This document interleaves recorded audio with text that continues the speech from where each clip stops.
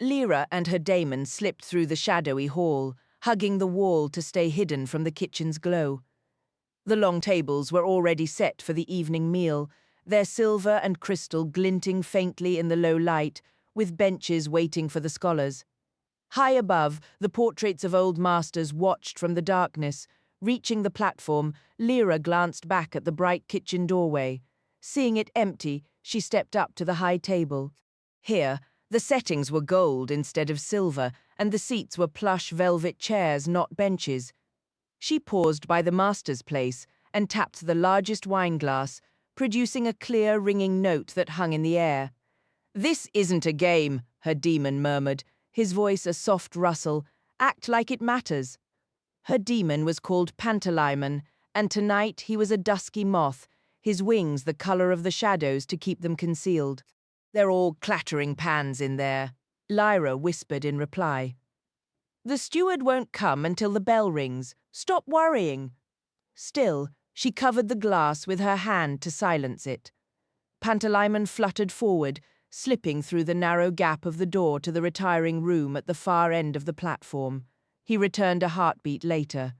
"It's empty," he reported quietly, "but we have to be fast." Ducking low behind the high table, Lyra scurried to the door and slipped inside the retiring room, where she finally straightened up to look around. The only light came from a lively fire in the hearth as she watched a log settled with a soft crack, sending a shower of golden sparks spiraling up the chimney. She'd spent her whole life within Jordan College, but she had never set foot in this room. It was strictly for scholars and their male guests, no women allowed. Not even the housemaids cleaned here. That duty belonged solely to the butler. Pantalaimon alighted on her shoulder. "Satisfied, can we leave now?" he whispered. "Don't be ridiculous," she breathed back. "I'm having a look." The room was spacious, dominated by a smooth oval table of dark rosewood. On it stood an array of decanters and fine glasses, alongside a silver stand holding a collection of polished pipes. Nearby, on a sideboard, a small warming dish sat beside a basket of dried poppy heads. "They certainly know how to live comfortably, Pan," she murmured, sinking into one of the deep green leather armchairs.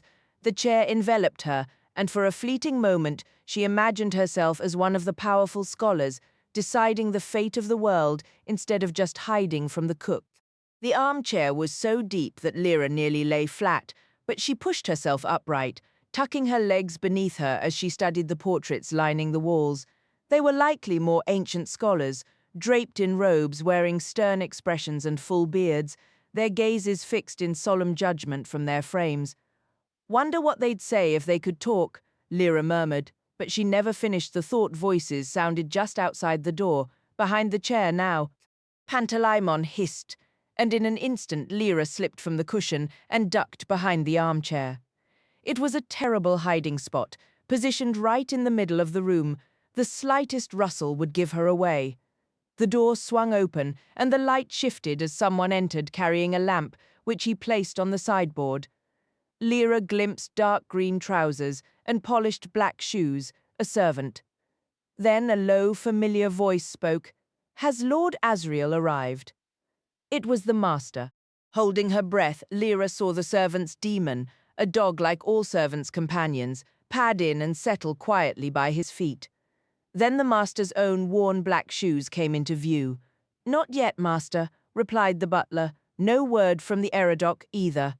"I expect he'll be hungry. See him directly to the hall, please." "Of course, master. You've decanted the special Tokay for him." "Yes, master. The 1898, as you instructed. His lordship always had a fondness for that vintage, if I recall." "Good. Leave me now." "Shall I leave the lamp, master?" "Yes, leave it. Check in during dinner to trim the wick." The butler gave a slight bow and turned to go, his daemon following obediently. Crouched in her poor hiding place, Lyra watched as the master moved to a large oak wardrobe in the corner. He drew out his academic gown and struggled into it. Once a vigorous man, the master was now well past 70, his movements stiff and slow. His daemon, a raven, hopped down from the wardrobe and took her usual perch on his right shoulder. Lyra could feel Pantalaimon trembling with tension, though he stayed silent. She, however, felt a thrill of anticipation. The visitor the master mentioned, Lord Asriel, was her uncle, a figure she both revered and dreaded. He was rumoured to be entangled in political schemes, secret expeditions and far-off conflicts, his arrivals always unpredictable. He was harsh. If he discovered her here, the punishment would be severe, but she could bear that. What happened next, though, altered everything. The master drew a folded paper from his pocket and set it beside the decanter of golden wine. He removed the stopper, unfolded the paper, and tipped a fine stream of white powder into the wine before crumpling the paper and tossing it into the fire. Taking a pencil from his pocket, he stirred the wine until the powder dissolved, then replaced the stopper. His demon let out a soft, short croak. The master muttered a reply, his hooded eyes scanning the room briefly before he exited the way he'd come.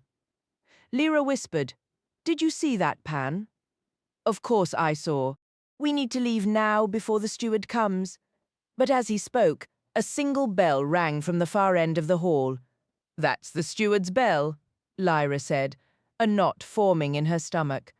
"I thought we had more time." Pantalaimon darted to the hall door and back in a flash. "The steward's already there," he reported, "and the other door is no good." The other door, the one used by the master, opened onto the bustling corridor between the library and the scholars' common room. At this hour it was crowded with men donning their gowns for dinner, or rushing to drop off papers and briefcases before heading into the hall. Lyra's original plan had been to slip out the way she'd entered, counting on a few more minutes before the steward's bell would chime. Had she not witnessed the master pouring that mysterious powder into the wine, she might have braved the steward's temper or trusted the bustling hallway to conceal her exit. The sight left her bewildered, however, freezing her in place. Then came the heavy tread of boots on the dais. The steward was arriving to prepare the retiring room for the scholars' customary post-dinner wine and poppy. In a flash, Lyra dashed to the large oak wardrobe, yanked it open, and squeezed inside, tugging the door closed just as the man entered. She wasn't worried about Pantalaimon. The room's dark tones provided cover, and he could always slip beneath a chair. Through the narrow gap where the door hadn't fully latched, she watched the steward's bulky form. She heard his laboured breathing as he straightened the pipes on the smoking stand's rack and gave the decanters and glasses a perfunctory inspection. He smoothed the hair above his ears with both hands and muttered something to his demon. Being a servant, his demon took the shape of a dog, but a senior servant warranted a superior dog, in this case, an elegant red setter. The demon appeared uneasy, sniffing the air as if she sensed an intruder. But to Lyra's profound relief, she did not approach the wardrobe.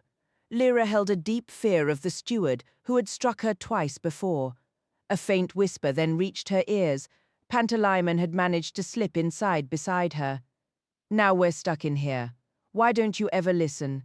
She waited to answer until the steward's departure. His duty was to oversee service at the high table. Already she could hear the scholars entering the dining hall, the low rumble of conversation, the shuffle of many feet. "It's a good thing I didn't listen," she whispered back. "Otherwise we'd have missed the master poisoning the wine pan. That was the special tokay he asked the butler about. They mean to kill Lord Asriel. You don't know for certain, it's poison. Oh, don't be ridiculous. He sent the butler out of the room first, didn't he? If it were harmless, why would that matter? And there's been political whispers among the servants for days. Pan, we could stop a murder." "What absolute nonsense," he retorted. "How do you propose to stay cramped in this tiny wardrobe for 4 hours?" "Let me check the corridor. I'll signal when it's clear." He fluttered from her shoulder, and she saw his small shadow against the sliver of light. "It's no use, Pan, I'm staying," she insisted. "There's another robe or something in here." "I'll spread it out and get comfortable. I have to see what happens next." She had been hunched in an awkward crouch. Cautiously she rose, her hands feeling for clothes hangers to avoid any sound, and discovered the wardrobe was more spacious than she'd assumed. Several academic robes and hoods hung within, some trimmed with fur, many lined with silk. "I wonder if all these belong to the master," she murmured. "When he receives honorary degrees from other colleges, maybe they present him with these fancy robes and he stores them here for formal occasions." Pan, do you honestly believe that wasn't poison in the wine? No, he admitted. I think it was same as you, and I think it's not our affair, and I think interfering would be the most foolish move in your long history of foolish moves. This has nothing to do with us. Don't be stupid, Lyra shot back. I can't just hide in here and let them hand him a poisoned drink, then go somewhere else entirely. You're a coward, Pan. Of course I am. Might I ask what brilliant plan you've concocted? Will you spring out and snatch the glass from his very hand? What exactly did you have in mind? I didn't have a plan, and you know it, she hissed quietly. But now that I've seen what the master did, I don't have a choice. Aren't you the one who's always going on about conscience? How can I just wander off to the library or some corner and do nothing, knowing what's about to happen? I have no intention of doing that. You have my word. After a pause, he replied, This was your plan all along, wasn't it? To hide away in here and eavesdrop. How did I miss that? Fine, you're right, she admitted. Everyone suspects they're involved in something private, some sort of ceremony or tradition. I only wanted to understand what it is. That's not your concern. If they wish to keep their small secrets, you should simply feel above it all and leave them be. Hiding and spying is for foolish children. Exactly the reaction I expected from you. Now please stop lecturing. For a time they sat in silence. Lyra shifted on the wardrobe's unyielding floor, while Pantalaimon perched self-righteously on a hanging robe, his borrowed antennae twitching. A storm of conflicting thoughts swirled in Lyra's mind. Part of her longed to sort through them with her demon, but pride held her back. Maybe she could untangle them on her own. Her dominant feeling was a sharp anxiety, though not for herself. She was well acquainted with trouble. This worry was for Lord Asriel, and for what his unexpected presence might signify. His visits to the college were rare, and with political tensions running high, this was clearly more than a social call among old friends. She knew both her uncle and the master served on the Cabinet Council, the Prime Minister's inner circle, so perhaps it related to that. Yet those meetings were held at the palace, not within the secluded retiring room of Jordan College. Then there was the rumour that had set the college servants buzzing for days, whispers that Tartar forces had pushed into Muscovy, driving north toward St. Petersburg. If they secured that city, they could command the Baltic and eventually threaten all of Western Europe. And Lord Asriel had just returned from the remote north. The last she'd heard, he was organising an expedition to Lapland. Pan, she whispered. Yes? Do you believe there will be a war? Not immediately. Lord Asriel wouldn't be dining here if it were to erupt within the week. That's what I figured, but later, quiet, someone's coming. She pressed her eye to the narrow gap in the door. It was the butler, arriving to tend the lamp as the master had instructed.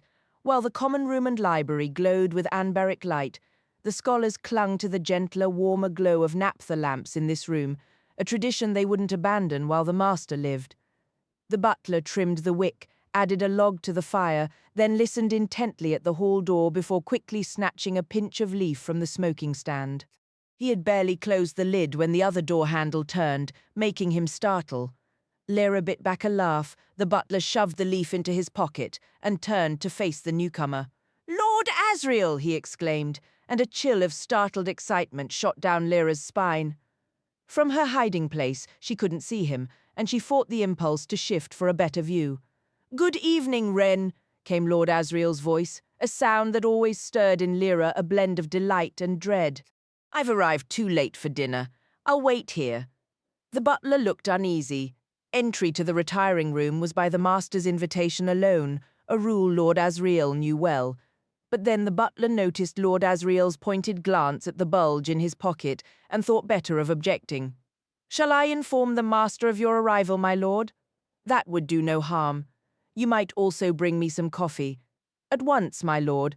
With a bow, the butler hurried out, his demon trailing meekly behind. Lyra's uncle moved to the fireplace, stretching his arms high above his head and yawning like a great cat. He was dressed for the road. Seeing him again, Lyra was struck, as she always was, by the deep unease he inspired in her. There was no chance of slipping away unseen now. She had to stay hidden and wait. Lord Asriel's daemon, a snow leopard, stood close behind him. "Will you be presenting the images in this room?" she murmured softly. "Indeed. It will cause less commotion than relocating to the lecture hall. They'll want to examine the physical samples as well. I'll summon the porter shortly." "This is inconvenient timing, Stelmaria." "You need to rest." He settled into one of the armchairs, blocking Lyra's view of his face. "Yes, of course. I should also change my attire. No doubt some archaic rule permits them to fine me a case of wine for appearing here improperly dressed. I should sleep for a week." Nevertheless, a knock sounded, and the butler entered, carrying a silver tray with a coffee pot and a single cup. "Thank you, Wren," said Lord Asriel. "Is that the tokay I see on the sideboard?" "The master instructed it be decanted specifically for you, my lord," replied the butler. "Only 3 dozen bottles of the '98 vintage remain. All good things must end. Leave the tray here by my side." "Oh, would you have the porter bring up the 2 crates I left at the lodge?" "In here, my lord?" "Yes, in here, and I will require a projection screen and a lantern also here, and immediately." The butler barely stopped his mouth from falling open in astonishment, managing to swallow any objection. "Wren, you are overstepping," Lord Asriel stated. "Do not question me, simply carry out my instructions." "Very good, my lord," said the butler.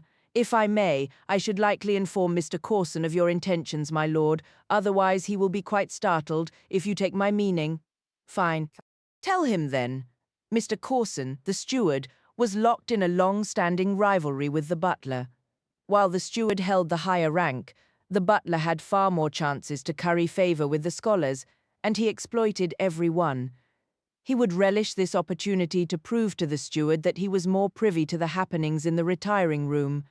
With a bow, he departed. Lyra watched her uncle pour a cup of coffee, drink it swiftly, and pour another, sipping the second more slowly. Her curiosity was aflame. Crates of specimens, a projection lantern. What could he possibly have to show the scholars that was so pressing and significant? Then Lord Asriel rose and turned from the fireplace. For the first time she saw him clearly, and the contrast with the portly butler and the weary, stooped scholars was striking. Lord Asriel was a towering figure with broad shoulders, an intense dark countenance, and eyes that seemed to spark with a kind of fierce amusement. It was a face meant to command or to confront, never to be condescended to or pitied. Every motion he made was both expansive and perfectly controlled, reminiscent of a predator, and in a room like this, he seemed a wild creature confined in a space far too small. At this moment, his expression was detached and absorbed. His demon moved close, resting her head against his side, and he gazed down at her with an inscrutable look before turning to walk toward the table. Lyra's stomach dropped. Lord Asriel had removed the stopper from the tokay decanter and was pouring a glass. "Stop!" The whispered shout escaped before she could stifle it. Lord Asriel heard and spun around instantly. "Who's there?" She couldn't control her reaction. She tumbled from the wardrobe and lunged forward to grab the glass from his hand. Wine arced through the air, splashing the table edge and the rug before the glass fell and shattered. He seized her wrist, twisting it sharply. "Lyra! What in the world are you doing?" "Release me, and I'll explain."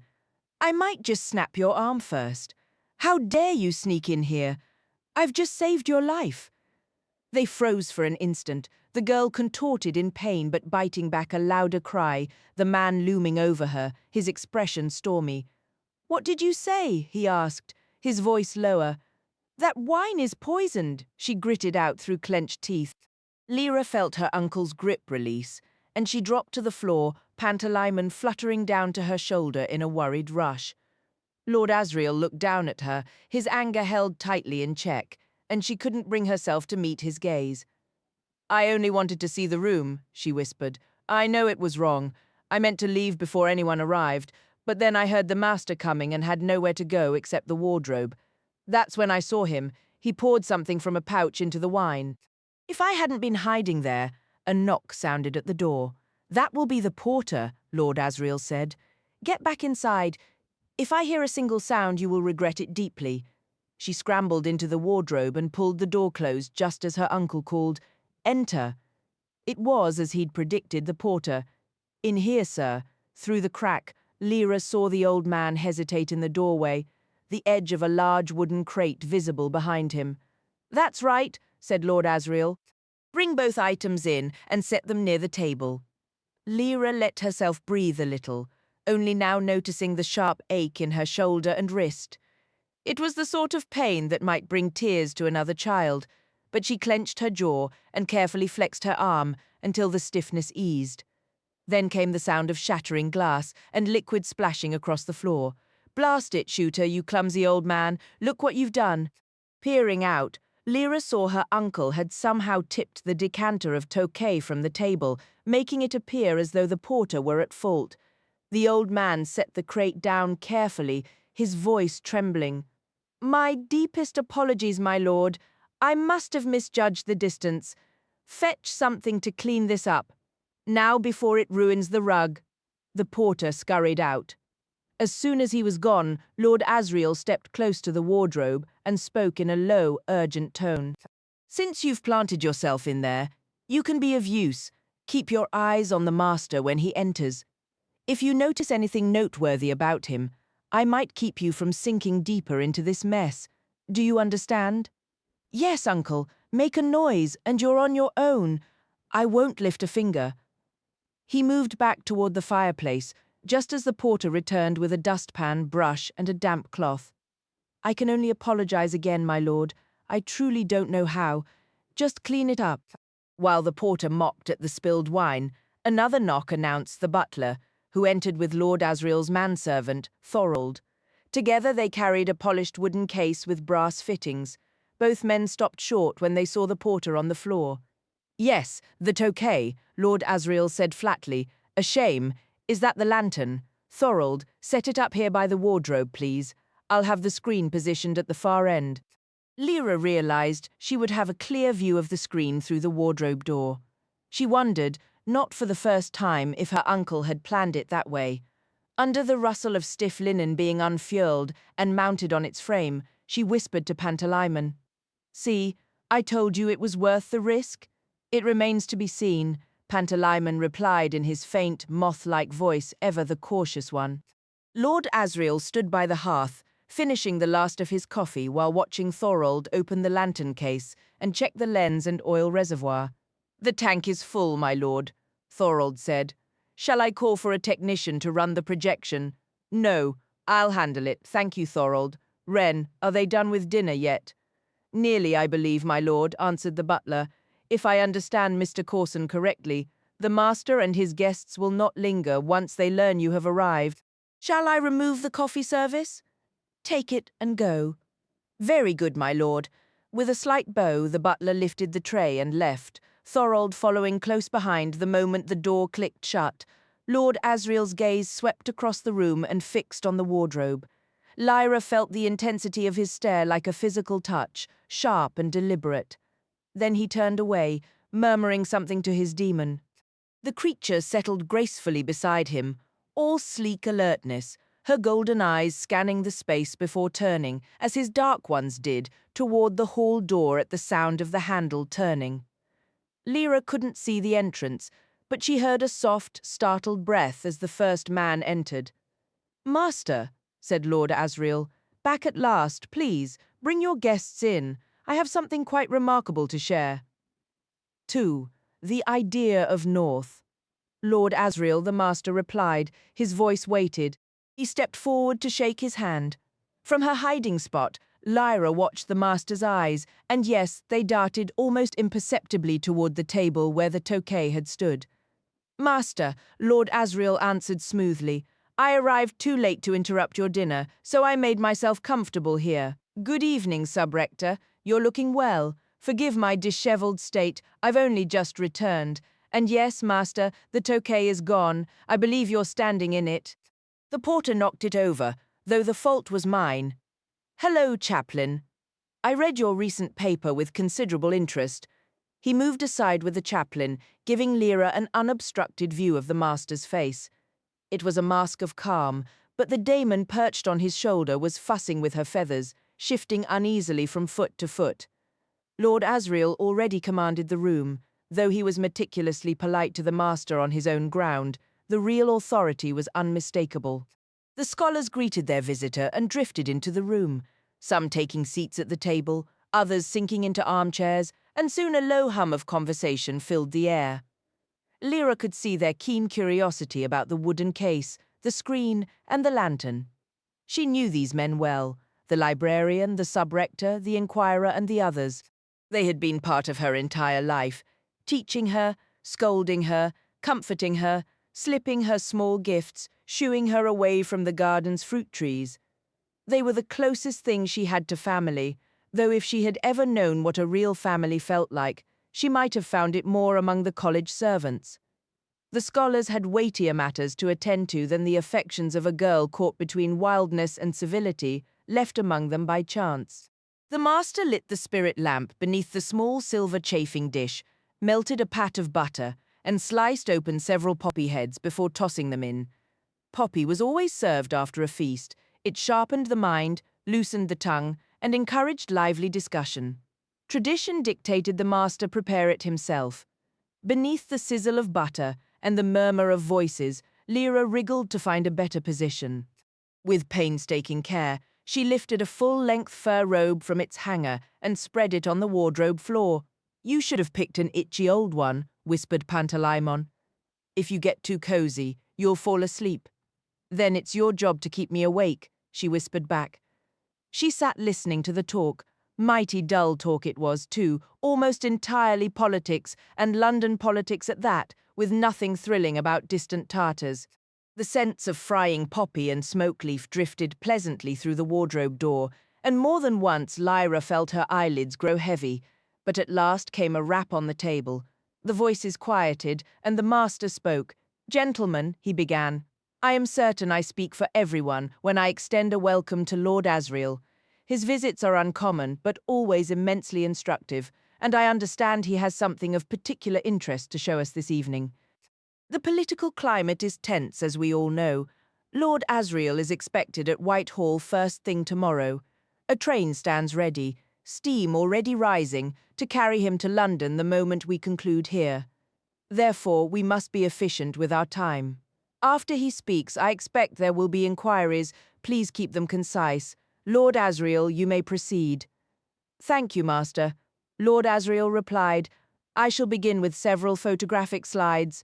Sub-rector, you'll have the clearest view from this position. Master, perhaps you would be more comfortable in the chair by the wardrobe." Lyra admired her uncle's clever manoeuvring. The nearly blind sub-rector was politely guided closer to the screen, and this shift meant the master would now be seated beside the librarian, mere feet from Lyra's hiding spot. As the master settled into the armchair, Lyra caught his hushed complaint. "Confound it, he's certainly aware of the wine." The librarian whispered in return, "He's after funding, if he calls for a vote. Then we must oppose it with every persuasive argument we can muster." The lantern began to hiss vigorously as Lord Asriel worked the pump. Lyra shifted slightly to see the screen, now illuminated by a stark white circle. "Might someone dim the main lamp?" Lord Asriel requested. A scholar rose to comply, plunging the room into shadow. Lord Asriel commenced his presentation. "As some of you are aware, 12 months ago I departed for the north on what was publicly termed a diplomatic visit to the King of Lapland. In truth, my objective was to venture much farther directly onto the ice, to uncover the fate of the Grumman expedition. One of Grumman's final communications to the Berlin Academy referenced a peculiar natural phenomenon observable only in the northern latitudes. I was intent on investigating that, in addition to learning Grumman's whereabouts. However, the initial image I will show you relates indirectly to both matters." He placed the first slide into the projector. A stark black and white circular photograph materialized on the screen. It was a night scene under a full moon, depicting a wooden hut set against an expanse of snow, the roof heavily laden. Nearby stood a cluster of philosophical instruments that reminded Lyra of equipment from the Anbaric Park near Yarnton, a tangle of aerials, wires, and frost-coated porcelain insulators glittering coldly. In the foreground, a fur-clad figure, face obscured by a deep hood, stood with a hand raised in a semblance of greeting. A smaller shape stood at his side. The moonlight cast everything in a uniform, pale glow. That photograph, Lord Asriel stated, was made using a standard silver nitrate emulsion. Now observe this next one, taken from the identical vantage point merely a minute later, but with a specially prepared emulsion. He exchanged the slide. This image was profoundly darker, as if the moonlight had been drained away. The horizon and the dark outline of the hut remained, but the intricate instruments were lost in shadow. The central figure, however, was transformed. He was now bathed in a radiant light, with a cascading fountain of luminous particles seeming to flow from his uplifted hand. "That illumination," the chaplain interjected, "is it ascending or descending?" "It is descending," Lord Asriel clarified, his tone dropping, "but it is not light. It is dust." He invested the word with a gravity that made Lyra think of it as a proper noun. This was not common dust. The scholar's reaction confirmed her instinct. A stunned silence fell over the room, followed by sharp, disbelieving intakes of breath. "But surely not." "That's impossible, gentlemen," the chaplain's voice cut through the murmurs. "Allow Lord Asriel to continue." "It is dust," Lord Asriel repeated firmly. "The emulsion reacts to dust particles much like standard photographic plates react to light. Testing this was a primary objective of my northern expedition. As you can observe, the man's form is clearly defined. Now, direct your attention to the blurred shape beside him." The inquirer spoke up. "I assumed that was his demon."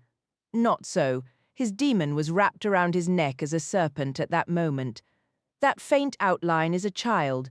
Someone whispered, "A severed child," and abruptly fell silent as if realizing the words should never have been spoken. A heavy quiet filled the room. Lord Asriel's voice remained steady. "A whole child," which, considering the properties of dust, is precisely the troubling question, wouldn't you agree? For a long moment, no one uttered a word. Then the chaplain let out a slow, deliberate breath, like a man savoring a drink. "And the currents of dust descend from the heavens, enveloping him in a luminous shower. You are welcome to study this image at your leisure. I will leave it here. I present it now merely to illustrate the capabilities of this new emulsion. But there is another photograph I wish to show you."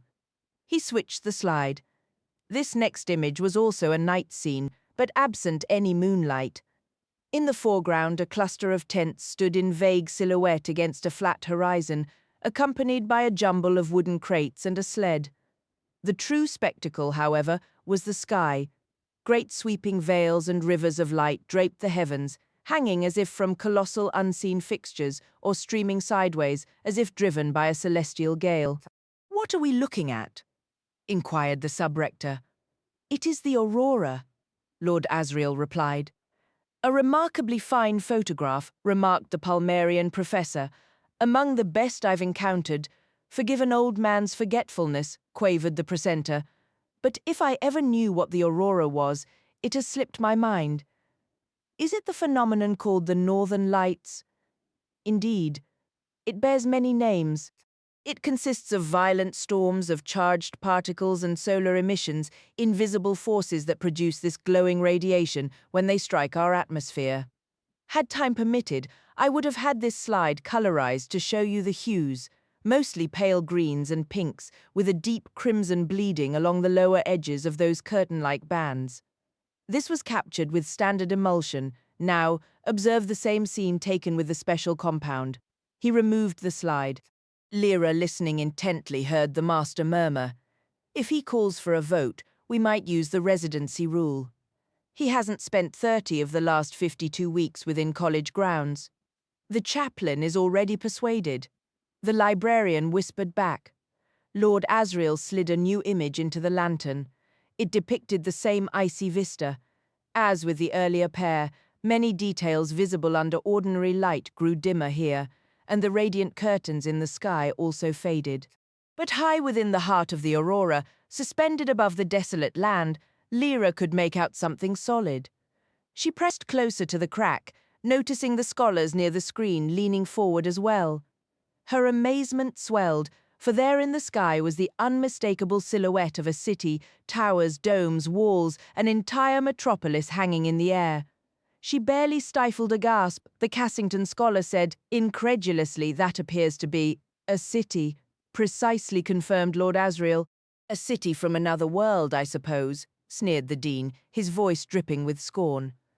Lord Asriel did not grant him a reply. A ripple of anticipation moved through the scholars, like academics who had spent their careers theorizing about a mythical beast, only to have one paraded before them, alive and breathing. "Is this the Barnard Stokes affair?" inquired the Palmerian professor. "It must be. That is precisely what I intend to determine," Lord Asriel replied.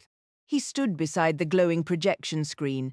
From her hiding place, Lyra could make out his searching gaze as it swept over the assembled men, all leaning forward to study the slide of the aurora, the green gleam of his daemon's eyes visible beside him. Spectacles glinted in the dim light as venerable heads craned for a better view. Only the master and the librarian remained somewhat aloof, their chairs tilted back as they conferred in low tones. The chaplain's voice cut through the quiet. "You mentioned you were seeking news of the Grumman expedition, Lord Asriel. Was the doctor also researching this phenomenon?" "I am convinced he was, and that he possessed significant findings. Sadly, he cannot share them, for he is dead." "Impossible!" the chaplain exclaimed. "Regrettably, it is true, and I have the evidence here with me." A wave of tense excitement filled the retiring room as, following Lord Asriel's direction, several younger scholars brought a wooden crate to the front. Lord Asriel removed the final slide but left the lantern burning, and in its stark, dramatic circle of light, he bent to pry open the box. Lyra heard the protesting screech of nails being drawn from damp timber. The master rose to look, blocking her line of sight. Her uncle's voice continued, cool and measured. "As you may recall, Grumman's expedition disappeared 18 months ago. The German Academy had dispatched him north to approach the magnetic pole and conduct a series of astronomical surveys. It was during this journey that he witnessed the strange atmospheric event we just observed. Not long after, he vanished. The assumption was an accidental death, his body lost in some glacial crevasse. That assumption was incorrect." "What have you brought?" asked the Dean, his voice tight. "Is that some kind of vacuum chamber?" Lord Asriel did not immediately reply. Lyra heard the sharp snap of metal fastenings, followed by a distinct hiss as air rushed into a sealed container. Then came a silence, heavy and brief, before the room erupted into a chaotic uproar, cries of shock, angry protests, voices thick with revulsion and fear. "But what on earth? That's scarcely human. What has been done to it?" The master's voice sliced through the din. "Lord Asriel, in heaven's name, what is that thing?" "This," announced Lord Asriel, his tone cutting through the babble, "is the head of Stanislaus Grumman." Over the jumble of horrified reactions, Lyra heard someone stumble blindly toward the door and out into the corridor, making choked, incoherent sounds.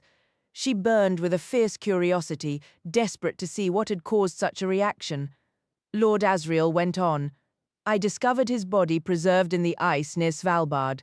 His killers had treated the head in this particular fashion. You will observe the distinctive pattern of the scalping. I believe you might recognize it, Sub-Rector." The old man's voice was remarkably steady. "I have seen the Tartars employ this method. It is a technique found among the indigenous peoples of Siberia and the Tungus. From there it naturally spread into the territories of the Skraelings, though I understand the practice is now outlawed in New Denmark. May I inspect it more closely?" After a pause, he spoke again. "My eyes are not what they were, and the ice is clouded, but it appears to me there is an opening at the crown of the skull. Is that correct?" "It is. A trepanation." "Precisely." This revelation provoked another excited murmur. The master shifted his position and Lyra's view was restored. In the lantern's pool of light, the elderly sub-rector was hefting a substantial block of ice close to his face. Encased within it was a grim, bloody mass only vaguely recognizable as a human head. Pantalaimon fluttered anxiously around Lyra, his agitation affecting her deeply. "Be still," she whispered fiercely. "Just listen." Dr. Grumman was once a scholar of this very college, the dean declared, his voice hot with indignation. To think, captured by the Tartars. That far north, though, they must have pushed deeper than we ever believed possible. Did I hear correctly that it was discovered near Svalbard? Inquired the dean. Precisely, came the reply. Are we to assume the Panzerbahn were involved in this? Lyra was unfamiliar with the term, but the scholars clearly were not. Out of the question, stated the Cassington scholar with conviction. They would never conduct themselves in such a way. Then you clearly don't know Iofur Raknison, countered the Palmyrian professor, a man with considerable personal experience in the Arctic. It wouldn't surprise me in the least to discover he'd adopted the Tartar practice of scalping. Lyra glanced again at her uncle, who observed the debate with a glint of sardonic amusement, remaining silent. Who is this Iofur Raknison? Someone asked. The self-proclaimed king of Svalbard, the Palmyrian professor explained. Yes, one of the armored bears. He's a usurper, essentially schemed his way to power, or so the stories go. A formidable figure, certainly no fool, despite his absurd pretensions, importing marble for a palace, founding what he dares to call a university. For whom? For the bears? Another voice chimed in, prompting a round of laughter, yet the professor continued undeterred. For all his ridiculousness, I tell you Iofur Raknison is entirely capable of doing this to Grumman. Conversely, he could also be swayed by flattery to act quite differently should the situation demand it. And you presume to know how, do you, Trelawney? The dean said with a sneer. I do indeed. Do you know what he desires more than anything? Even more than some honorary degree? He wants a demon. Find a way to grant him one, and he would move mountains for you. The scholars laughed uproariously. Lyra listened, utterly bewildered. The professor's claim made no sense whatsoever. Moreover, she was growing impatient to hear more about the scalping, the aurora, and that enigmatic dust. Her hopes were dashed, however, as Lord Asriel had concluded his presentation, and the discussion quickly devolved into a college dispute over whether to fund his next expedition. The arguments volleyed back and forth until Lyra felt her eyelids grow heavy. Soon she was sound asleep, with Pantalaimon coiled around her neck in his preferred ermine form. A sudden shake of her shoulder startled her awake. Quiet, her uncle whispered. The wardrobe door was ajar, and he was crouched in the frame, silhouetted by the light from the room. They've all departed, but some staff remain. Go straight to your room now, and be certain you speak of this to no one. Did they agree to give you the money? She mumbled, still drowsy. They did. What is dust? She asked, stiffly rising from her cramped position. That is none of your concern. It is my concern, she insisted. If you wanted me to spy from the wardrobe, you should tell me what I was spying on. Can I see the man's head? She felt Pantalaimon's ermine fur bristle against her neck. Lord Asriel gave a short, dry laugh. Don't be morbid, he said, turning to pack his slides and specimen case. Did you watch the master? Yes, he looked for the wine before anything else. Good, that's checked him for the moment. Now do as you're told and go to bed. But where are you going? Back north. I leave in 10 minutes. Can I come with you? He halted his packing and looked at her, a penetrating assessment as if truly seeing her for the first time. His demon turned her great, tawny leopard eyes upon Lyra as well. Under their combined intense gaze, Lyra felt herself blush, but she met it with a fierce stare of her own. Your place is here, her uncle stated finally. But why must my place be here? Why can't I go north with you? I want to see the aurora and the bears and the icebergs. I want to understand dust, and that city in the sky. Is it another world entirely? You are not coming, child. Put the idea from your mind. The times are far too dangerous. Go on up to bed now, and do as you're told, he said, his voice leaving no room for debate. If you behave, I'll bring you something special from the north, a walrus tusk carved by the Inuit. His daemon let out a low, guttural growl that seemed to vibrate in the air, and for a chilling instant Lyra could almost feel phantom jaws closing around her neck.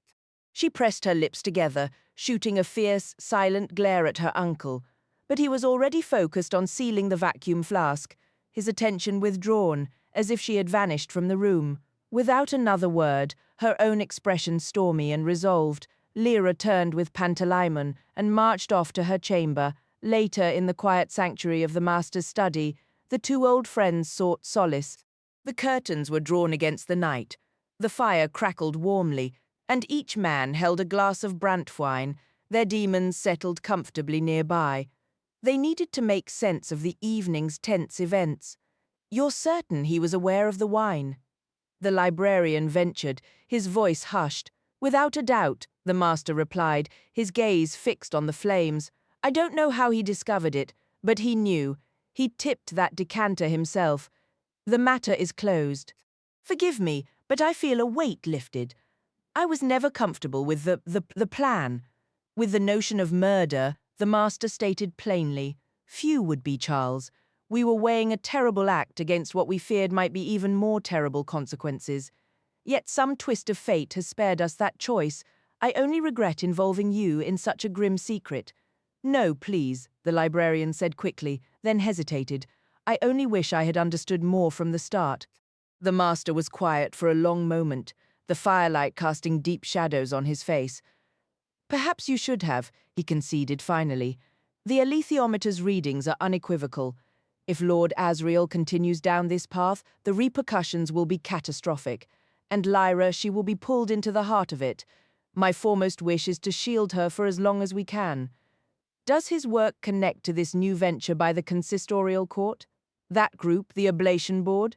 "Lord Asriel." "No, quite the opposite. And the board isn't fully under the court's thumb either.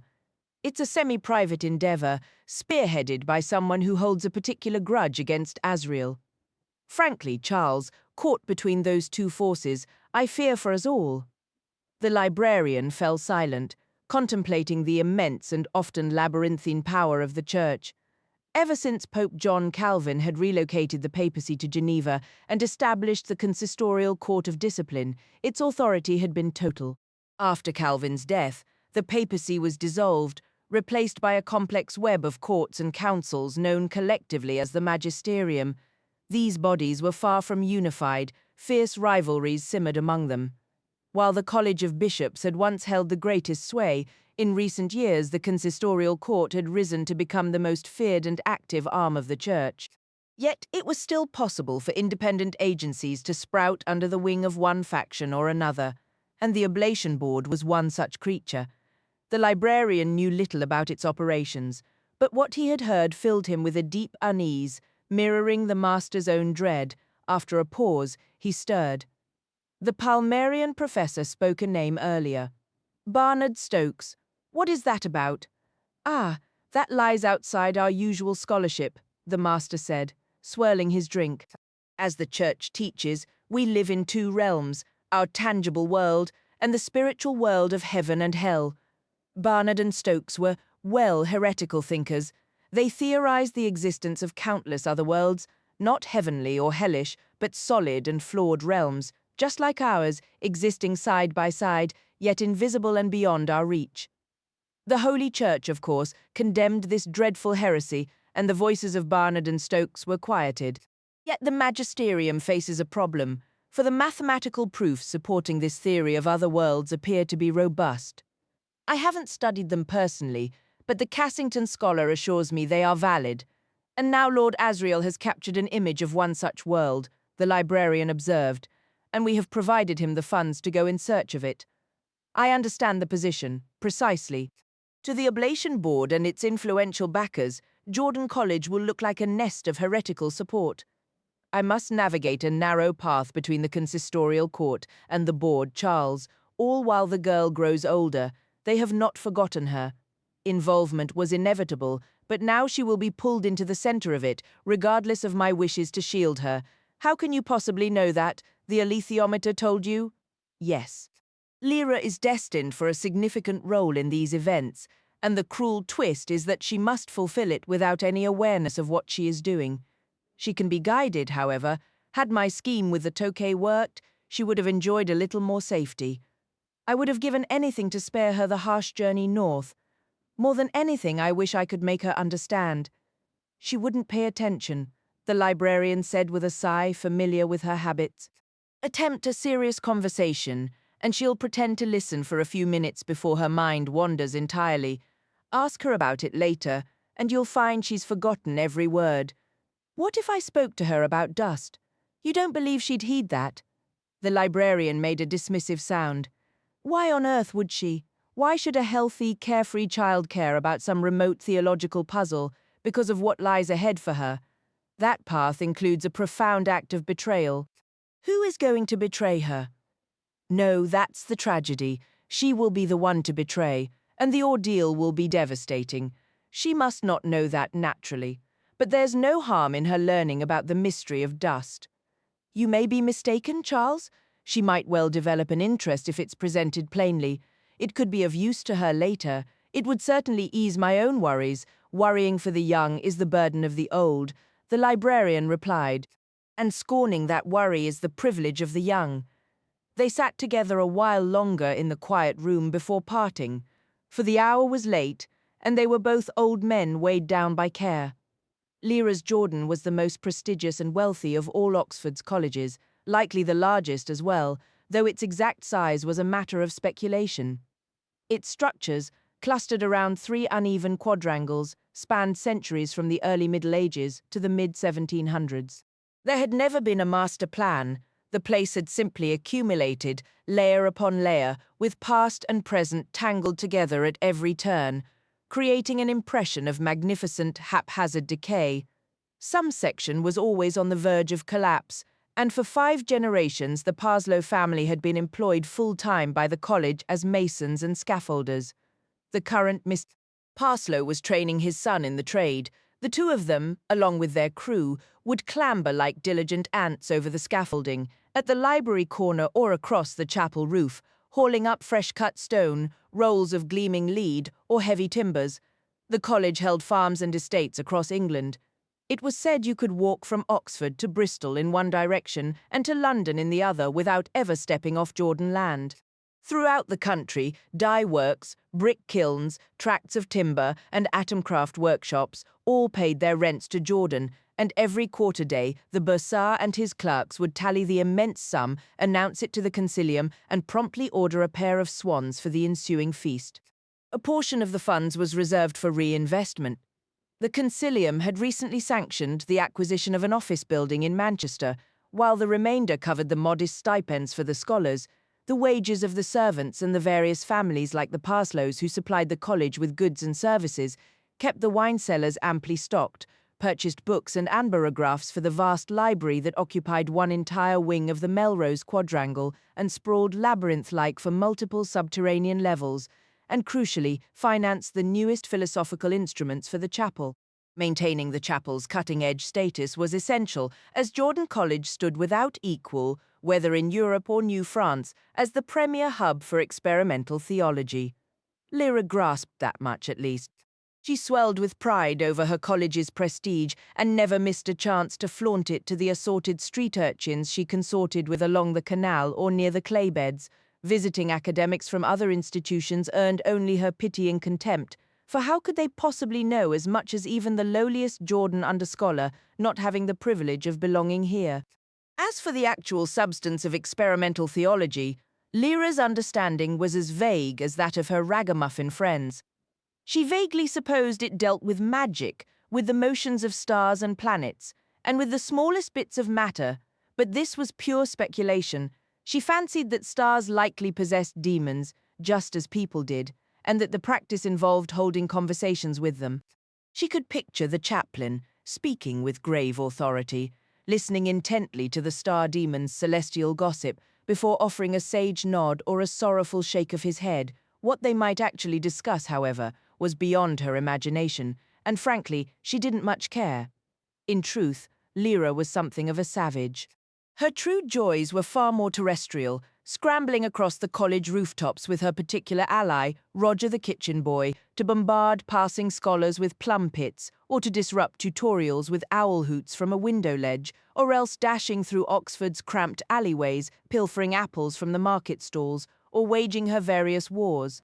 Just as she remained blissfully ignorant of the political undercurrents swirling through the college's adult affairs, the scholars were equally blind to the intricate simmering universe of alliances, betrayals, feuds, and truces that constituted a child's daily existence in Oxford. To an outsider, children at play seemed a picture of innocent charm. The reality was far more brutal. Lyra and her contemporaries were perpetually engaged in a state of fierce tactical conflict. Multiple wars raged concurrently.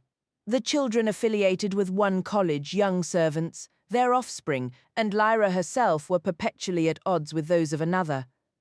Lyra had once been taken prisoner by a band from Gabriel College, prompting a daring rescue mission by Roger and their comrades, Hugh Lovat and Simon Parslow, who infiltrated the precentor's garden and armed themselves with hard, unripe plums as ammunition. With 24 colleges in total, the possibilities for shifting alliances and sudden treachery were endless. Yet these inter-college squabbles were instantly forgotten the moment a common foe appeared: the town children. Any attack on a colleger triggered an immediate, unified front, with all the college children banding together against the townies. This ancient rivalry, centuries in the making, provided a deep and gratifying sense of purpose. But even this entrenched conflict could be set aside when other, more despised enemies loomed. One perennial adversary was the brick-burners' children, who dwelled by the claybeds and were looked down upon by both collegers and townies alike. The previous summer, Lyra had brokered a fleeting ceasefire with some townies to launch a joint assault on the claybeds, pelting the brick-burners' children with dense clods of earth and demolishing their soggy half-built fortress before wrestling them into the very mire they called home, until everyone involved was shrieking and caked in clay, resembling a pack of furious mud-smeared golems. The other regular enemy, however, was a seasonal one. The canal-dwelling Gyptian families, arriving and departing with the seasonal fairs, were a reliable source of excitement and conflict. Among them, one clan that regularly returned to its mooring in the Jericho district had been locked in a running feud with Lyra for as long as she could remember. During their most recent stay in Oxford, she had masterminded a two-part assault, while she, Roger, and a band of kitchen boys from Jordan and St. Michael's College pelted the family's brightly painted narrowboat with mud, drawing the entire irritated crew ashore. A hidden reserve squad led by Lyra herself slipped aboard. Their mission was to find the legendary bung, a plug which, Lyra swore to her troops, would send the boat straight to the bottom of the canal if removed. Though they turned the boat inside out, the bung remained elusive. Forced to abandon ship as the Egyptians closed in, they escaped through Jericho's twisting lanes, soaked and shrieking with a kind of glorious defeat. This was the messy, thrilling heart of Lyra's existence. She was, to be frank, a bit of a feral and self-centered little creature. Yet a quiet part of her understood this wasn't her entire reality.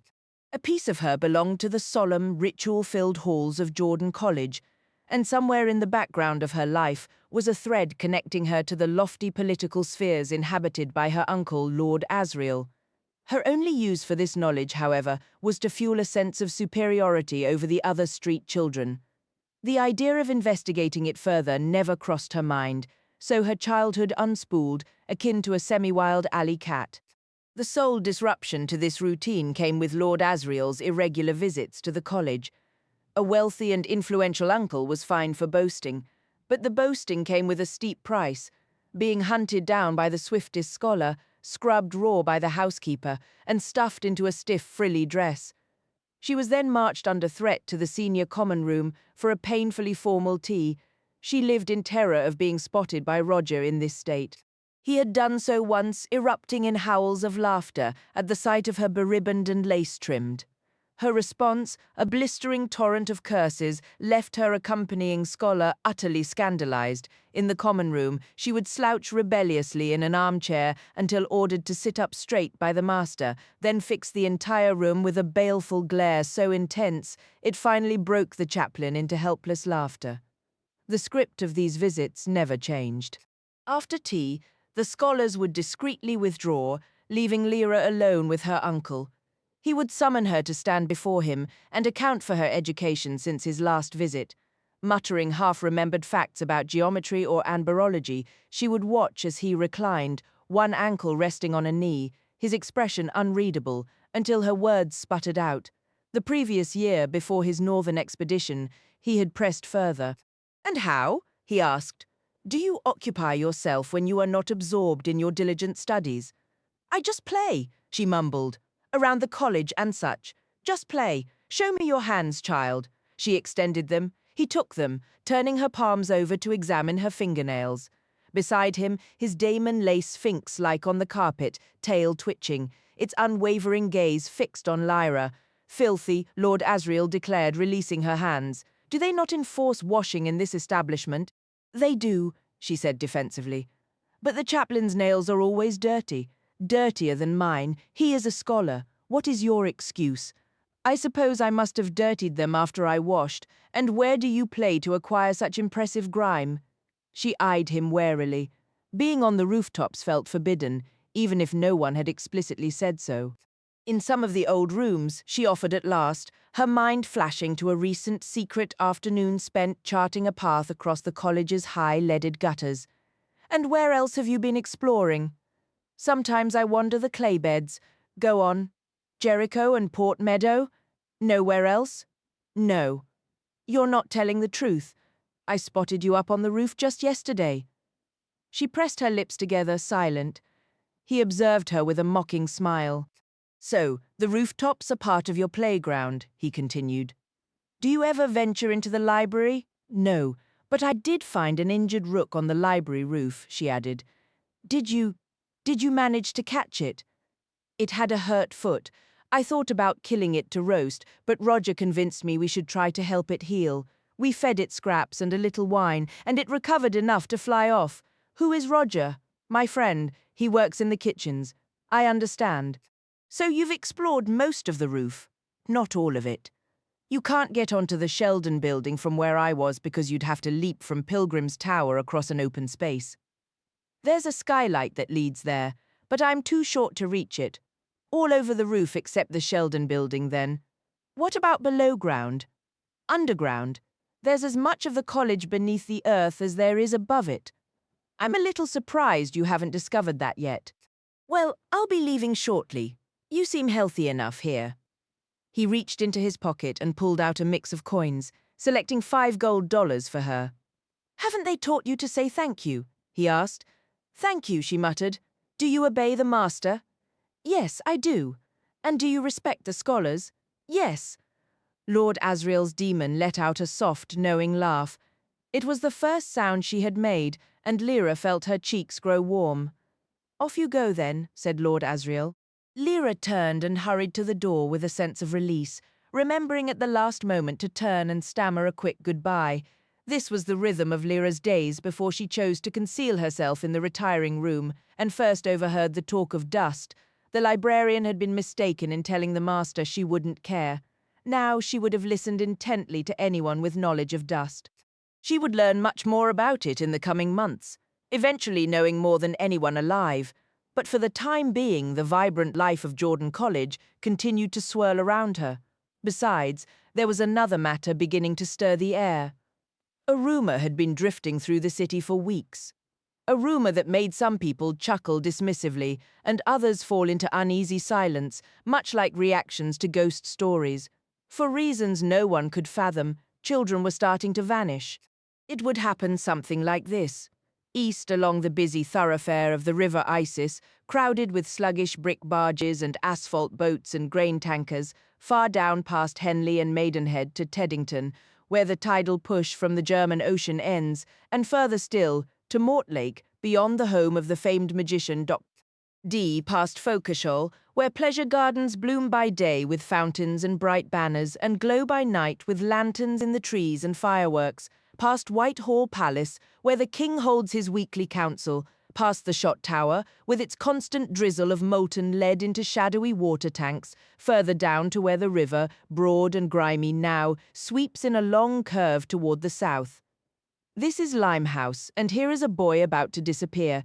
His name is Tony Makarios. His mother believes he's 9, but her memory, clouded by drink, is unreliable. He could be 8 or 10. His last name is Greek, though that, like his age, is his mother's hazy guess, for he looks more Chinese than Greek, with a mix of Irish, Skraeling and Lascar heritage from his mother's side as well. Tony isn't very clever, but he possesses a clumsy tenderness, sometimes prompting him to give his mother a rough hug and leave a sticky kiss on her cheek. The poor woman is usually too befuddled to start such an embrace herself, but she responds with warmth once she realizes what's happening. At this moment, Tony is loitering around the market on Pie Street. He's hungry, it's early evening, and he knows there will be no meal waiting for him at home. Tony had a shilling tucked away, a coin a soldier had pressed into his hand for delivering a message to his sweetheart, but he wasn't about to spend it on food when so much could be had for free. He drifted through the bustling market, weaving between racks of second-hand clothes and tables of fortune papers, past fruit vendors and the fragrant stall of the fried fish seller. On his shoulder, his sparrow demon kept a sharp lookout. When a stallholder and her cat demon were both distracted, a quick chirp signaled the moment. Tony's hand darted out and returned to his loose shirt, clutching an apple, a few nuts, and finally a still-warm meat pie. The stallholder spotted him and shouted, her cat leaping forward, but Tony's sparrow was already airborne, and Tony himself was sprinting down the street. Curses followed him, but not for long. He slowed to a stop at the worn steps of St. Catherine's Oratory, sitting down to examine his steaming, slightly crushed prize, a smear of gravy already on his shirt. Unbeknownst to him, he was being watched. A beautiful young woman stood in the oratory doorway several steps above, wrapped in a long fox-fur coat of amber and russet. Her dark hair gleamed softly beneath her fur-lined hood. Light spilled from the doorway behind her, an organ's notes drifting out, and she held a jeweled prayer book. Oblivious, Tony buried his face in the pie, his bare feet drawn together, contentedly chewing while his daemon shifted to a mouse and began cleaning her whiskers. The woman's daemon, a monkey with long, silky fur of deep, luminous gold, detached itself from the coat's folds. With fluid, deliberate movements, it crept down the steps and settled just above the boy. The mouse daemon twitched, transforming back into a sparrow. She cocked her head, hopped a step closer on the stone, and watched the golden monkey. The monkey watched back, then slowly extended a delicate black hand, its claws like polished horn, in a gesture that was both gentle and compelling. The sparrow couldn't resist. She hopped nearer, then with a faint flutter, landed right on the monkey's palm. The monkey lifted her, studying her closely before turning and carrying her back to his human. The woman bent her scented head to whisper. Tony finally turned, mouth full. "Ratter," he said, half alarmed. The sparrow chirped. It seemed safe. He swallowed hard and stared. "Hello," the beautiful lady said. "What's your name?" "Tony. Where do you live, Tony?" "Clarice Walk." "What's in that pie?" "Beefsteak." "Do you like chocolatl?" "Yeah, as it happens, I have more chocolatl than I can possibly drink alone. Would you like to come help me?" He was already lost, had been from the moment his trusting demon hopped onto that golden hand. He followed the beautiful lady and her monkey down Denmark Street, past Hangman's Wharf, and along King George's steps to a small green door set into the side of a tall warehouse. She knocked, the door opened, they entered, and it closed behind them. Tony would never leave by that door again, nor would he ever see his mother. The poor, often drunk woman would assume he had run off, and in her clearer moments would blame herself, weeping with a guilt she could never shake. Little Tony Makarios was not the only child ensnared by the lady with the golden monkey. In the warm, steamy cellar of that warehouse, he found a dozen other boys and girls, none appearing older than 12. Like Tony, their pasts were vague, their true ages uncertain. But what Tony failed to notice was the one trait they all shared. Not a single child in that cellar had yet reached puberty. The kind woman guided Tony to a bench along the wall, where a quiet attendant handed him a mug of steaming chocolatl from a pot on the iron stove. He finished his pie and sipped the sweet hot drink, largely oblivious to the room, which in turn paid him little mind. He was too small to seem threatening and too quiet to appear an interesting target. It was another boy who broke the silence with the inevitable question. "Hey, ma'am, why'd you bring us all here?" He was a rough-looking kid with a chocolatl mustache and a skinny black rat for a demon. The lady had been standing near the door, speaking with a burly man who carried himself like a sea captain.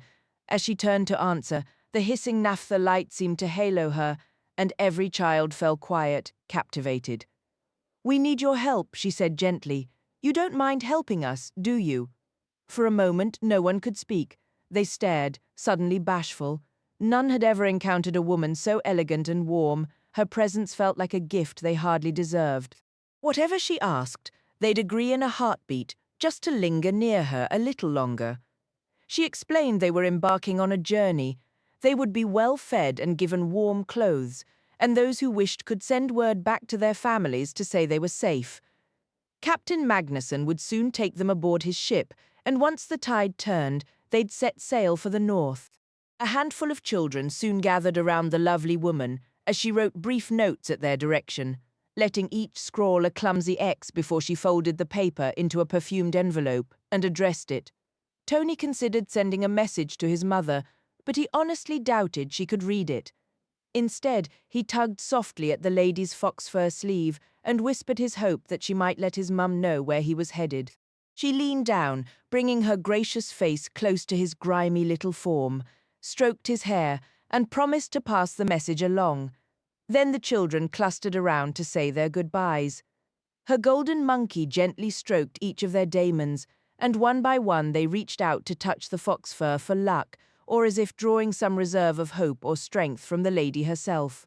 She wished them all farewell and entrusted them to the confident captain, who led them onto a steam launch waiting at the jetty. Night had fallen, the river now a shifting tapestry of bobbing lights. The lady stood on the dock, waving until their faces faded from view. Then she turned back inside, the golden monkey nestled against her, and without a second glance, tossed the small bundle of letters into the furnace before departing the way she had come. Children from the slums vanished easily enough, but sooner or later, people took notice, and the police were nudged into half-hearted action. For a time, the bewitching stopped, but a rumor had been planted, and slowly it twisted, grew, and spread. When, after a while, a few children went missing in Norwich, then Sheffield, then Manchester, locals who'd heard the earlier stories added these new disappearances to the tale, giving it fresh life. And so the legend grew of a shadowy band of enchanters who spirited children away. Some claimed their leader was a beautiful lady, others spoke of a tall man with fiery red eyes, while a third version described a charming youth who laughed and sang, leading his victims like lambs. As for where these lost children were taken, no two accounts matched. Some whispered they were dragged underground to hell or whisked off to fairyland. Others insisted they were kept on a hidden farm, fattened for a gruesome feast. There were tales they were sold into slavery to wealthy Tartars, and so the stories multiplied. But on one point, everyone agreed, the name of these invisible kidnappers. They needed a name, or else they couldn't be spoken of at all, and discussing them, particularly from the cozy safety of one's own home, or within the walls of Jordan College, was a thrilling pastime. The name that somehow stuck to them, without anyone quite knowing how, was the Gobblers. Parents would warn, "Don't linger after dark, or the Gobblers will snatch you." Gossips whispered, "My aunt up in Northampton knows a woman whose youngest was taken by the Gobblers." Rumours spread, the Gobblers were spotted in Stratford, they're moving south, and as was inevitable among children, let's play kids and gobblers. Lyra proposed this very game to Roger on a dreary, wet afternoon as they wandered the deserted upper floors of Jordan College, surrounded by dust and old trunks. By then, Roger was utterly devoted to her. He would have trailed her to the edge of the world. "How do you play that?" he asked. "You hide, and I find you and cut you open, see? Just like the gobblers do. You don't know what they really do. They might not cut people open." "You're scared of them," Lyra stated, a smirk playing on her lips. "I can tell. I am not. I don't even think they're real." "Well, I do," she said with finality. "But I'm not scared. I do what my uncle does. I saw him last time he visited. He was in the retiring room with some rude guest, and my uncle just gave him one hard look. The man dropped dead right there, foam bubbling at his mouth. He did not, Roger said, skeptical. Nobody in the kitchen ever mentioned that. Besides, you're not allowed in the retiring room. Of course they wouldn't tell the servants something like that. And I have been in there, so there, my uncle does it all the time. He did it to some Tartars who captured him once.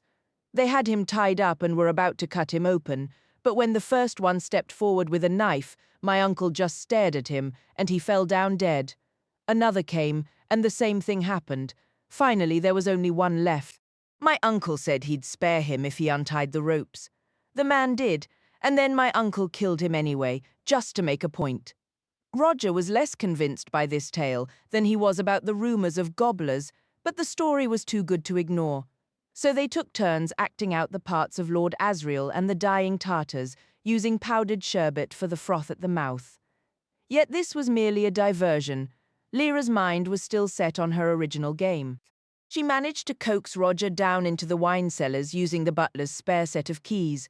Together they slipped through the vast, echoing vaults where the college's treasured stores, its rich Tokay, its golden Canary, deep Burgundies, and sharp Brantwines slumbered under veils of ancient cobwebs. Stone arches, older than memory, curved above them, held up by pillars as massive as ancient oaks. The uneven flagstones were cool beneath their feet, and everywhere they looked were racks and tiers of bottles and barrels, a labyrinth of vintage and shadow. It was utterly captivating. For the moment, the gobblers were forgotten. The two children crept from one end of the cellar to the other, a single candle clutched in a shaky hand, peering into every murky recess. With each step, a single question grew more pressing in Lyra's mind. What did this forbidden wine actually taste like? There was a simple way to find out.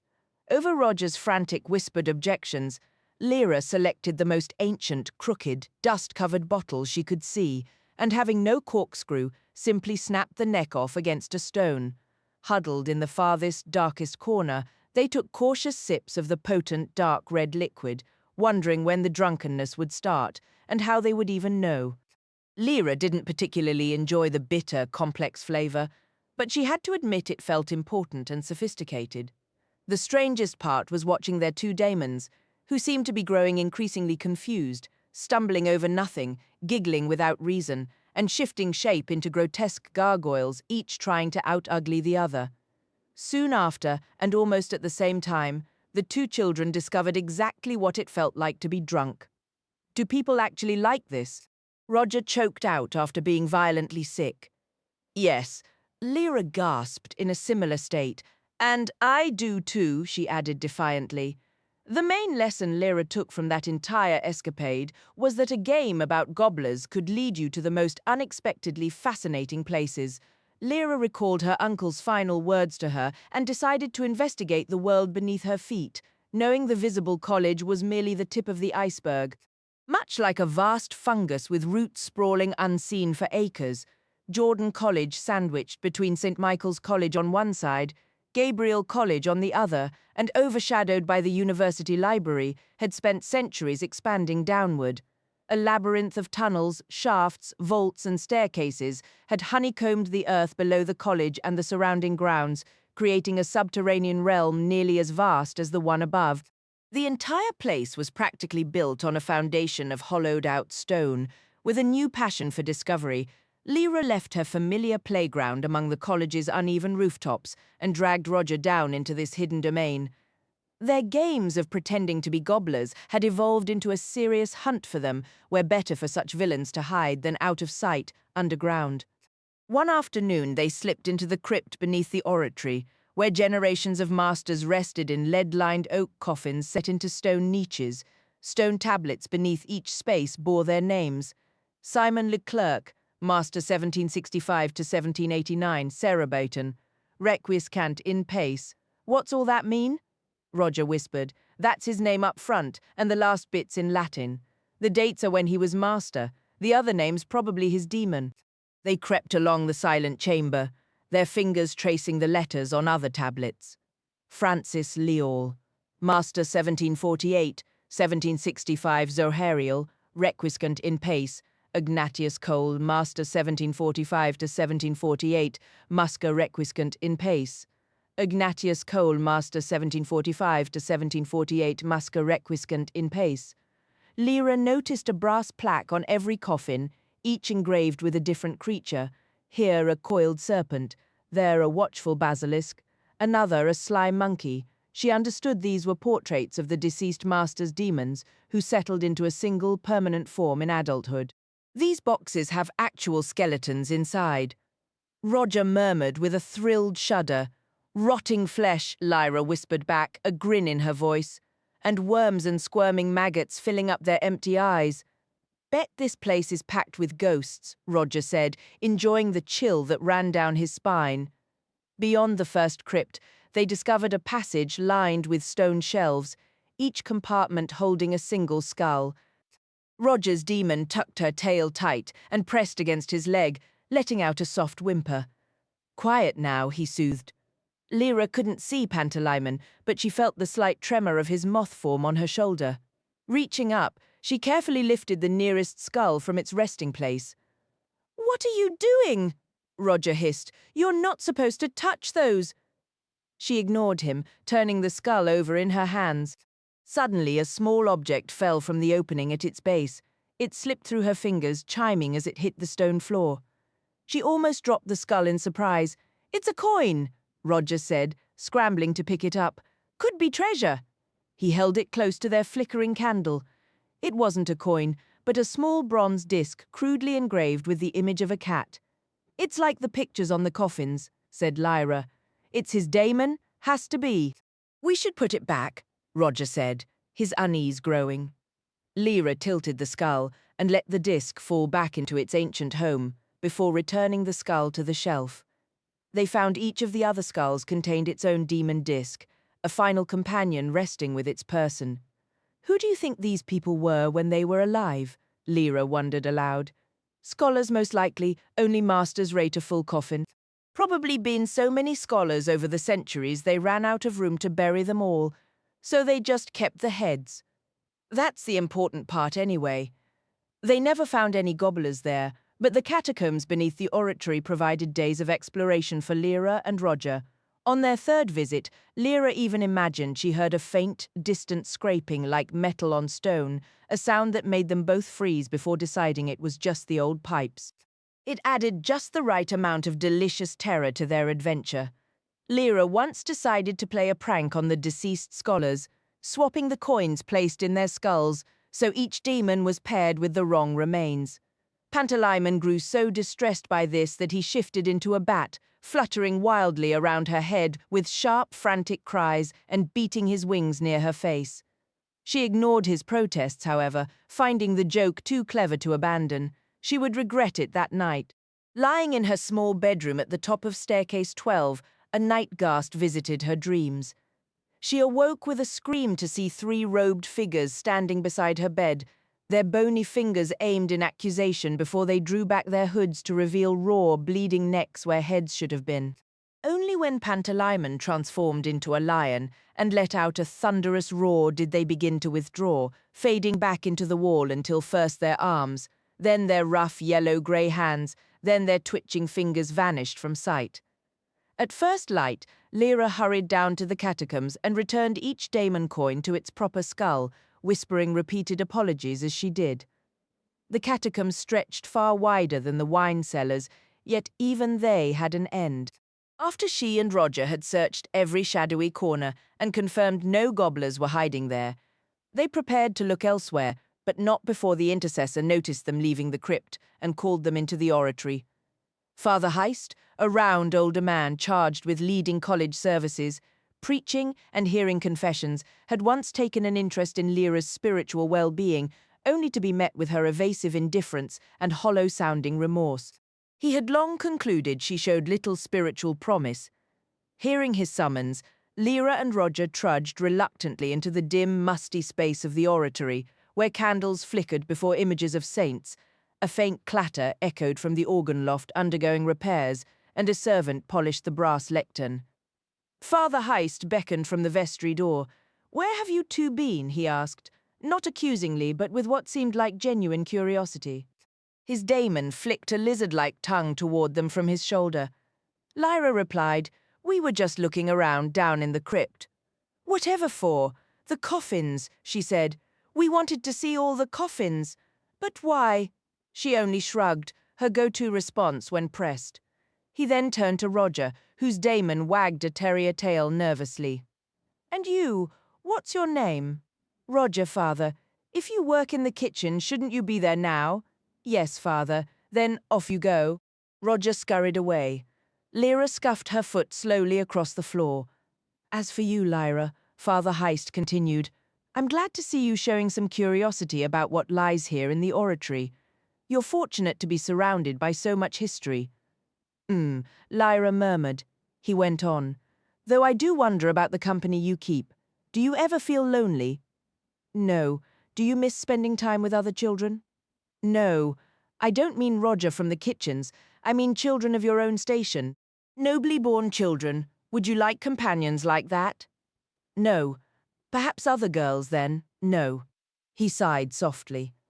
You see, none of us want you to miss out on the usual joys and amusements of childhood. Sometimes I imagine it must be rather isolating here among all these elderly scholars. Lyra, do you ever feel that way? No.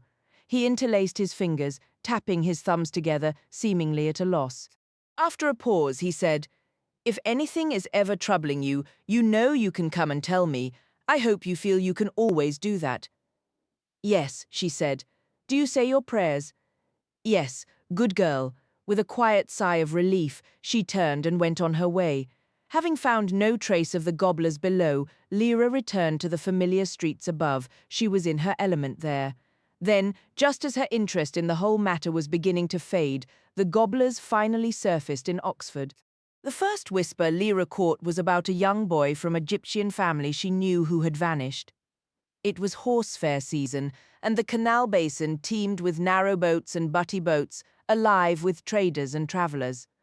The wharves along the Jericho waterfront glittered with polished harnesses and echoed with the clatter of hooves and the lively din of haggling. Lyra always loved the horse fair. Besides the chance to sneak a ride on a poorly watched horse, it offered endless openings to stir up trouble. This year, she had a grand scheme in mind. Remembering the hijacking of a narrowboat the previous year, she aimed to embark on a proper voyage this time, before getting caught. If she and her friends from the college kitchens could make it all the way to Abingdon, they could wreak glorious havoc at the weir. But this year there would be no such war. Something far more serious occurred. Lyra was strolling along the edge of the Port Meadow boatyard in the morning sun. Without Roger for once, he'd been ordered to scrub the buttery floor, but in the company of Hugh Lovat and Simon Parslow, they were passing a pilfered cigarette between them, blowing the smoke out with exaggerated flair, when a furious shout in a familiar voice cut through the air. What have you done with him, you useless fool? It was a powerful voice, a woman's voice, but one that seemed forged from brass and leather. Lyra knew at once it was Macosta, a woman who had slapped Lyra senseless on 2 separate occasions, but had also given her warm gingerbread 3 times. Her family was renowned for the splendor of their boat, royalty among the Egyptians. Lyra deeply admired Macosta, though she planned to stay cautious around her for a good while longer. After all, theirs was the very boat she had commandeered. One of Lyra's street companions instinctively grabbed a stone at the sound of the commotion, but Lyra warned, "Drop it! She's in a rage. She could break your spine like a dry stick." In truth, Macosta looked more desperately worried than purely angry. The horse trader she was confronting just shrugged and held out his hands. "How should I know?" he said. "He was right here 1 minute, gone the next. I never saw where he went. He was helping you. He was minding your blasted horses." Well, he should have stayed put, shouldn't he? Running off in the middle of a job. He didn't finish. Macosta suddenly struck him a tremendous blow to the head, following it with a torrent of curses and slaps that sent him yelling and scrambling away. Other horse traders nearby laughed and jeered, and a skittish young colt reared up in fright. "What's happening?" Lyra asked a Gyptian child who was gaping at the scene. "What's she so mad about?" "It's her boy," the child said. "It's Billy. She probably thinks the gobblers took him, and they might have. I haven't seen him myself since." "The gobblers? They're in Oxford now?" The Gyptian boy turned to call to his friends, who were all staring at Marcosta. She doesn't have a clue. She doesn't even know the gobblers are here. Half a dozen urchins turned with scornful sneers, and Lyra tossed her cigarette down, sensing the start of a brawl. Instantly, every child's demon bristled for a fight. Fangs bared, claws unsheathed, fur standing on end. Pantalaimon, ever disdainful of these Gyptian demons' limited imaginations, transformed into a dragon as large as a deerhound. But before the scuffle could properly begin, Marcosta herself barged through, shoving two of the Gyptian children aside and looming over Lyra like a boxer. "Have you seen him?" she demanded, her voice raw. "Have you seen my Billy?" "No," Lyra said. "We just arrived. It had been months since I last saw Billy." Marcosta's daemon, a hawk with fierce yellow eyes, wheeled in the bright air above her, its gaze snapping back and forth without blinking. Lyra felt a chill of fear. Among the tight-knit Gyptian boat communities, a child missing for a few hours was no cause for alarm. Every child was cherished, and mothers trusted that if their little ones wandered off, someone nearby would watch over them. But here was Marcosta, a woman regarded as a queen among the Gyptians, gripped by a raw, visible terror. Something was terribly wrong. She scanned the small cluster of children with a half-blind stare before turning away, stumbling through the bustling wharf crowd while shouting her son's name. Instantly, the children's quarrel was forgotten, washed away by the tide of her distress. "What are these gobblers, anyway?" asked Simon Parslow, one of Lyra's friends. A Gyptian boy spoke up. "You know, they've been snatching kids all over. They're like pirates." "They ain't pirates," another corrected sharply. "They're cannibals. That's why they're called gobblers." "They eat children?" said Hugh Lavatt, a kitchen boy from St. Michael's, his voice rising in disbelief. "No one really knows," the first boy admitted. "They take 'em, and they're never seen again. We all know that story," Lyra cut in, a hint of impatience in her tone. "We've been playing kids against gobblers for months, probably before any of you, but has anyone actually seen them?" "Charlie saw them over in Banbury," a Gyptian girl said quietly.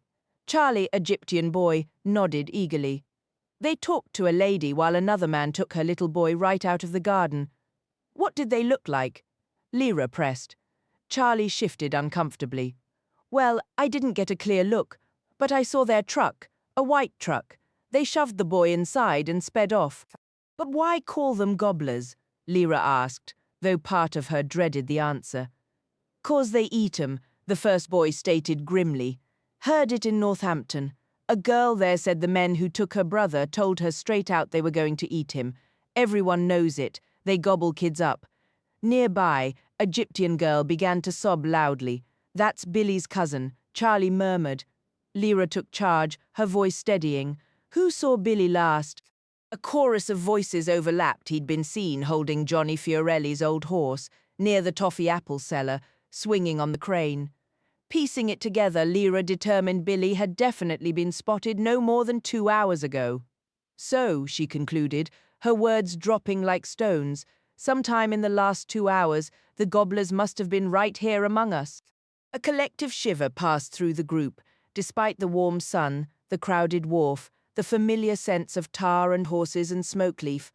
The real horror, as Lyra pointed out to the now captive audience, collegers and Gyptians alike, was that nobody knew what the gobblers looked like. "They've got to appear ordinary," she reasoned, a new, almost sarcastic edge creeping into her voice. "If they only moved in the dark, they could look like monsters. But in daylight, they blend right in. So any person here could be one of them." "They ain't," a Gyptian boy protested weakly. "I know everyone here." "Fine, maybe not these people, but anyone else could be," Lyra insisted, her earlier fear hardening into a fierce resolve. "Let's go find them, and that white truck." And with that, the whole group surged into motion, a determined swarm set loose upon the wharf. More children quickly joined the initial search, and soon over 30 Gyptian kids were dashing along the wharves. They sprinted in and out of stables, clambered over cranes and derricks in the boatyard, and vaulted the fence into the broad meadow. They crowded the old swing bridge over the Green River, then raced at full speed through Jericho's tight lanes, past the little brick row houses, and into the grand square-towered oratory of St. Barnabas the chemist. For many, it was just a game, but those near Lyra felt a genuine chill of dread each time they spotted a lone figure in a shadowy alley or the dim church. Could that be a gobbler? It never was. With no sign of Billy, the weight of his real vanishing slowly drained the fun from the day. The shadow of it was a cold, sobering thing. As supper time approached, Lyra and the two college boys left Jericho. They saw Gyptians gathering on the wharf next to the moored Costa boat. Women were weeping openly. Men stood in tight, furious clusters, their daemons restless, snarling at shadows or taking nervous, fluttering flight.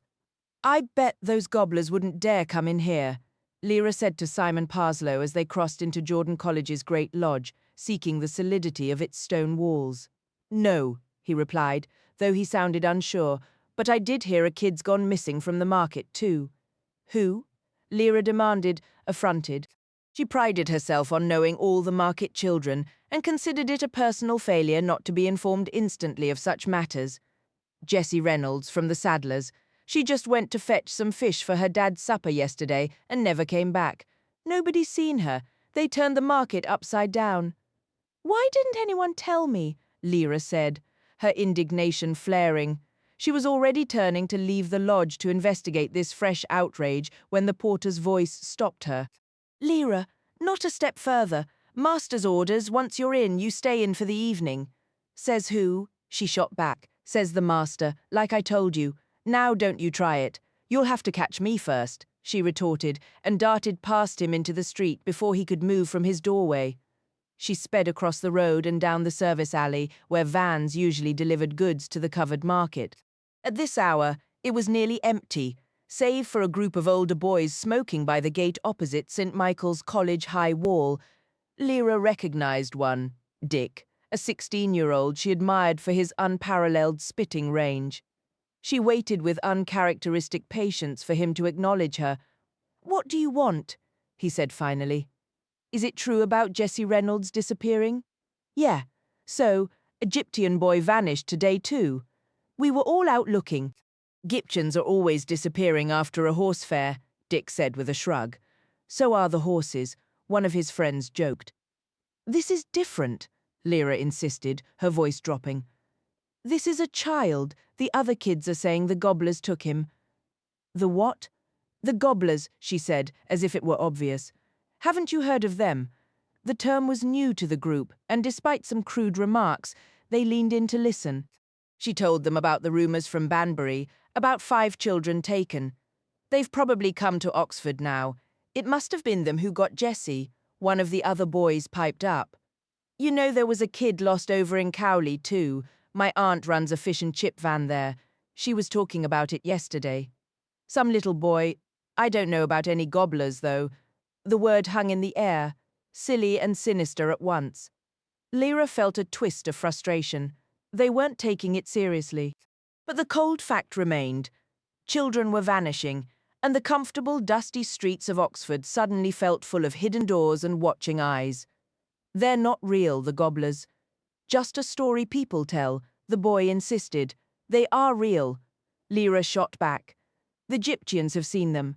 They say those monsters eat the children they snatch, and—" Her words died in her throat as a memory, sharp and cold, sliced through her.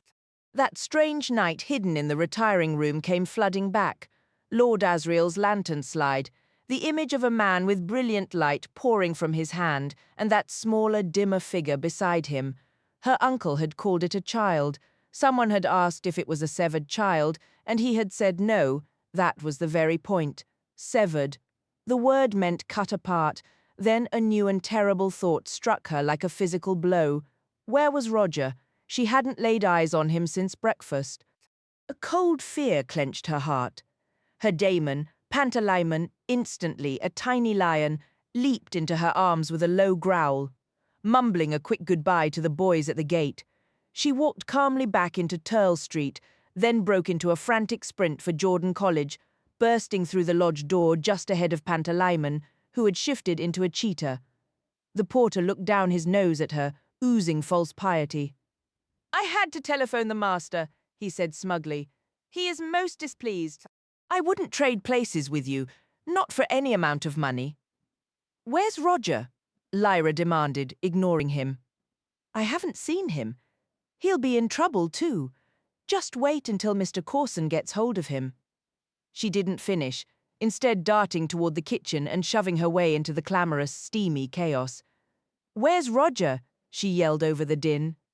Get out, Lyra. Can't you see we're swamped? But where is he? Has anyone seen him? No one paid her any mind. Frustration boiled over. You have to know something, she screamed at the head chef, who promptly boxed her ears and sent her stumbling back. Bernie, the pastry cook, tried to soothe her, but it was useless. They took him, those bloody gobblers. They ought to be caught and killed. I hate them. None of you even care about Roger. Lyra, we all care about Roger. You don't. If you did, you'd stop everything and go look for him right now. I hate all of you. Listen to reason, Bernie pleaded, wiping his floury hands. There could be a dozen reasons Roger hasn't shown up. We have a formal dinner to serve in less than an hour. The master is hosting guests in the lodgings, which means the food has to be run over there hot. Life has to go on, Lyra. I'm sure he'll turn up. Lyra whirled around and fled the kitchen, sending a tower of silver dish covers crashing to the floor amid a chorus of shouts. She flew down the steps, across the main quadrangle between the chapel and Palmer's Tower, and into the ancient Yaxley Quad. Pantalaimon, a streak of fur, raced ahead of her, flowing up the staircase to the very top where her attic bedroom was. She slammed the door open, dragged her wobbly chair to the window, threw the casement wide, and scrambled out onto the lead-lined gutter just below. From there, she hauled herself up over the rough, sloping tiles until she stood breathless on the highest ridge of the roof. Then she opened her mouth and screamed her rage and fear into the evening. Pantalaimon, having taken the form of a rook, circled above her, his harsh cries joining hers. The sky was awash of soft color, peach, apricot, cream, like scoops of pastel ice cream floating in a vast orange bowl. The spires and towers of Oxford stretched out around her, none any higher than where she stood. To the east and west, the darkening green woods of Chateau Vert and White Ham rose against the horizon. Somewhere, real rooks were cawing, and church bells tolled the hour. Then, from the direction of the ox pens, came the steady thrum of a gas engine, the evening Royal Mail Zeppelin beginning its ascent to London. Lyra watched it climb, a tiny sliver at first, no bigger than her smallest fingernail held at arm's length, shrinking steadily until it was just a speck, swallowed by the vast pearly sky. The world felt terribly large, and Roger felt terribly, terribly gone. Lyra turned her gaze downward into the deepening shadows of the quadrangle. Below, the black-gowned scholars were drifting in small groups toward the dining hall, their demons, some strutting, some fluttering, others perched quietly on shoulders, moving with them. In the hall, the stained glass windows began to glow softly as a servant moved along the tables, lighting the naphtha lamps one by one. The steward's bell started to ring, marking a half-hour until dinner. This was her home, her entire world, and she desperately wished it could remain exactly as it was.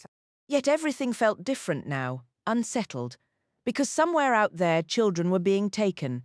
Perched on the roof ridge with her chin in her hands, she spoke to her demon. "We have to save him, Pan."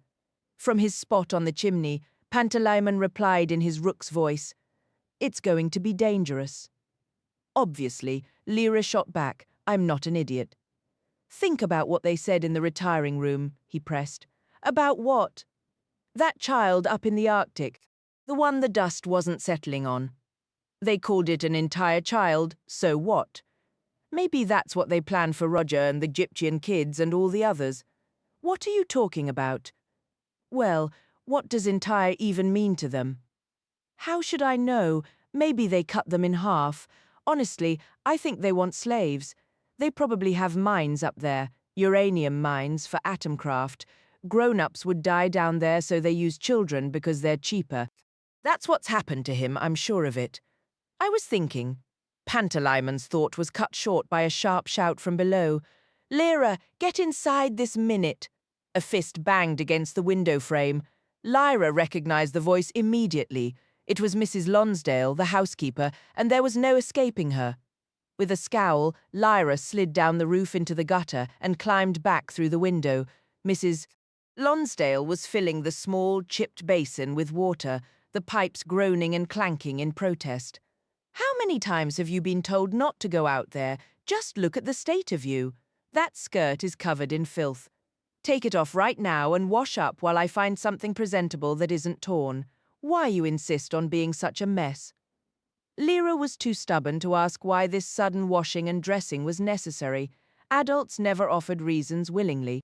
She tugged the dress over her head and tossed it onto the narrow bed, then began a half-hearted wash while Pantalaimon, transformed into a canary, hopped irritably toward Mrs. Lonsdale's stolid retriever Damon, trying and failing to provoke him.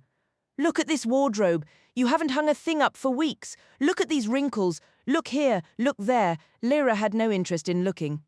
She squeezed her eyes shut as she dried her face with the thin towel. "You'll just have to wear it as it is. There's no time for ironing. Good heavens, child, your knees, just look at them." "I don't want to look at anything," Lyra muttered. Mrs. Lonsdale smacked her leg. "Wash," she ordered fiercely. "Get all that dirt off. Why?" Lyra finally burst out. "I never wash my knees. Nobody's going to see my knees. Why do I have to do all this? You don't care about Roger any more than the chef does. I'm the only one who—" Another smack landed on her other leg. "Enough of that. I'm a Parslow, same as Roger's father. He's my second cousin. I'll bet you didn't know that because you never bothered to ask, Miss Lyra. It probably never crossed your mind. Don't you dare accuse me of not caring about that boy. Lord knows I even care about you, and you give me precious little reason to, and even less thanks." She snatched the washcloth and scrubbed Lyra's knees so hard the skin was left bright pink and stinging, but undeniably clean. "The reason for all this is you're having dinner with the master and his guests. I pray to heaven you remember how to behave. Speak only when you're spoken to, keep quiet and be polite, smile nicely, and never say dunno when someone asks you something," she instructed, pulling the best dress over Lyra's thin shoulders. She smoothed the fabric, found a piece of red ribbon in a messy drawer, and briskly brushed Lyra's hair. "If they'd given me more notice, I could have washed this hair properly. Too late now. Just hope no one looks too closely. There. Stand up straight. Where are your good patent leather shoes?"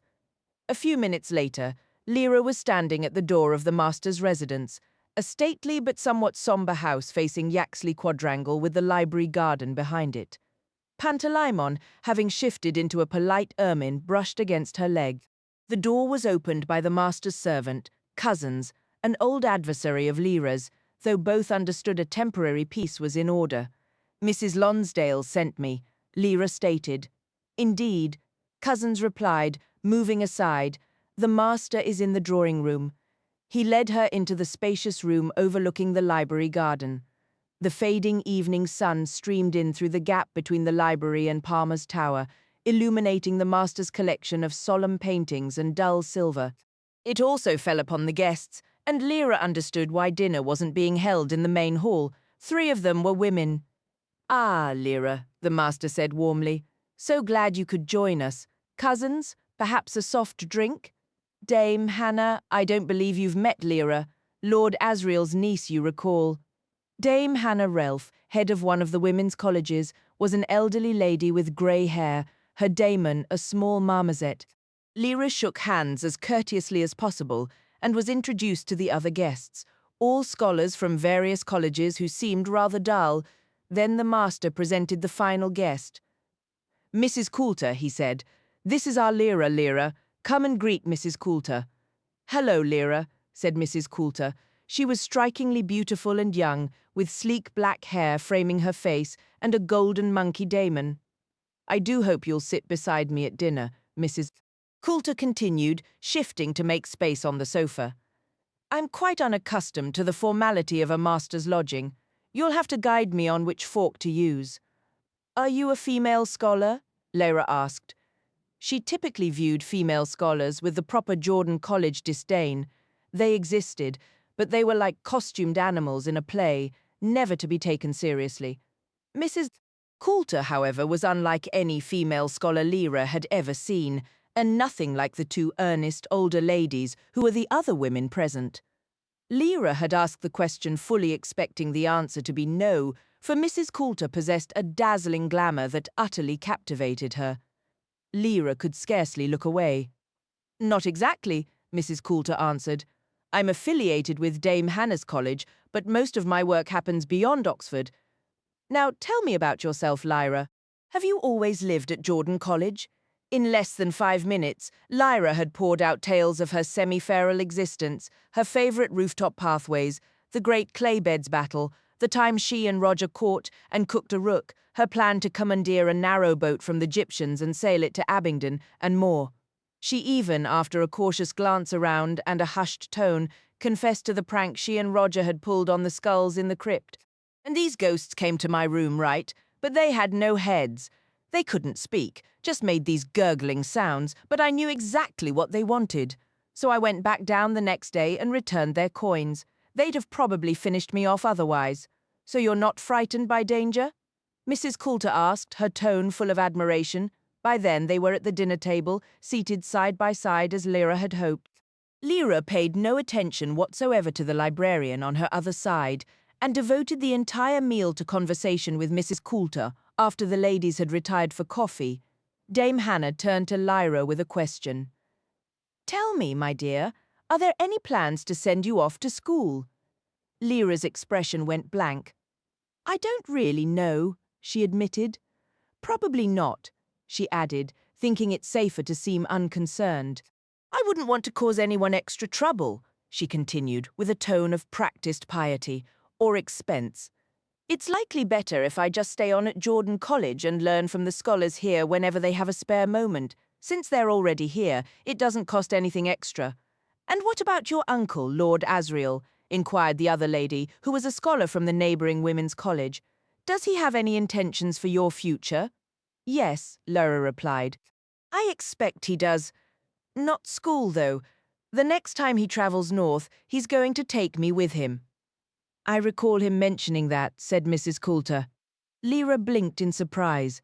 The two female scholars straightened almost imperceptibly in their chairs, though their demons, whether well-mannered or simply drowsy, did little more than exchange a brief, knowing glance. "I met him at the Royal Arctic Institute," Mrs. Coulter continued.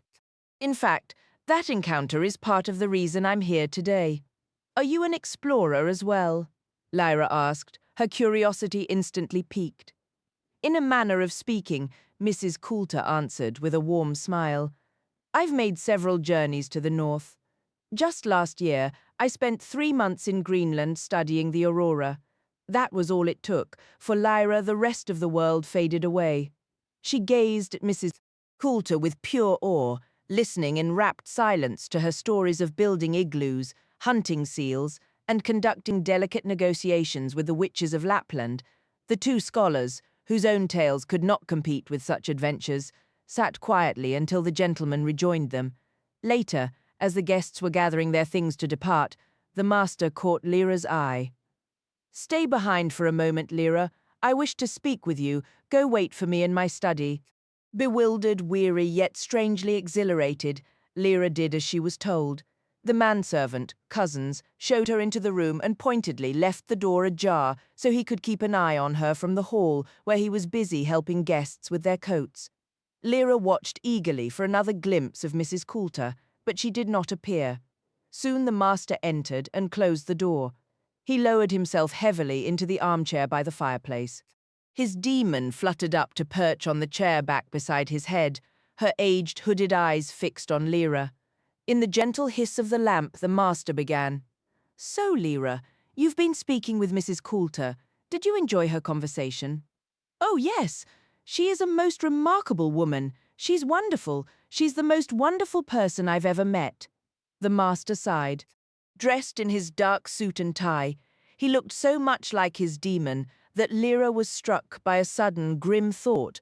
One day, soon he would be laid in the crypt beneath the oratory, and an artist would engrave his demon's image beside his name on the brass coffin plate. "I ought to have made time to speak with you sooner, Lyra," he said after a pause. I had intended to in any case, but it seems time has moved faster than I realized. You have been safe here at Jordan, my dear. I believe you've been happy. You haven't always found it easy to follow rules, but we are all very fond of you, and you've never been a wicked child. There is much kindness and spirit in your nature, and a great deal of resolve. You will need all of it. There are things happening in the wider world from which I would have liked to shield you by keeping you here at Jordan, but that is no longer possible. Lyra simply stared. Were they sending her away? You knew that one day you would have to attend school, the master went on. We have taught you certain things here, but not in a thorough or orderly fashion. Our knowledge is of a different sort. You need to learn things that old men are not equipped to teach you, particularly at your age. You must have felt that lack. You are not a servant's child, after all. We could not simply have you fostered by a town family. They might have provided care in some ways, but your needs are different. Lyra, I need you to understand something. Your time here at Jordan College is drawing to a close. No, she protested, her voice tight. I won't leave Jordan. This is where I belong. I want to stay. When you're young, it feels like things will never change, he said gently.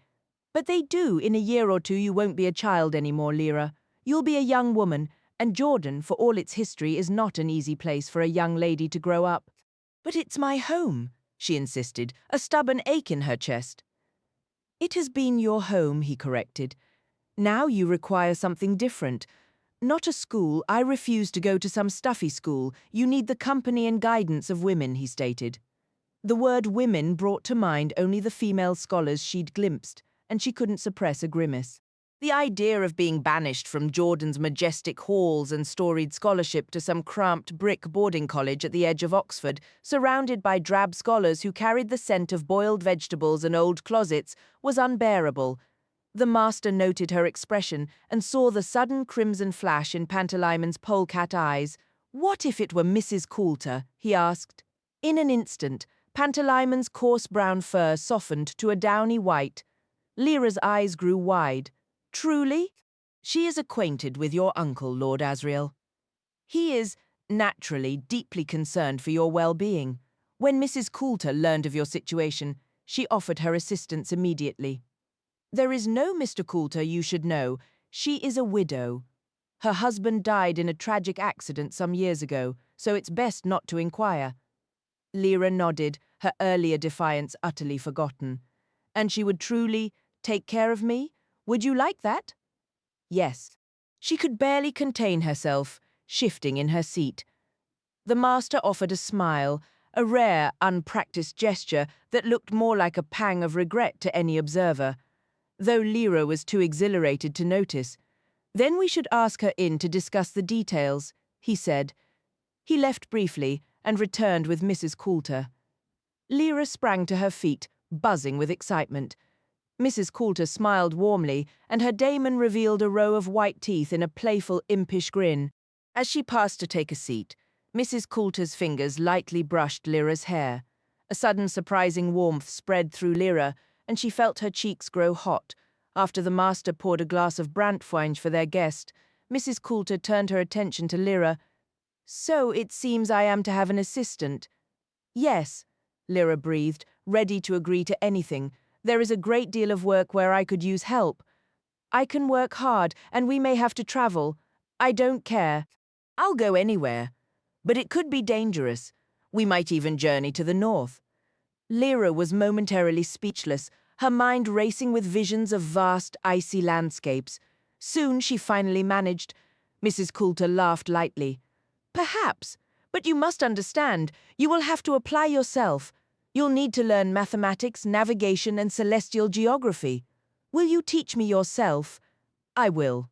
You'll assist me by organizing notes, managing papers, performing calculations, all sorts of tasks. And since we will be meeting with influential people, we shall have to find you some lovely clothes. There is much to learn, Lyra. I don't mind. I want to learn everything. I believe you will. When you return to Jordan, you'll be a celebrated explorer. Now we leave at first light on the Dawn Zeppelin, so you must go straight to bed. I'll see you at breakfast. Good night. Good night, Lyra said, and recalling a fragment of manners, turned at the door. Good night, master. He gave a solemn nod. Sleep well, thank you, Lyra added to Mrs. Coulter. She did eventually sleep, though Pantalaimon remained restless until she finally snapped at him, prompting him to curl into a prickly hedgehog out of sheer annoyance. It was still deep night when a hand gently shook her awake. Lyra, hush now, don't be startled. Wake up, child. It was Mrs. Lonsdale holding a candle. She bent close, her free hand steadying Lyra, and spoke in a hushed, urgent tone. Listen, the master needs to see you before you go with Mrs. Coulter. Coulter for breakfast. Get up now and run over to the lodgings. Go into the garden and tap on the study's French doors. Do you understand? Lyra, now fully awake and burning with curiosity, nodded and slid her bare feet into the shoes Mrs. Lonsdale had set out. Don't worry about washing up, that can wait. Go straight there and come straight back. I'll begin packing and find you something proper to wear. Hurry along. The dark quadrangle still held the night's chill.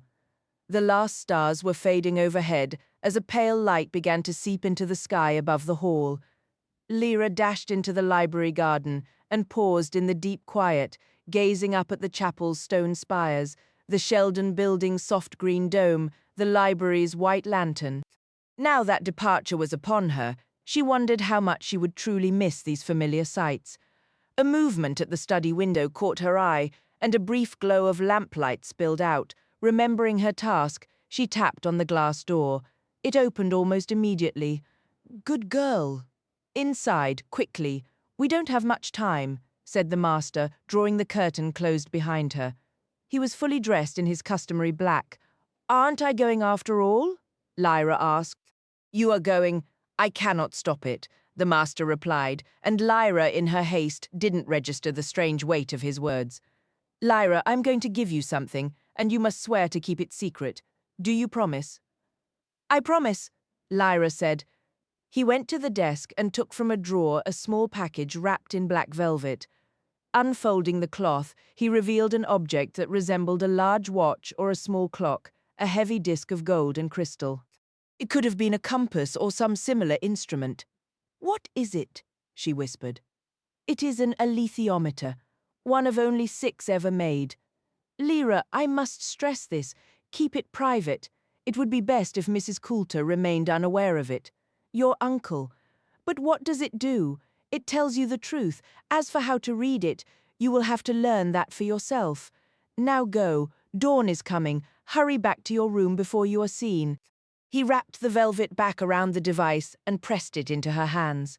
It was heavier than it looked. Then he placed his hands gently on either side of her head, holding her for a moment. She tried to look up at him. What were you going to say about Uncle Asriel? Your uncle entrusted it to Jordan College some years ago. He might. A soft, urgent knock at the door interrupted him. Lyra felt his hands tremble slightly. Quickly now, child, he said, his voice low. The forces in this world are formidable. Men and women are swept along by currents far stronger than you can yet imagine. Go safely, Lyra. Bless you, child. Keep your own counsel. Thank you, master, she said as she had been taught. Clutching the bundle to her chest, she slipped out through the garden door, glancing back once to see the master's demon watching her from the windowsill.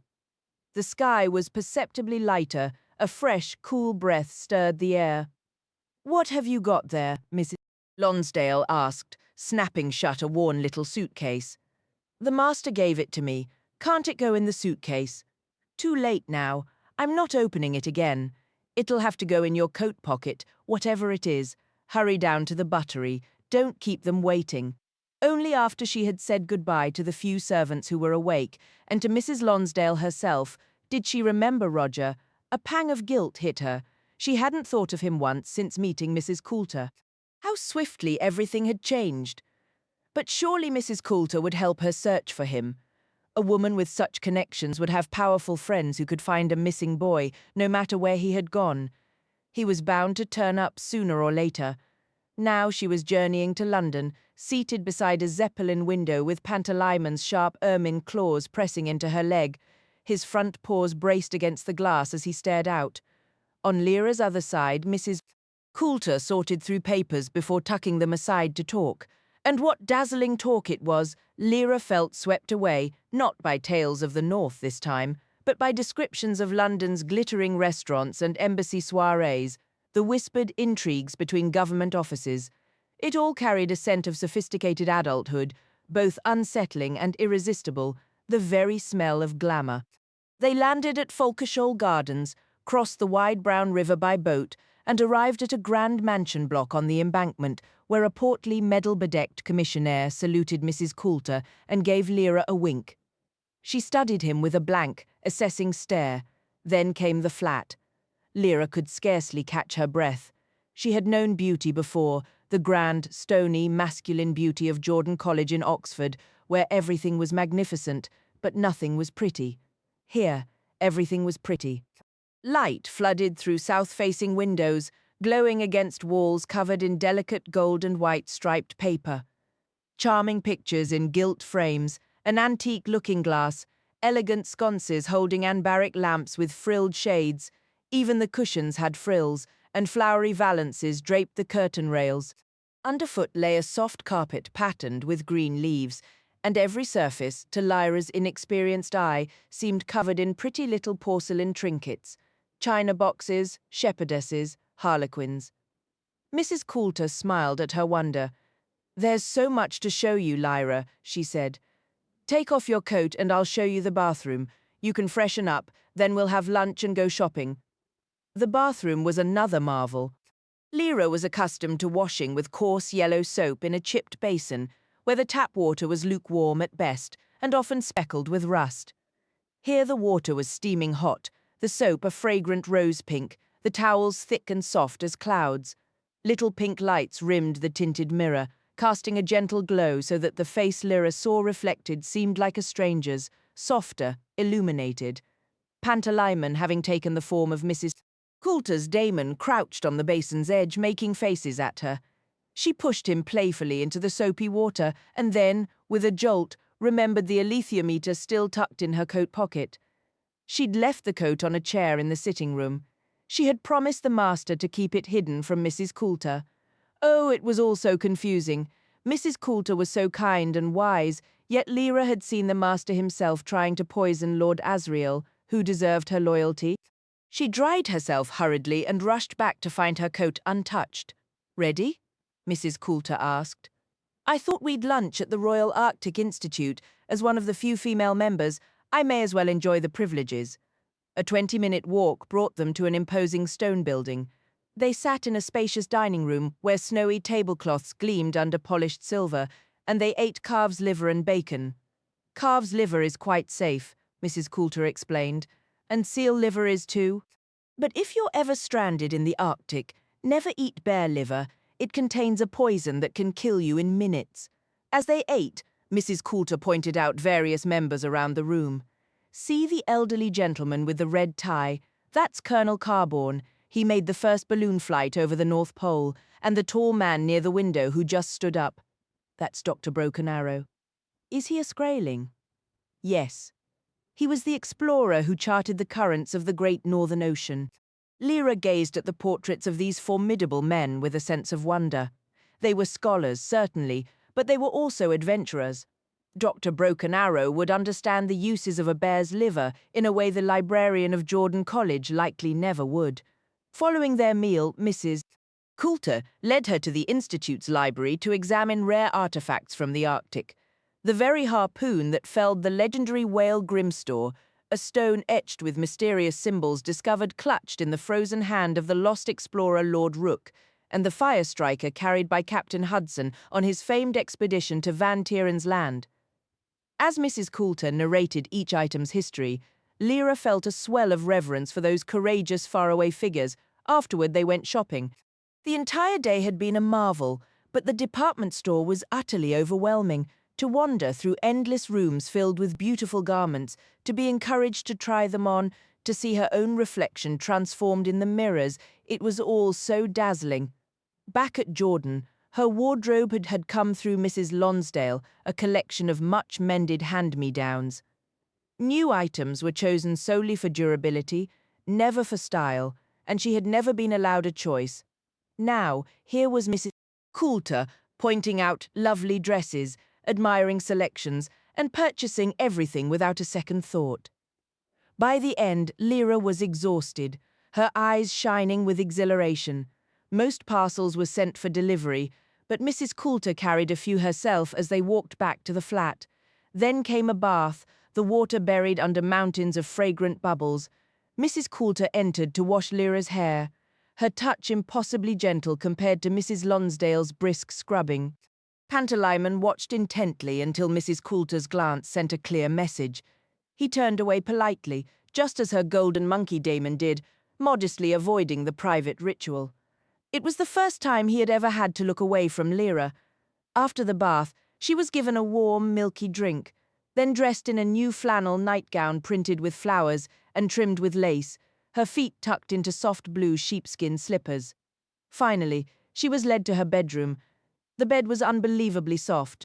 The gentle glow of the electric lamp on the nightstand washed the room in a cozy light. She took in the little cupboards, the dressing table, the chest of drawers waiting for her new clothes, the wall-to-wall carpet, and the curtains patterned with stars and planets. Lyra lay rigid, too tired to sleep yet too enchanted to protest anything. After Mrs. Coulter whispered good-night and left, Pantalaimon tugged at her hair.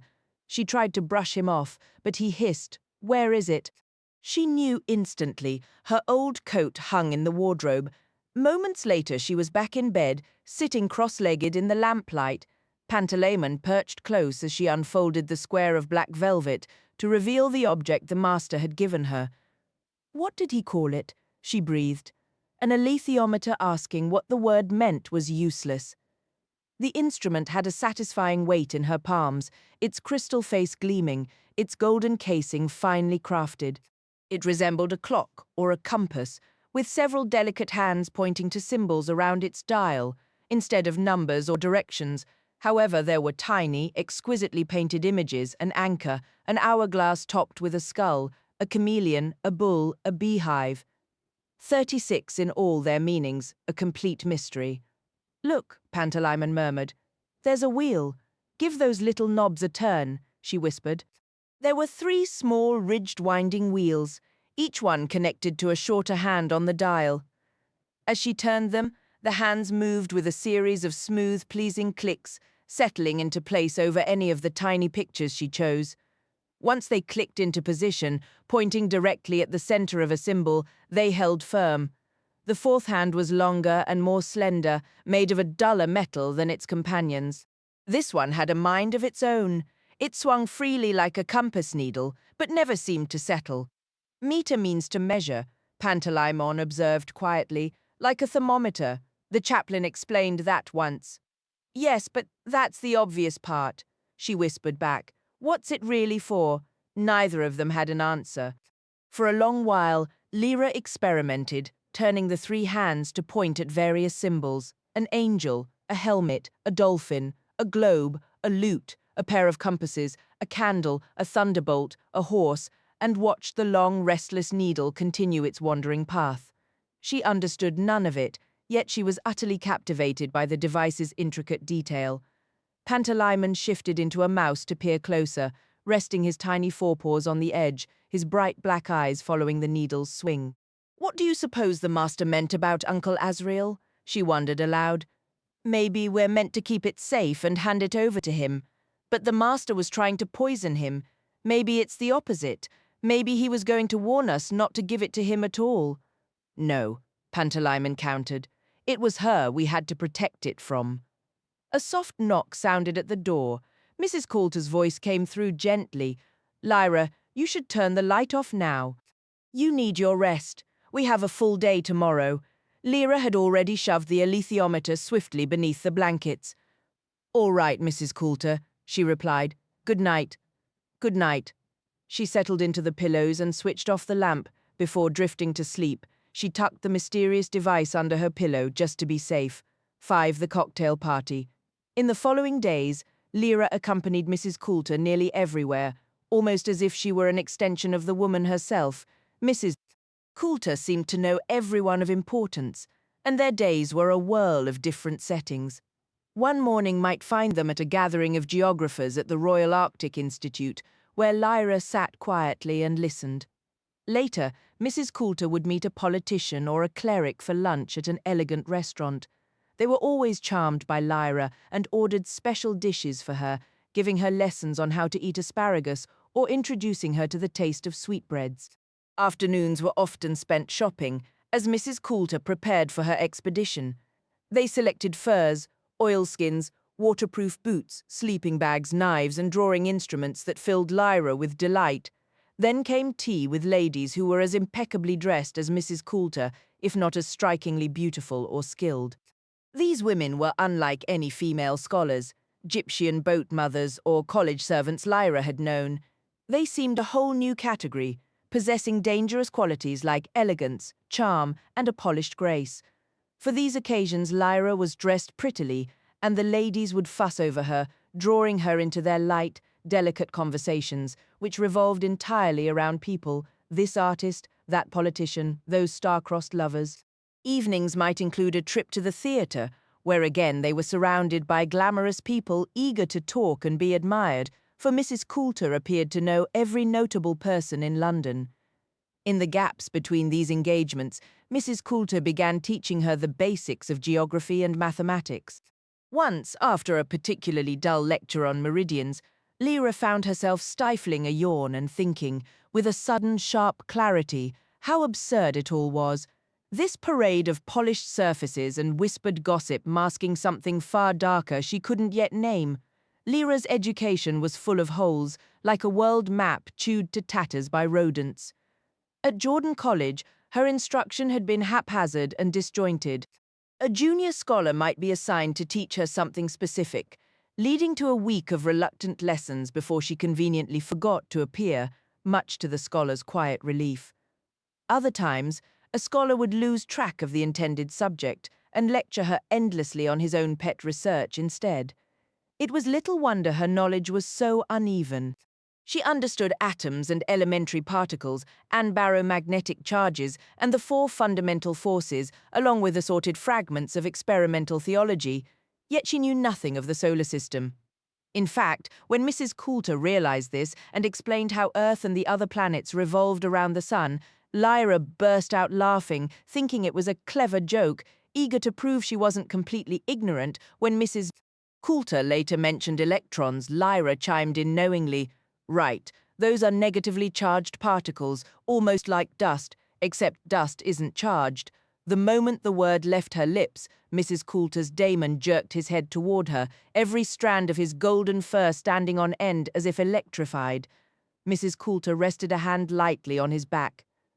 "Dust," she repeated, her voice calm but intent. "Yes, you know, the dust from space," Lyra said. "What exactly do you know about dust, Lyra?" By now, Lyra sensed a sudden sharp tension in the room. Pantalaimon had slipped onto her lap in his ermine form and was trembling. "Just something I heard at Jordan," she answered vaguely. "I don't really remember who said it. Maybe one of the scholars? Was this during a lesson? Maybe. Or maybe I just overheard it. Yes, that was it. I was passing by and this scholar, I think he was from New Denmark. He was talking with the chaplain about dust. It sounded interesting, so I stopped to listen. That's all." "I see," said Mrs. Coulter. "Is what I heard correct then? Or did I misunderstand?" "Oh, I'm not sure. You probably know much more than I do. Should we go back to the electrons?" Later, Pantalaimon confided, "You saw how her daemon's fur bristled? Well, I was behind him, and she clutched his fur so hard her knuckles turned white. You couldn't see it from where you sat. It took ages for his fur to lie flat again. I honestly thought he might spring at you. It was undeniably odd, but neither of them could decipher what it meant." Meanwhile, there were other sorts of lessons delivered so softly and subtly, they hardly felt like instruction at all. How to wash your own hair properly, how to choose colors that flattered you, how to decline an invitation with such grace that no one took offense, how to apply lipstick, powder, and perfume.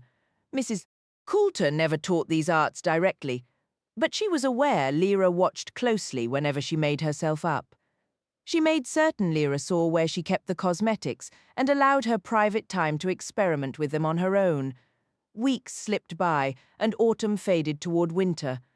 Now and then, Lyra remembered Jordan College, but it seemed small and hushed compared to her bustling new life.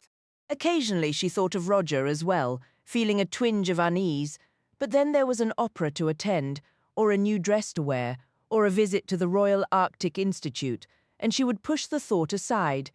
After about 6 weeks in Mrs. Coulter's care, her guardian decided to host a cocktail party.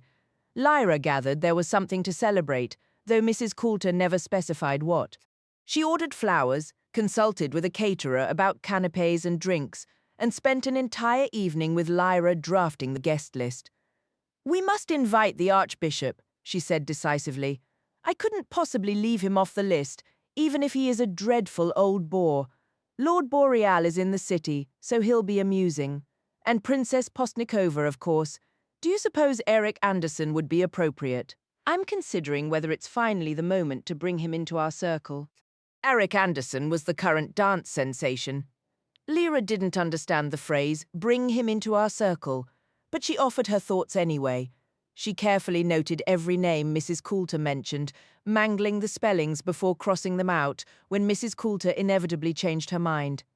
That night, in bed, Pantalaimon murmured from the pillow, "She has no intention of going north. She plans to keep us trapped here indefinitely. When are we leaving?" "She does plan to go," Lyra whispered back. "You simply don't care for her. That's your problem. I think she's wonderful. Why else would she be teaching us navigation and all those other skills if not for a northern journey? To keep you from getting restless, that's why. You don't truly enjoy standing around at a cocktail party being charming and decorative? She's turning you into a little accessory?" Lyra rolled over and shut her eyes. Yet Pantalaimon had a point. This elegant existence, for all its comforts, had begun to feel like a cage.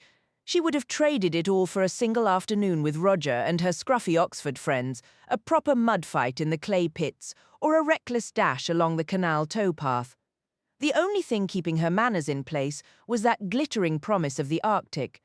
Maybe they would encounter Lord Asriel. Perhaps he and Mrs.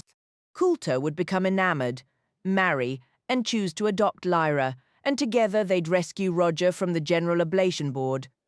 On the day of the party, Mrs. Coulter brought Lyra to an exclusive salon. Her thick, straw-coloured hair was softened into gentle waves. Her nails were shaped and polished, and they even demonstrated how to apply a touch of eyeshadow and lip colour. Next, they collected the new dress Mrs. Coulter had commissioned and purchased, a pair of shiny patent leather shoes. Then it was back to the apartment to oversee the floral arrangements and to change. "Not the shoulder bag, darling," Mrs. Coulter said, as Lyra emerged from her room, glowing with the novelty of feeling pretty. Lyra had adopted the habit of carrying a small white leather bag everywhere to keep the alethiometer near. Mrs. Coulter, who was rearranging some tightly packed roses in a vase, noticed Lyra's hesitation and shot a pointed look toward the door. "Oh, but Mrs. Coulter, I adore this bag." "Not inside, Lyra. It looks ridiculous to carry a purse in your own home. Take it off immediately and come help inspect these glasses." It wasn't just her sharp tone, it was the phrase "your own home" that sparked a stubborn resistance in Lyra. Pantalaimon dropped to the floor and shifted into a polecat, his back arched against her white socks. Bolstered, Lyra said, "It won't be a bother. And it's the one thing I genuinely love to wear. I think it actually looks—" She didn't finish. Mrs. Coulter's daemon launched from the sofa in a streak of golden fur, pinning Pantalaimon to the carpet before he could react. Lyra cried out first in surprise, then in raw fear and agony as Pantalaimon writhed, snarling and shrieking, powerless against the golden monkey's hold. In mere seconds he was subdued. One sleek black paw clamped around his throat, others gripping his limbs, while another paw took hold of Pantalaimon's ear and pulled with a cold, clinical force that was terrifying to witness and even worse to feel through their bond. Lyra sobbed in desperation. "Stop, please, you're hurting him." Mrs. Coulter glanced up from her flowers. "Then do as I say," she stated calmly. "I will, I promise." The golden monkey released Pantalaimon and stepped away, as if suddenly losing all interest.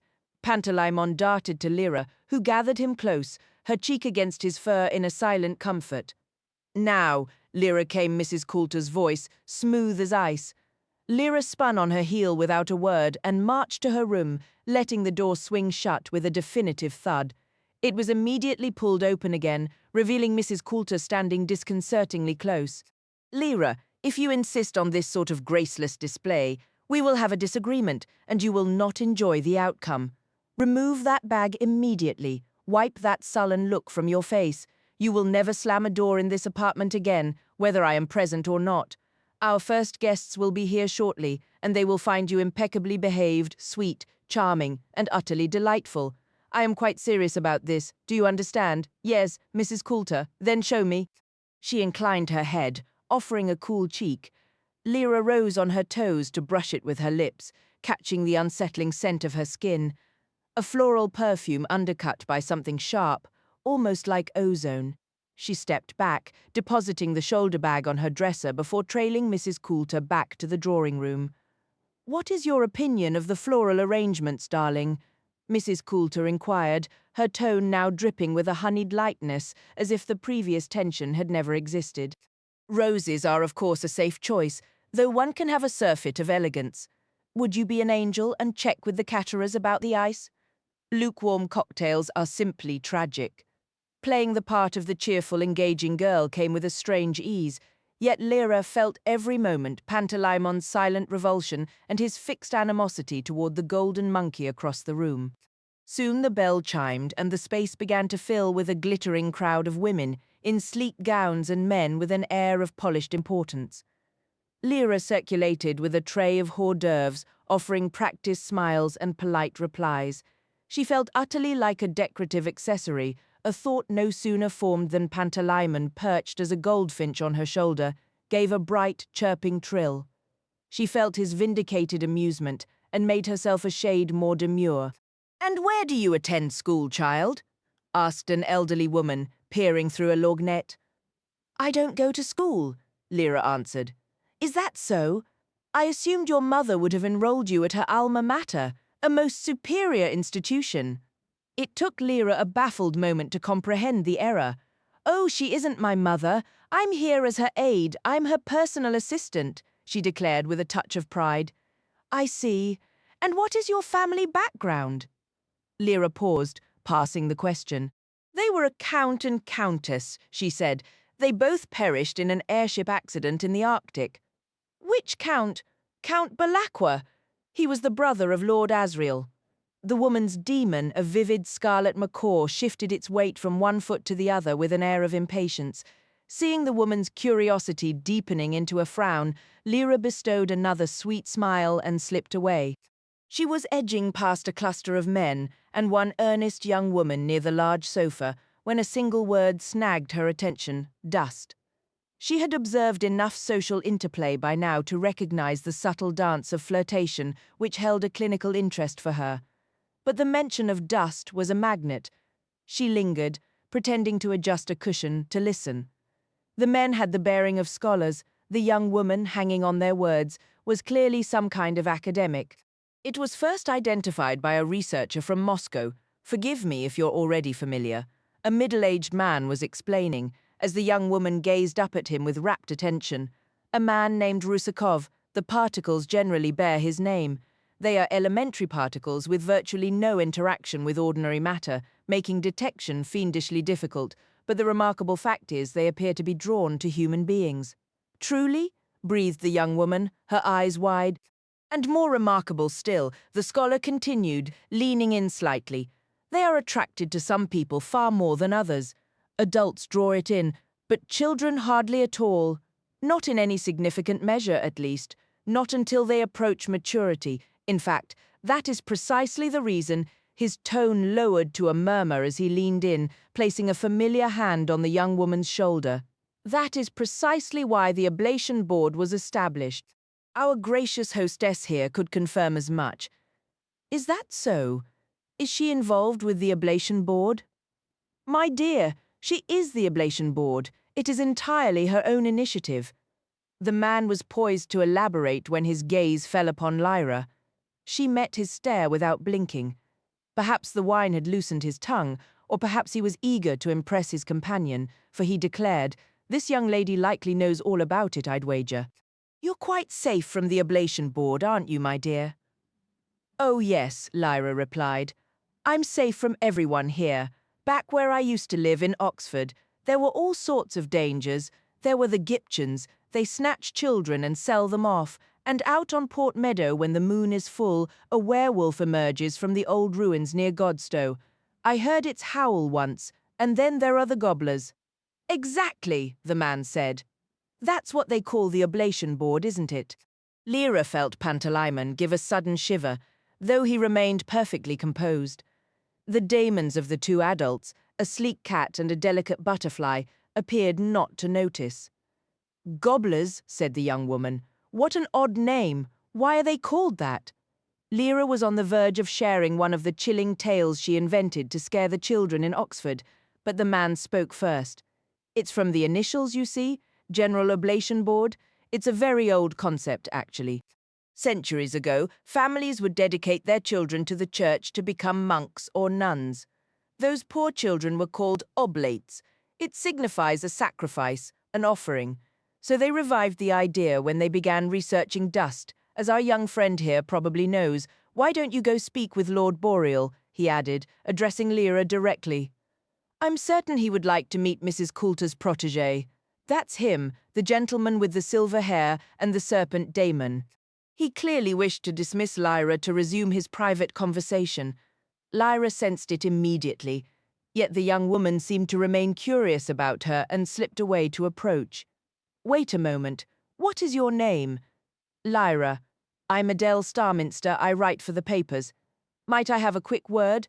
Assuming it was only natural for people to want to converse with her, Lyra said simply, "All right." The woman's butterfly daemon lifted into the air, surveying the room, then fluttered down to whisper something. At this, Adele Starminster said, "Let's go to the window seat." This was a spot Lyra loved. It offered a view of the river, and tonight the lights from the opposite shore sparkled brilliantly over their reflections in the dark, high-tide water. A tugboat was guiding a line of barges upstream. Adele Starminster sat and shifted along the cushioned bench to make space. "Did that man, Professor Docker, say you have some connection to Mrs. Coulter?" "Yes." "What is it? You're not her daughter, are you? I feel I should know." "No," said Lyra. "Of course not. I'm her assistant." "Her assistant. You seem rather young for that. I thought you might be a relative. What is she like?" "She's very intelligent," said Lyra. Earlier in the evening she might have said much more, but her perspective was shifting. "Yes, but personally," Adele Starminster pressed. "Is she kind or stern? Do you live here with her? What is she like at home?" "She's very pleasant," Lyra stated firmly. "What sort of work do you do? How do you assist her?" "I handle calculations and similar tasks, for navigation mostly." "I see. And where are you from?" "What was your name again?" "Lyra. I'm from Oxford." "Why did Mrs. Coulter choose you two?" She stopped abruptly, for Mrs. Coulter herself had appeared nearby. Lyra could see from Adele Starminster's upward glance and the frantic fluttering of her demon that the young woman had no business being at the party. "I don't know your name," Mrs. Coulter said, her voice dangerously low, "but I will discover it within 5 minutes, and after that you will never find work in journalism again. Now stand up quietly without a scene and leave. I should mention that whoever invited you will face consequences as well." An almost electric energy seemed to radiate from Mrs. Coulter. There was a new scent about her, sharp and metallic, like overheated wiring. Lyra had sensed a hint of it before, but now it was focused on another person, and poor Adele Starminster had no defense. Her daemon went slack on her shoulder, its beautiful wings giving a feeble twitch before it went still. The woman herself seemed to shrink, back slightly bent, as she edged through the crowd of chattering guests toward the door, one hand pressed to her shoulder to keep her unconscious demon from falling. "Well?" Mrs. Coulter turned to Lyra. "I didn't tell her anything important," Lyra insisted. "What was she asking about?" "Just what I was doing, who I was, things like that." As she spoke, Lyra realized Mrs. Coulter was standing alone, her demon nowhere to be seen. How was that possible? But a second later, the golden monkey reappeared beside her. She reached down, took his hand, and lifted him effortlessly to her shoulder. Instantly, her composure returned. "If you notice anyone else who clearly wasn't invited, darling, do come and find me, won't you?" The hot, metallic odor was fading. Maybe Lyra had imagined it. She could smell Mrs. Coulter's perfume again, the roses, the cigar smoke, and the fragrances of the other women. Mrs. Coulter gave Lyra a knowing smile that seemed to say, "You and I share an understanding, don't we?" before gliding away to greet other arrivals. Pantalaimon was whispering urgently in Lyra's ear. "While she was talking to you, her daemon was slipping out of our bedroom. He's been spying. He knows about the alethiometer." Lyra felt this was almost certainly true, but there was nothing she could do. What had that professor been saying about the gobblers? She scanned the room for him, but just as she spotted him, the commissionaire dressed as a servant for the evening, and another man approached. They tapped the professor on the shoulder, spoke a few quiet words, and he went pale, following them out. It happened in mere seconds, so discreetly that almost no one noticed. Yet it left Lyra feeling vulnerable and uneasy. She drifted through the two large rooms where the party was being held, only half listening to the conversations around her, mildly curious about the cocktails she wasn't permitted to taste, and growing more agitated by the minute. She didn't realize she was being observed until the commissionaire appeared at her side and bent down to speak. "Miss Lyra, the gentleman by the fireplace, wishes to speak with you. That is Lord Boreal, in case you were unaware." Lyra looked across the room. The imposing grey-haired man was watching her directly, and when their eyes met, he gave a slight nod and gestured for her to approach. Reluctant but now intrigued, she walked over. "Good evening, child," he said. His voice was polished and authoritative. His serpent demon's scaled head and bright emerald eyes caught the light from a cut-glass wall lamp nearby. "Good evening," Lyra replied. "How is my old friend, the Master of Jordan?" "He's quite well, thank you. I imagine they were all sorry to see you go." "Yes, they were. And is Mrs. Coulter keeping you occupied? What lessons is she giving you?" Feeling both defiant and unsettled, Lyra chose not to answer this condescending question truthfully, nor with one of her typical inventive tales. Lyra replied, "I've been studying Russakoff particles and the work of the ablation board." His attention sharpened instantly, like a beam of light narrowing to a single point, his focus entirely upon her. "Tell me what you've learned," he urged. "They're conducting experiments up in the north," Lyra said, a reckless feeling taking hold. "Similar to what Dr. Grumman was involved with." "Continue." "They have a special kind of photograph that can capture dust. When you look at a man in one, it's like light is flowing toward him, but with a child, there's hardly any. At least not nearly as much. Did Mrs. Coulter show you such a photograph?" Lyra paused. This wasn't quite lying, but it was a different kind of evasion, and she wasn't skilled at it. "No," she finally said. "I saw one of those at Jordan College. Who showed it to you?" "Well, he wasn't exactly showing it to me," Lyra confessed. "I was just passing by, and I saw it. Then my friend Roger was taken by the ablation board. But who was it that had the picture? My Uncle Asriel, when? When he was last at Jordan College." "I understand. And what else have you discovered?" "Did I hear you mention the ablation board?" "Yes, but I didn't learn about that from him. I heard about it here." That, she thought, was the absolute truth. He studied her closely. She met his gaze with all the wide-eyed innocence she could muster. At last he gave a slow nod. "Then Mrs. Coulter must have decided you were prepared to assist her in that work. Intriguing. Have you participated yet?" "No," Lyra said. What was he implying? Pantalaimon, cleverly settled into his most unreadable form as a moth, couldn't give away her feelings, and she was certain she could keep her own expression blank. "And has she explained to you what happens to the children?" "No, she hasn't told me that. I only know it involves dust, and they're a sort of offering."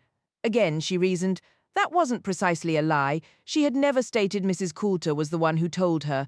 Offering is a rather dramatic term. What's done is for their benefit as much as ours. And naturally, they all come to Mrs. Coulter willingly. That's what makes her so invaluable. They must desire to participate, And what child could possibly resist her? If she intends to use you to help bring them in as well, all the better. I'm quite pleased." He smiled at her in that conspiratorial way Mrs. Coulter had, as if they shared a private understanding. She offered a polite smile in return before he turned to speak with another guest. She and Pantalaimon could feel each other's mounting dread. She longed to be alone to talk with him. She wanted to flee the apartment. She yearned for Jordan College and her familiar, worn little room on staircase 12. She desperately wished to find Lord Asriel. And as if in answer to that last silent plea, she heard his name spoken. Drifting closer to a nearby group under the pretense of selecting a canapé from a tray, she listened. A man in a bishop's purple robes was saying, "No, I don't believe Lord Asriel will be troubling us for a considerable time. And where did you say he is being held?" "In the fortress of Svalbard, I'm told, guarded by Panzer Bjorn, you know, the armored bears. Formidable creatures. He won't escape from them if he lives for 1,000 years. The fact is, I truly think the path is clear, almost entirely clear. The latest experiments have confirmed my long-held belief that dust is an emanation from the dark principle itself, and do I detect a hint of the Zoroastrian heresy? What was once considered heresy? And if we could isolate the dark principle, Svalbard, you said, armored bears, the oblation board, the children don't suffer, I'm certain of it." Lord Asriel imprisoned. Lyra had heard enough. She turned away, and moving as silently as the moth that was Pantalaimon, slipped into her bedroom and shut the door. The clamour of the party was instantly muffled. "Well," she whispered, and he shifted into a goldfinch on her shoulder. "Are we going to run away?" he whispered back. "Of course we are," she answered, her voice firm with a new resolve. The cosy fantasy of Mrs. Coulter's world had shattered completely, replaced by a cold, clear purpose. They weren't just escaping a party. They were fleeing a gilded cage built on lies. Somewhere in the frozen north, her uncle was a prisoner and her friend was in terrible danger. The polite smiles and whispered secrets of the adults around her now seemed like a grotesque performance. Let them have their canapés and their heresies. She and Pan had a real world to save. If we try this with so many people around, she might not realize for a bit. "He will." Pantalaimon was talking about Mrs. Coulter's daemon. Just picturing his sleek, golden form made Lyra feel sick with dread.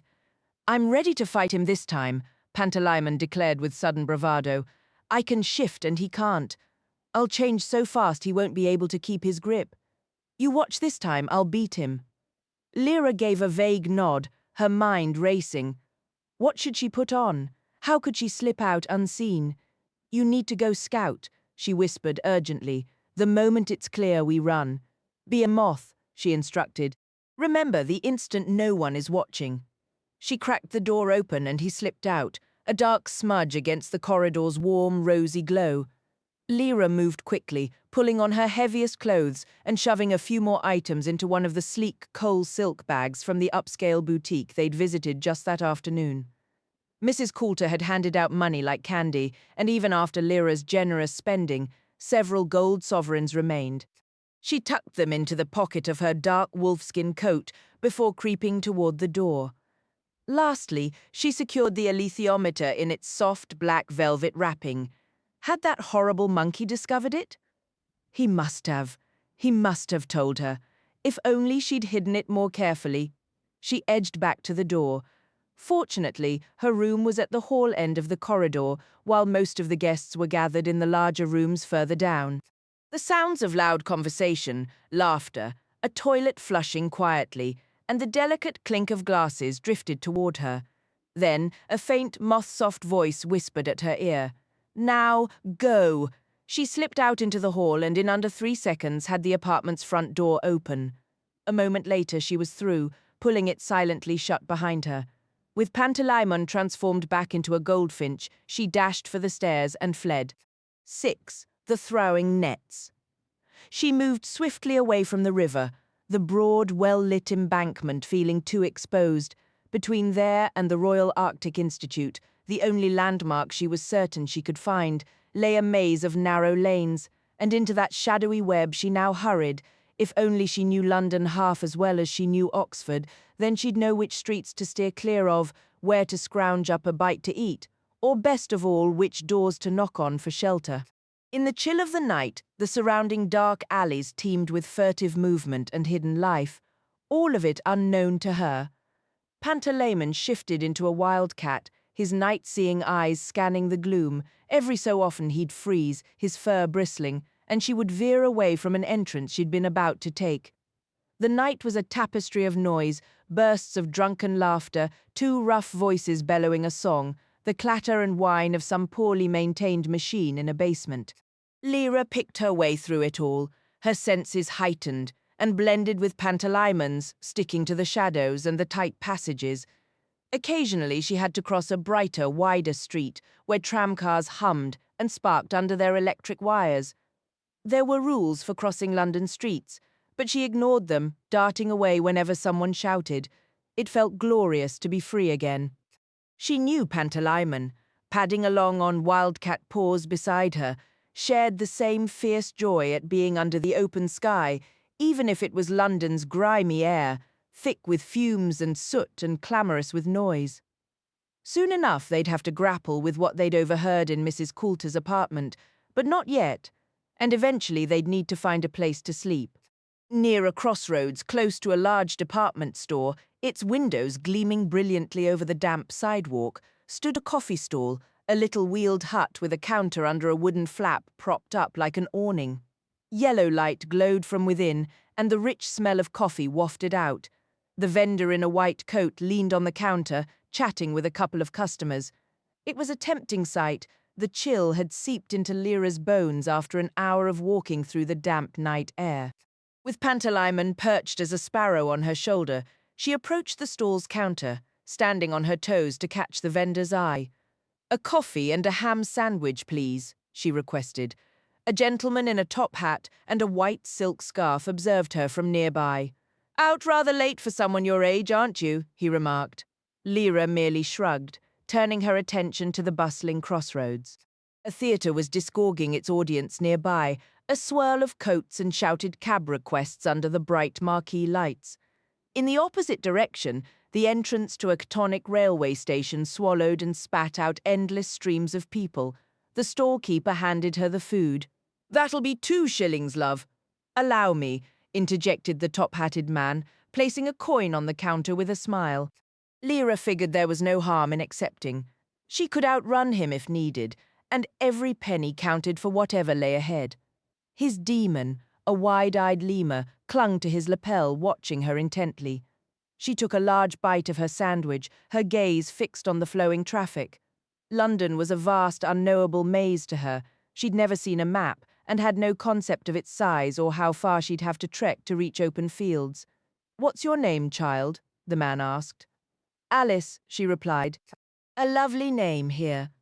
Let me add a little something to your coffee to ward off the chill." He began to unscrew a silver flask. "No, thank you," Lyra said flatly. "I take my coffee plain. I assure you this is a very fine brandy.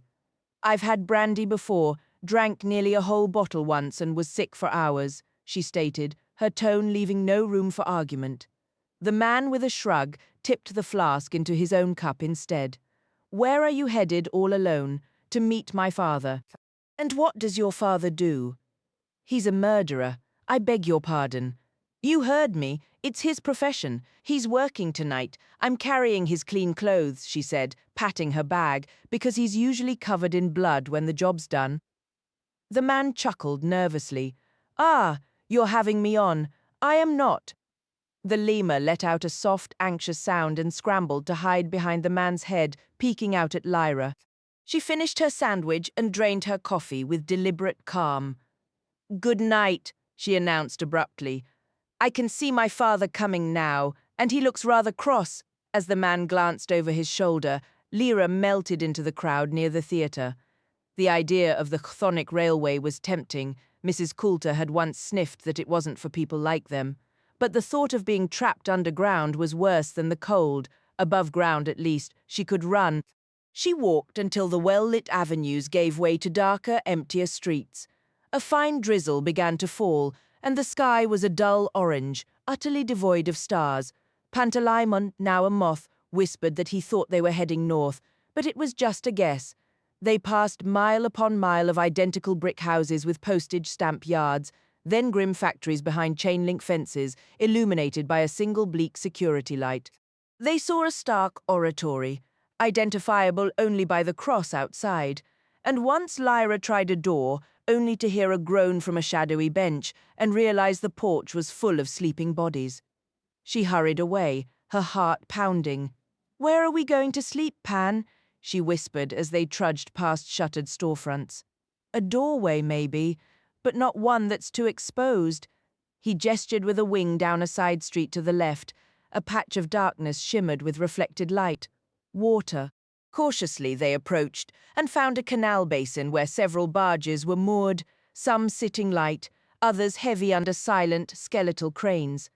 A single dim light glowed in the window of a wooden hut, a wisp of smoke curling from its chimney. The only other illumination came from high warehouse walls, leaving the ground in deep, concealing shadow. The docks were crowded with barrels of coal spirit, massive round logs, and thick rolls of rubber-coated cable. Lyra crept toward a small hut and peered through the grimy window.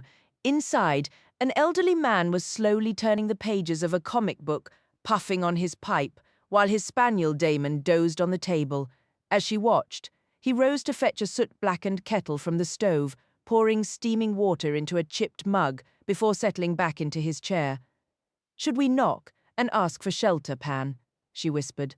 But her Damon was already shifting forms, a bat, an owl, a wildcat, his alarm contagious. She spun around just as he did, spotting two figures sprinting toward her from opposite sides, one already swinging a weighted net. Pantalaimon let out a piercing shriek and launched himself as a leopard at the nearest man's fox Damon, crashing into her and tangling the man's legs. Cursing, the attacker stumbled, and Lyra bolted past him toward the open expanse of the wharf. She knew being trapped was the greatest danger. Now an eagle, Pantalaimon dove beside her, crying, "Left! Go left!" She swerved and spotted a narrow gap between coal spirit barrels and the rusted edge of a tin shed, darting toward it like a shot. But the nets were already in the air, a hiss, a sting on her cheek, and suddenly she was ensnared in sticky, tarred cords that wrapped her arms, face, and hands. She fell hard, thrashing and snarling, utterly trapped. "Pan, help me!" Nearby, the fox demon was clawing at Pantalaimon, now a wounded cat, and Lyra gasped as his pain shot through her own body. She cried out as he collapsed. One man worked quickly, winding cords around her limbs, her throat, her head, rolling her over and over on the damp ground. She felt utterly powerless, like a fly being wrapped by a spider. A bruised and bleeding Pan dragged himself toward her, the fox still worrying at his back. He was too hurt to change shape. Then, abruptly, the other attacker crumpled into a puddle, an arrow jutting from his neck. Everything fell silent. The man tying the net froze, staring.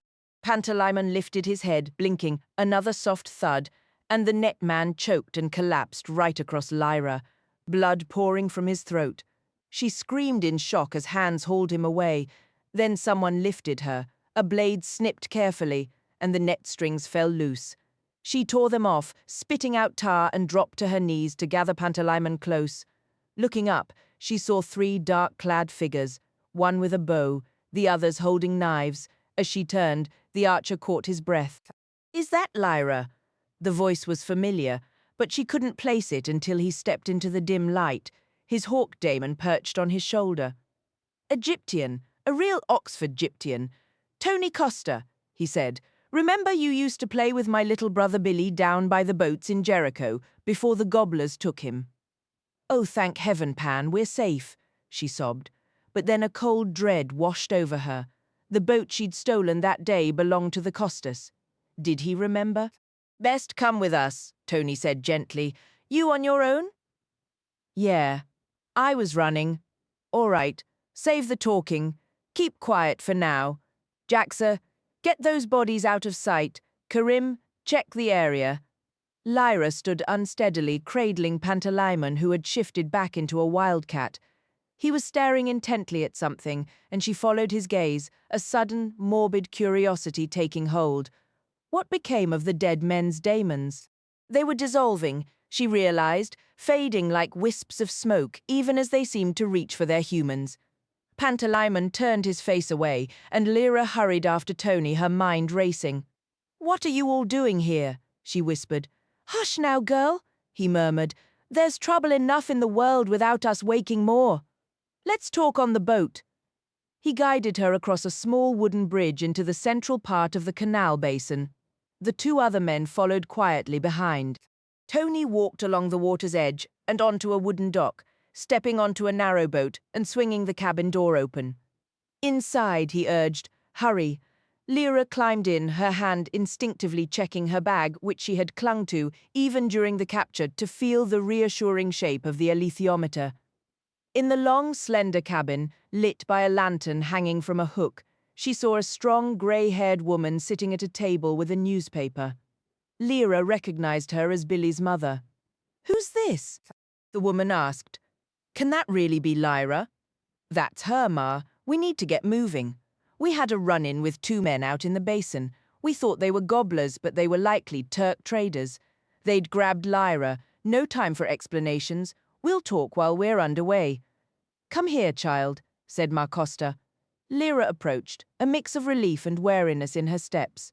For Ma Costa's hands looked capable of real force. Now she was certain this was the very boat she and Roger had commandeered with the other college kids. But the boat mother simply cupped Lyra's face in her hands, and her daemon, a hawk, leaned down to gently nuzzle Pantalaimon's wildcat head. Then Ma Costa wrapped her strong arms around Lyra and held her close. "I've no idea what you're doing here, but you look exhausted. You can have Billy's bunk just as soon as I get something warm into you. Sit yourself down, child."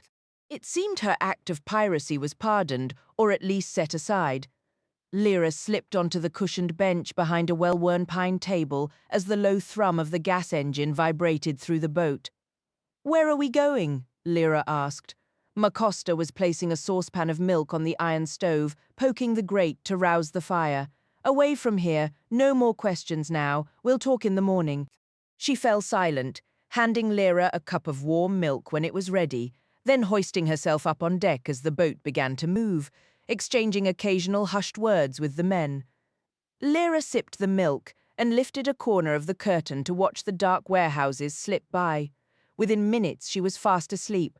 She woke in a narrow bunk, soothed by the deep rumble of the engine below. Sitting up too quickly, she bumped her head, muttered a curse, then felt her way more carefully.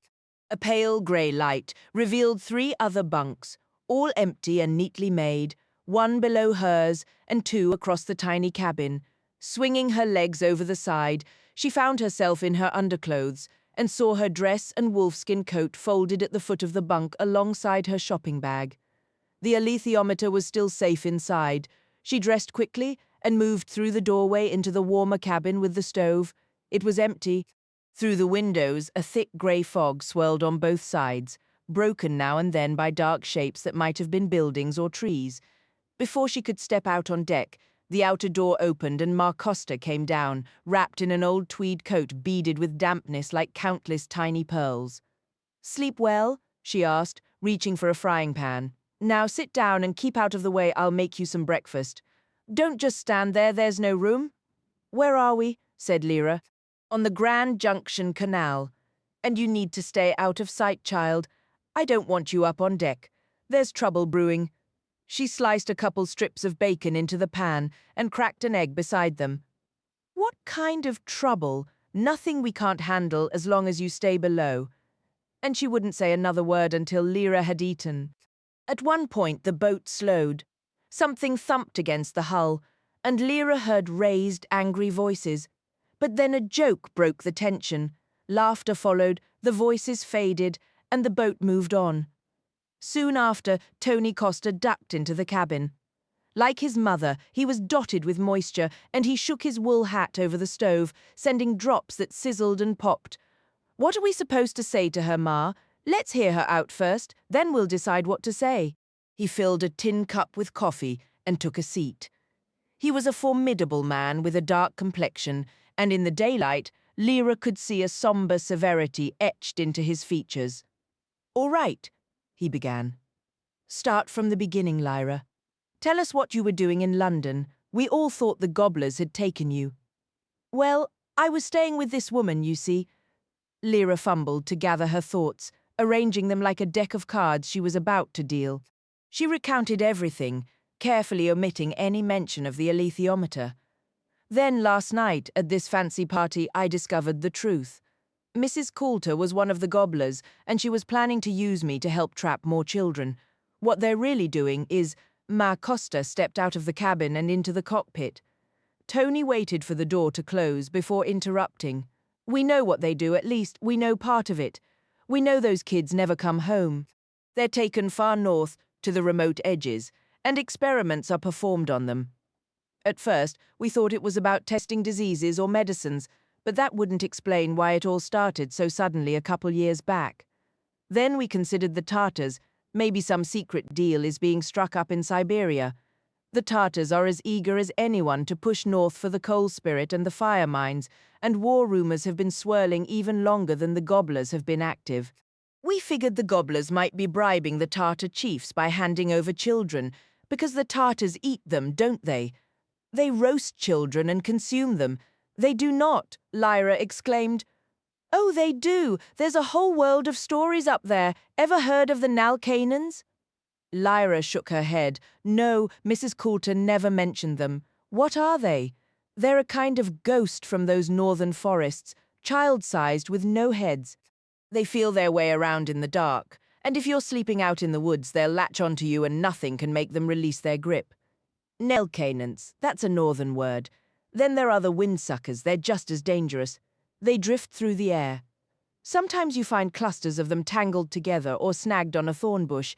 If one touches you, it drains all your strength. You can barely see them, just a shimmer in the air. And the breathless ones. Who are they? Warriors who've been half killed. Being alive is one thing, and being dead is another, but being half killed is the worst fate of all.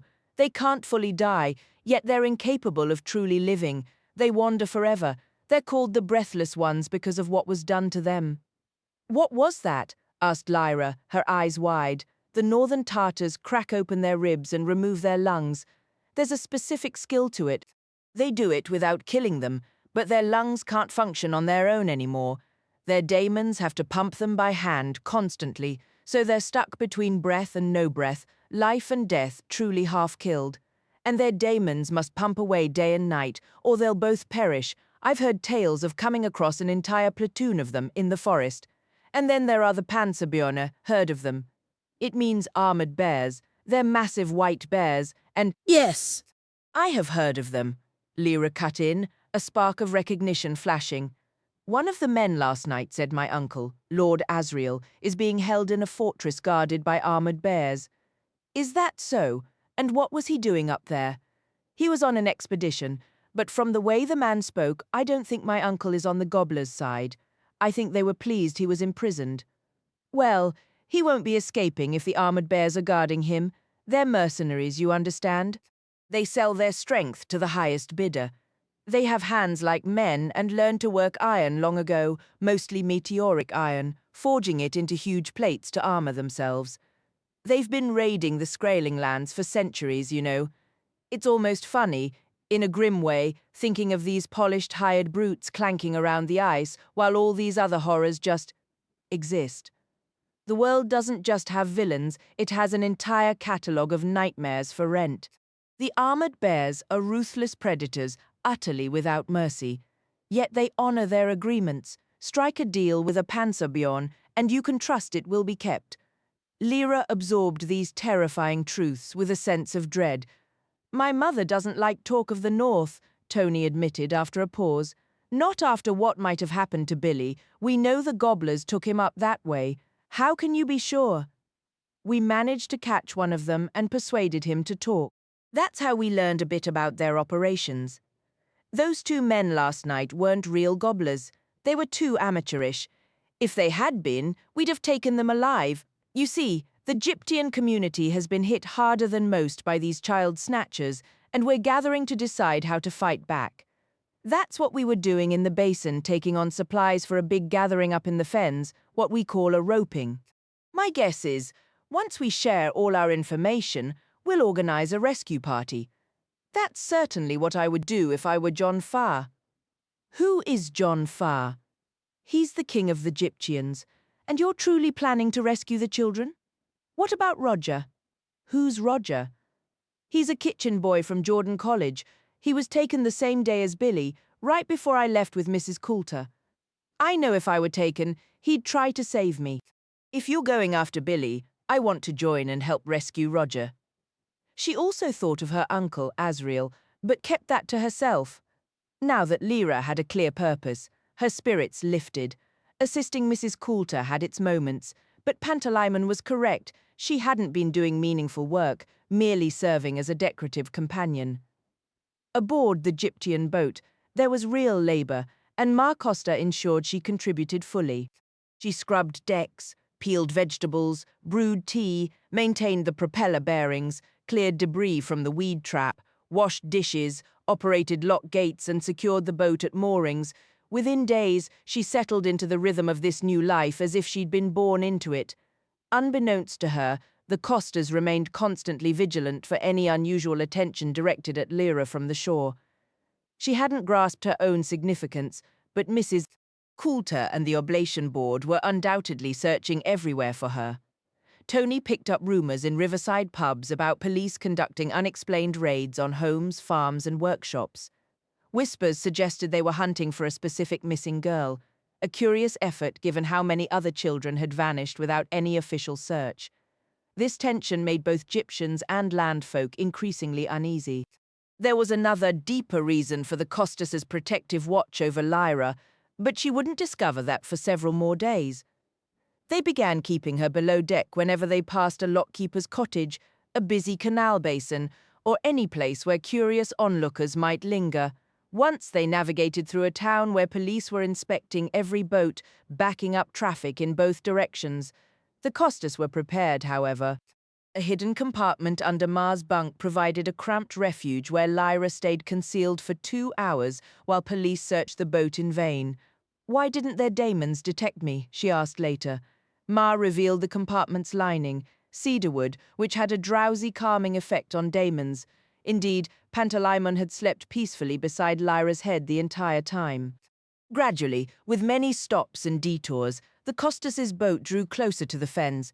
That vast, partially uncharted wilderness of expansive skies and endless marshlands in eastern Anglia, the outermost edges of the marshland dissolved into a maze of creeks and tidal channels that bled into the shallow sea, which in turn faded without boundary into the distant shores of Holland. Dutch engineers had long ago tamed and diked portions of these fens, some settling there and weaving their language into the local speech.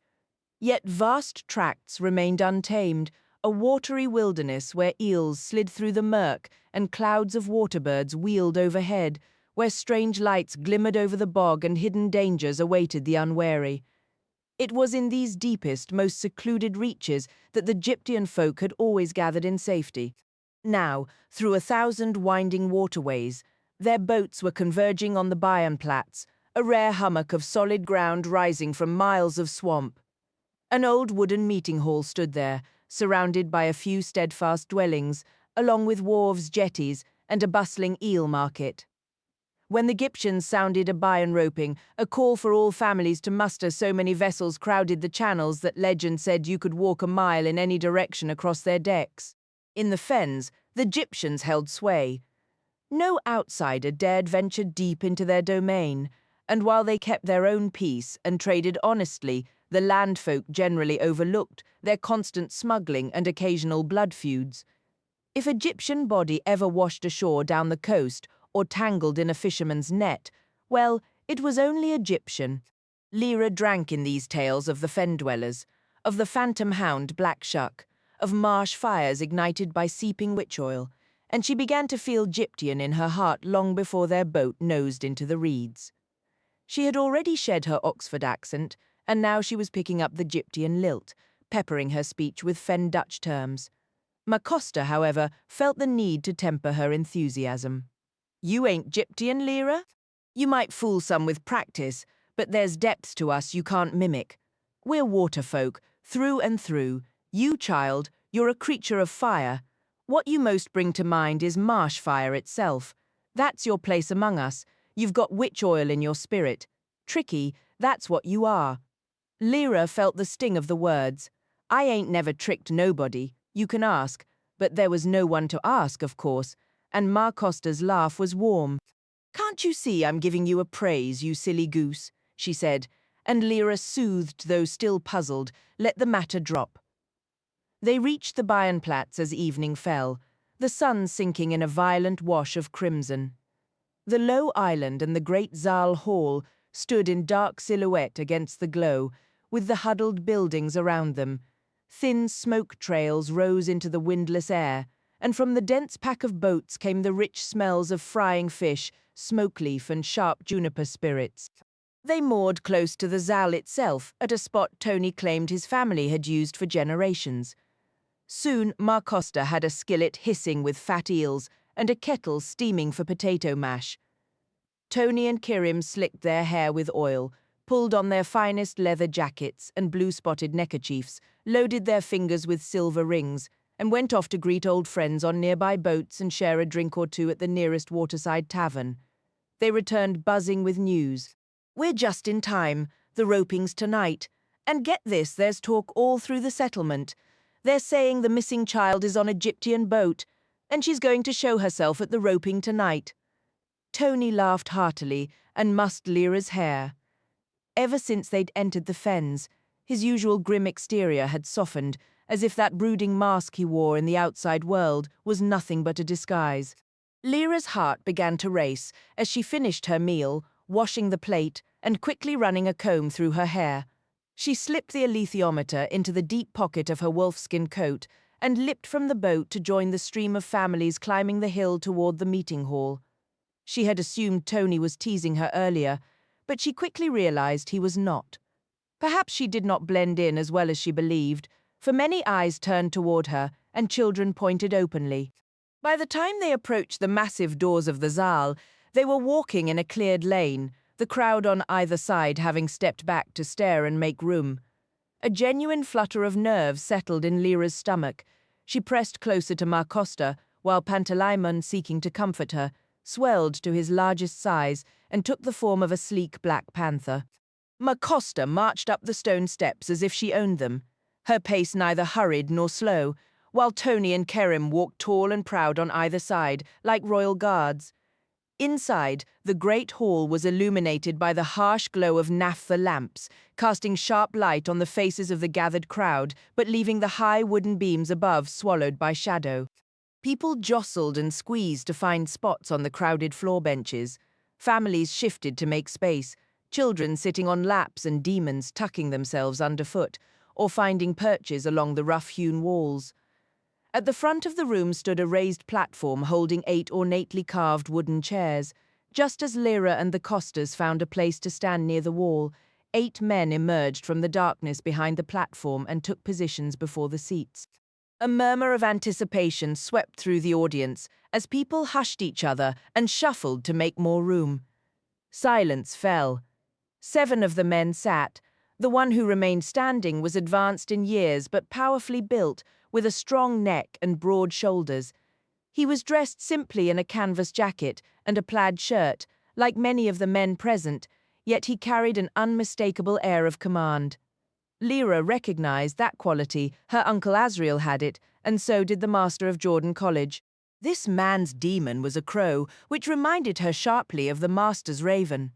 "That's John Farr," Tony whispered close to her ear. "He's the lord of the Western Gyptians."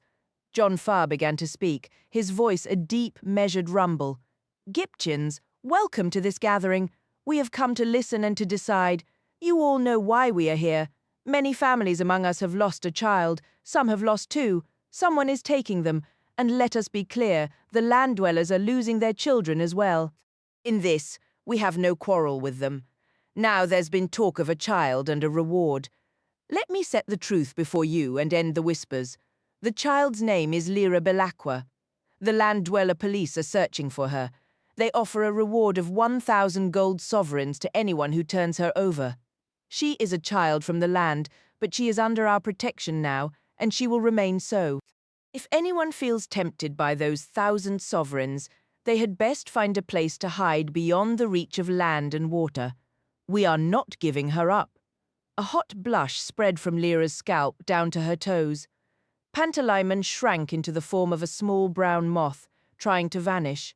All around, eyes were turning toward her. She could only look up at Mark Costa's steady face for strength. But John Farr was already speaking again. We can talk until the stars fade, but talk alone changes nothing. If we want a different outcome, we must act. Here is another truth. These child snatchers, these gobblers, are taking their captives to a settlement far in the north, deep in the lands of endless winter. I do not know what happens to the children there. Some say they are killed, others say it is worse. We do not know. What we do know is that they operate with the aid of the land dweller police and the church authorities. Every power on the land is helping them. Remember that. They know what is happening, and they will lend their support wherever they can. So what I propose will not be easy, and I require your agreement. I propose we send a company of our fighters north to find those children, rescue them, and bring them home alive. I propose we commit our gold to this cause and all the skill and courage we possess. A hand rose from the gathered crowd. Yes, Raymond Van Gerrit, John Farr acknowledged, settling back into his seat to allow the man his turn. Pardon me, Lord Farr, Raymond began. We know Gyptian children have been stolen, but there are also town children among the captives. Are we to free them all? John Farr rose once more, his voice filling the hall. Raymond, are you suggesting we brave every peril to reach those terrified young ones, only to pick and choose who deserves salvation? You are a better man than that. So, friends, do I have your support? For a heartbeat, the question hung in silence, catching them off guard. Then the Zael erupted. A thunderous roar of approval shook the very beams, fists punched the air, and voices clamoured in a feverish chorus. High above, a flock of doves, startled from their roosts, beat their wings in a panic, sending tiny clouds of dust drifting down like forgotten snow. John Farr allowed the fervour to swell for a full minute before raising a hand for quiet. This will require careful planning. I ask each family head to gather a tax and ready a company. We reconvene here in 3 days. Until then, I will consult with the child I spoke of, and with Father Coram, so we may present a clear strategy. Good night to you all. His formidable, steady presence was a balm, calming the excited throng. As people began filing out into the crisp night air, heading for their boats or the settlement's lively taverns, Lyra turned to Macosta. Who were the other men on the stage? The leaders of the 6 families, Macosta replied. And the elder is Father Coram. He was unmistakable, the oldest among them, leaning heavily on a cane. Throughout the meeting, he had sat behind John Farr, his body trembling with a persistent chill. Come along, said Tony. Best you pay your respects to Lord Farr now, mind you speak only truth, whatever he asks you. Pantalaimon, now a sparrow, clung to Lyra's shoulder, his tiny claws anchored in her wolfskin coat, as she followed Tony through the dwindling crowd. Tony hoisted her onto the platform, feeling every remaining eye upon her, and acutely aware of the staggering bounty now placed on her head. Lyra flushed with self-consciousness. Pantalaimon darted into her arms, transforming into a sleek wildcat who surveyed the room with a soft, warning hiss. A gentle nudge from Tony sent her stepping forward. John Farr loomed before her, a stern and monumental figure, yet he bent and offered a hand. Her own disappeared within his grasp. Welcome, Lyra, he said, his voice a deep rumble she felt in her bones. She might have been terrified were it not for Pantalaimon's presence and the subtle warmth she detected beneath John Farr's stony exterior. He was being unexpectedly gentle. Thank you, Lord Farr, she managed. Now you'll come to the parley room. We need to talk, said John Farr. Have the Costas been feeding you well? Oh, yes. We had eels for supper last night. Proper fen eels, I'd wager. The parley room was warm and welcoming, dominated by a crackling fire and sideboards gleaming with silver and porcelain. A great, dark, polished table, worn smooth by time, stood with 12 chairs waiting. The other family heads had departed, but the frail, trembling man remained. John Farr carefully helped him into a seat. You sit here on my right. he instructed Lyra, taking the head chair himself. Lyra found herself directly across from Father Coram. His gaunt, skull-like face and constant tremor unnerved her slightly. His demon was a magnificent, tawny cat with fur the color of fallen leaves. It paced along the table, tail held high, and with elegant curiosity touched noses with Pantalaimon before settling regally into Father Coram's lap, half closing its eyes to emit a soft, contented purr.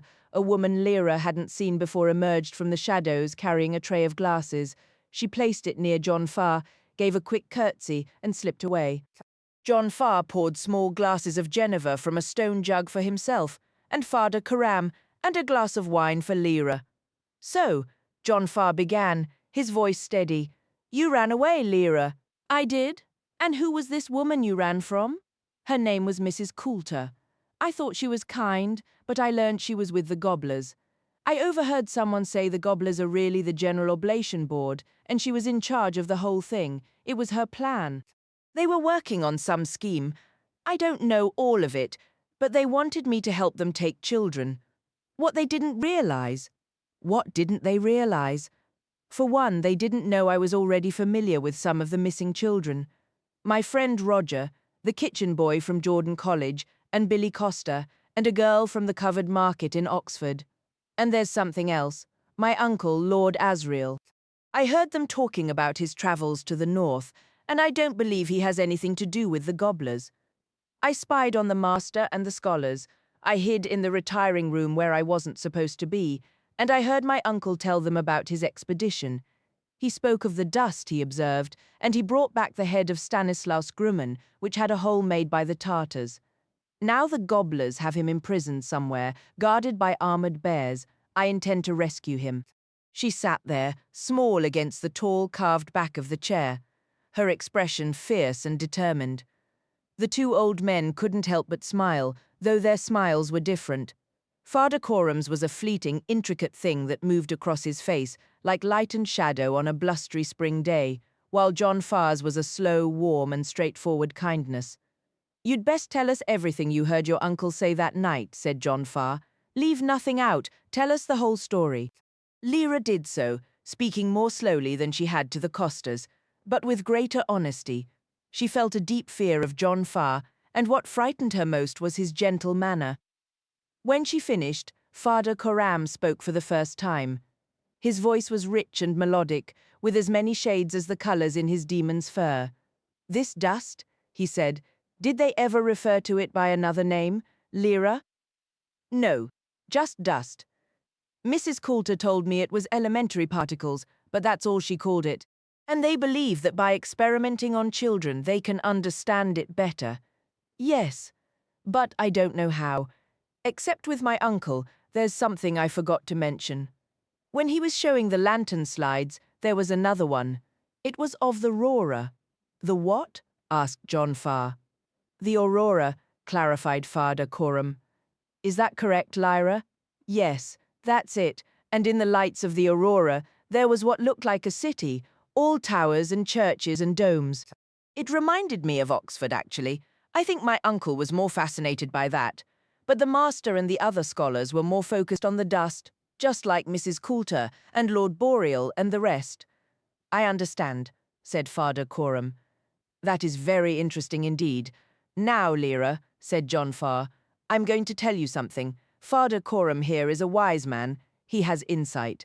He's been tracking all that's been happening with the dust and the Gobblers and Lord Asriel, and he's been keeping an eye on you as well. Every time the Costas went to Oxford, or any of half a dozen other families for that matter, they brought back bits of news about you, child. Did you know that?" Lyra shook her head, a growing fear tightening in her chest. Pantalaimon was growling too low for anyone else to hear, but she could feel the vibration through her fingertips in his fur. "Oh yes," John Farr continued. "All your activities, they all find their way back to Father Coram here." Lyra couldn't contain herself any longer. "We didn't break it, I promise. It was only a little mud. We never made it very far." Lyra began, but John Farr interrupted gently. "What's all this, child?" Father Coram chuckled, and for a moment his tremors stilled, his face lighting up with a youthful glow. Lyra, however, remained solemn, her lips quivering. Even if we had found the plug, we wouldn't have pulled it out. It was only a silly game. We'd never have let the boat sink. Never. Then John Farr's laughter erupted, a deep, rumbling sound that shook his broad frame. He slapped the table so hard the glasses chimed, wiping tears from his eyes. Lyra had never witnessed anything like it. His laugh was like a mountain coming to life. "Oh, yes," he managed at last. "We heard that tale as well, little one. I imagine the Costas haven't taken a step since without someone teasing them. Best keep a watch on your boat, Tony, folks say. There are fierce young girls about. That story travelled all across the marshes, child. But we aren't here to scold you. No, indeed, you can set your heart at ease." He exchanged a look with Father Coram, and both men smiled warmly now, their earlier boisterousness softened. Lyra felt a wave of comfort and security wash over her. Finally, John Farr grew serious again, his expression solemn. "I was saying, Lyra, that we've known of you since you were tiny. You deserve to hear what we know. I can't say what they told you at Jordan College about your beginnings, but they don't have the full story. Did anyone ever tell you who your true parents were?" Lyra was utterly bewildered. "Yes," she whispered. "They said that Lord Asriel placed me there because my mother and father died in an airship crash. That's what they told me." "Did they now?" "Well, child, I'm going to tell you a true story. I know it's true because a Gyptian woman confided in me, and they speak honestly to John Farr and Father Coram. So here is the truth about you, Lyra. Your father did not perish in any airship accident because your father is Lord Asriel." Lyra could only stare in stunned silence. "Here is how it happened," John Farr continued. "When he was young, Lord Asriel explored the northern wilds and returned with a considerable fortune. He was a spirited man, quick to anger and full of passion. Your mother was equally passionate, though not of such high birth. She was clever, a scholar some said, and those who saw her remarked on her striking beauty. She and your father fell in love the moment they met. The trouble was, your mother was already married. Her husband was a politician, a member of the king's inner circle, a man on the rise. When your mother realized she was expecting a child, she feared telling her husband the baby wasn't his. And when you were born, girl, it was plain from your looks that you took after your true father, not her husband. She thought it safest to hide you away and claim you had died, so you were taken to Oxfordshire where your father had land and placed with a Gyptian nurse.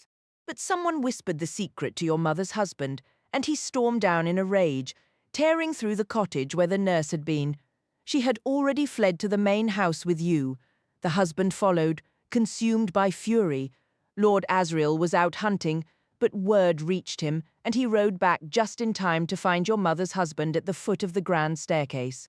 Another moment, and he would have forced open the closet where the Gyptian woman hid with you, but Lord Asriel confronted him. They fought then and there, and Lord Asriel struck him down. The Gyptian woman saw and heard it all. Lyra, that is how we know. What followed was a great legal battle. Your father wasn't one to hide the truth, and it left the judges in a difficult position. He had killed, yes, he had spilled blood, but he was defending his home and his child from an intruder. On the other hand, the law permits a man to avenge the violation of his wife, and the dead man's lawyers argued that was precisely what he had been doing. The trial dragged on for weeks, filled with endless legal arguments. Ultimately, the judges stripped Lord Asriel of every possession and parcel of land, leaving a man once richer than a king utterly destitute. Your mother wanted no part of the proceedings nor of you. She simply walked away. The Gyptian nurse who cared for you later confessed she'd always been fearful of how your mother might treat a child, describing her as a woman of immense pride and coldness. So that was that. As for you, Lyra, your path could have been very different. The nurse pleaded with the court to let her raise you among the Gyptians, but our people hold little sway in such halls of power. The court decreed you were to be placed in a priory, and so you were sent to the Sisters of Obedience at Watlington. You were too young to remember. Lord Asriel, however, would not tolerate it. He harboured a fierce contempt for religious orders, and with his characteristic audacity, he simply rode in one day and took you. He didn't claim you for himself, nor did he deliver you to the Gyptians. Instead, he brought you to Jordan College and dared the authorities to reverse his action. The law, perhaps weary of the whole affair, let it stand. Lord Asriel returned to his explorations, and you grew up within the old stone walls of Jordan. He laid down one absolute condition. Your mother was never to be allowed near you. If she ever tried, she was to be stopped immediately, and he was to be informed, for all his formidable anger was now directed solely at her. The master gave his solemn word to uphold this, and so the years passed. Then came this growing unease about dust. Scholars and officials everywhere began to fret over it. It meant nothing to us Gyptians, of course, until they started taking our children. That got our attention. We have connections in places you'd never guess, Lyra, including within Jordan College itself. You never knew, but someone has been keeping an eye on you, reporting back to us ever since you arrived. We've always had an interest in your welfare, and that Gyptian nurse never stopped worrying about you. Who was watching me? Lyra asked, feeling a strange, swelling importance that her ordinary life had been a subject of such distant concern. It was a kitchen servant. Bernie Johansson, the pastry cook. He's half Gyptian. I doubt you ever knew. Bernie was a quiet, gentle man, one of those uncommon people whose demon was the same sex as themselves. He was the very person she had screamed at in her fury and helplessness when Roger was taken, and all that time, Bernie had been telling the Gyptians everything. The thought made her head spin. So we learned of you leaving Jordan College, John Farr continued, and how it happened just when Lord Asriel was imprisoned and couldn't interfere. We recalled his strict instructions to the master, and we remembered the name of the politician your mother had married. The man Lord Asriel killed, Edward Coulter. Mrs. Coulter, Lyra said, utterly bewildered. She's not my mother. She is.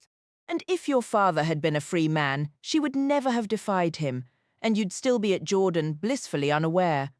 Why the master allowed you to go is a puzzle. He was entrusted with your care. My only guess is that she possessed some hold over him in a flash. Lyra understood the master's odd behavior the morning she departed. But he didn't want me to, she said, scrambling to recall the details. I had to see him first thing, and I wasn't to tell Mrs. Coulter. It was like he was trying to shield me from her. She paused, studying the faces of the two men, and then decided to share the full truth about the retiring room. There's more. That night I hid in the retiring room. I saw the master try to poison Lord Asriel. I watched him sprinkle a powder into the wine. I warned my uncle, and he knocked the decanter from the table, spilling it everywhere. So, you see, I saved his life. I could never figure out why the master would want to harm him, since he was always so decent. Then, on the morning I was to leave, he summoned me to his study before anyone else was awake. I had to sneak there so no one would see. He told me. Lyra strained to recall the master's exact words. It was no use. She shook her head in frustration. The only part I really understood was that he gave me something, and I had to hide it from her, from Mrs. Coulter. I guess it's all right to tell you now.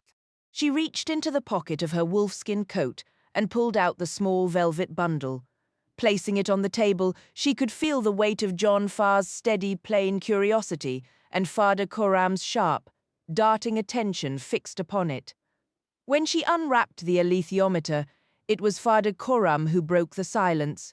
I never imagined I'd see one of these again. That's a symbol reader. Did he tell you anything about it, child? Not really. Only that I'd have to learn how to read it on my own, and he called it an alethiometer. What does that mean? John Farr asked, turning to his companion. It's a Greek word, Father Coram said. I believe it comes from aletheia, meaning truth, so it's a truth measurer. And have you figured out how to work it? He asked Lyra. Not exactly. I can move the 3 short hands to point at different pictures, but I can't control the long one. It just spins all over. Except sometimes, if I really focus, I can sort of will it to move a certain way just by thinking about it. What's it do, Father Coram? John Farr pressed.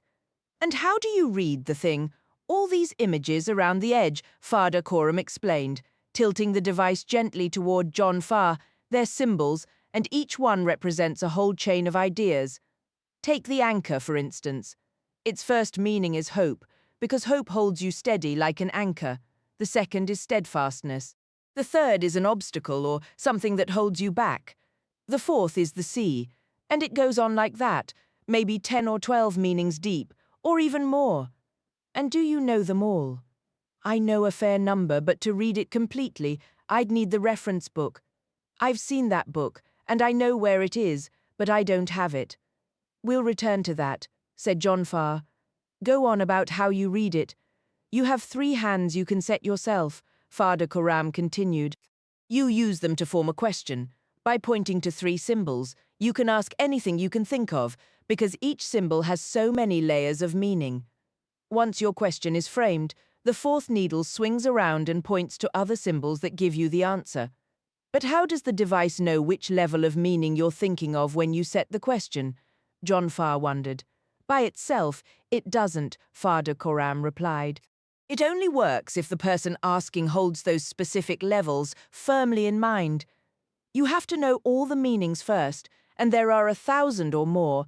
Then you have to hold them in your thoughts without straining or pushing for an answer, and simply watch as the needle moves. When it's finished its journey, you'll understand the answer. I know how it works because I saw a scholar use one once in Uppsala. That was the only time I'd ever seen one before. Do you have any idea how rare these are? The master told me only 6 were ever made, Lyra offered. Whatever the number, it isn't many, Father Coram said. And you kept this hidden from Mrs. Coulter as the master instructed? John Farr asked. Yes, but her daemon, he used to sneak into my room. I'm almost certain he found it. I see. Well, Lyra, we may never know the full story, but here is my best guess. The master was entrusted by Lord Asriel with looking after you and keeping you safe from your mother. And that's what he did, for over 10 years. Then Mrs. Coulter's allies in the church helped her establish this oblation board, for reasons we still don't understand. And suddenly, she was as influential in her own way as Lord Asriel was in his. Your parents were each formidable forces in their own right, both driven and powerful, with the master of Jordan College caught in the middle, weighing his loyalties. The master has 100 responsibilities pulling at him, the explanation continued. His primary duty is to Jordan College and the pursuit of knowledge it represents. So when he perceives a threat to that, he must act. And the church, Lyra, has grown increasingly assertive. There are new committees and decrees. There's even murmurs of bringing back the office of Inquisition. Heaven help us. The master must navigate these treacherous waters carefully. To ensure Jordan's survival, he must keep the college in the church's good graces. Another of the master's great concerns was always you, child. Bernie Johansson was certain of that. The master and the scholars loved you as one of their own. Their vow to Lord Asriel to protect you was important, but they would have safeguarded you for your own sake regardless. So if the master handed you over to Mrs. Coulter after promising Lord Asriel he wouldn't, he must have believed, against all surface evidence, that you would be safer with her than within Jordan's walls. And when he attempted to poison Lord Asriel, he must have been convinced that your father's work endangered them all. Perhaps every one of us, maybe the entire world. I see a man facing impossible decisions. Every path leads to harm, but perhaps one causes a fraction less. God spare me from such a burden, and when the moment came to let you go, he entrusted you with the symbol reader and told you to guard it. I've puzzled over what he intended, since you couldn't decipher it. What use was it to you? He mentioned that Uncle Asriel had given the alethiometer to Jordan College years ago, Lyra said, straining her memory. He was about to say more, but a knock at the door interrupted him. I wondered if he meant for me to keep it away from Lord Asriel too. Or perhaps the very opposite, suggested John Farr. What do you mean by that, John? Asked Father Coram. He might have hoped Lyra would return it to Lord Asriel as a form of amends for the poisoning attempt. Perhaps he believed the danger from your father had faded, or that Lord Asriel could glean some crucial wisdom from the device and abandon his perilous course.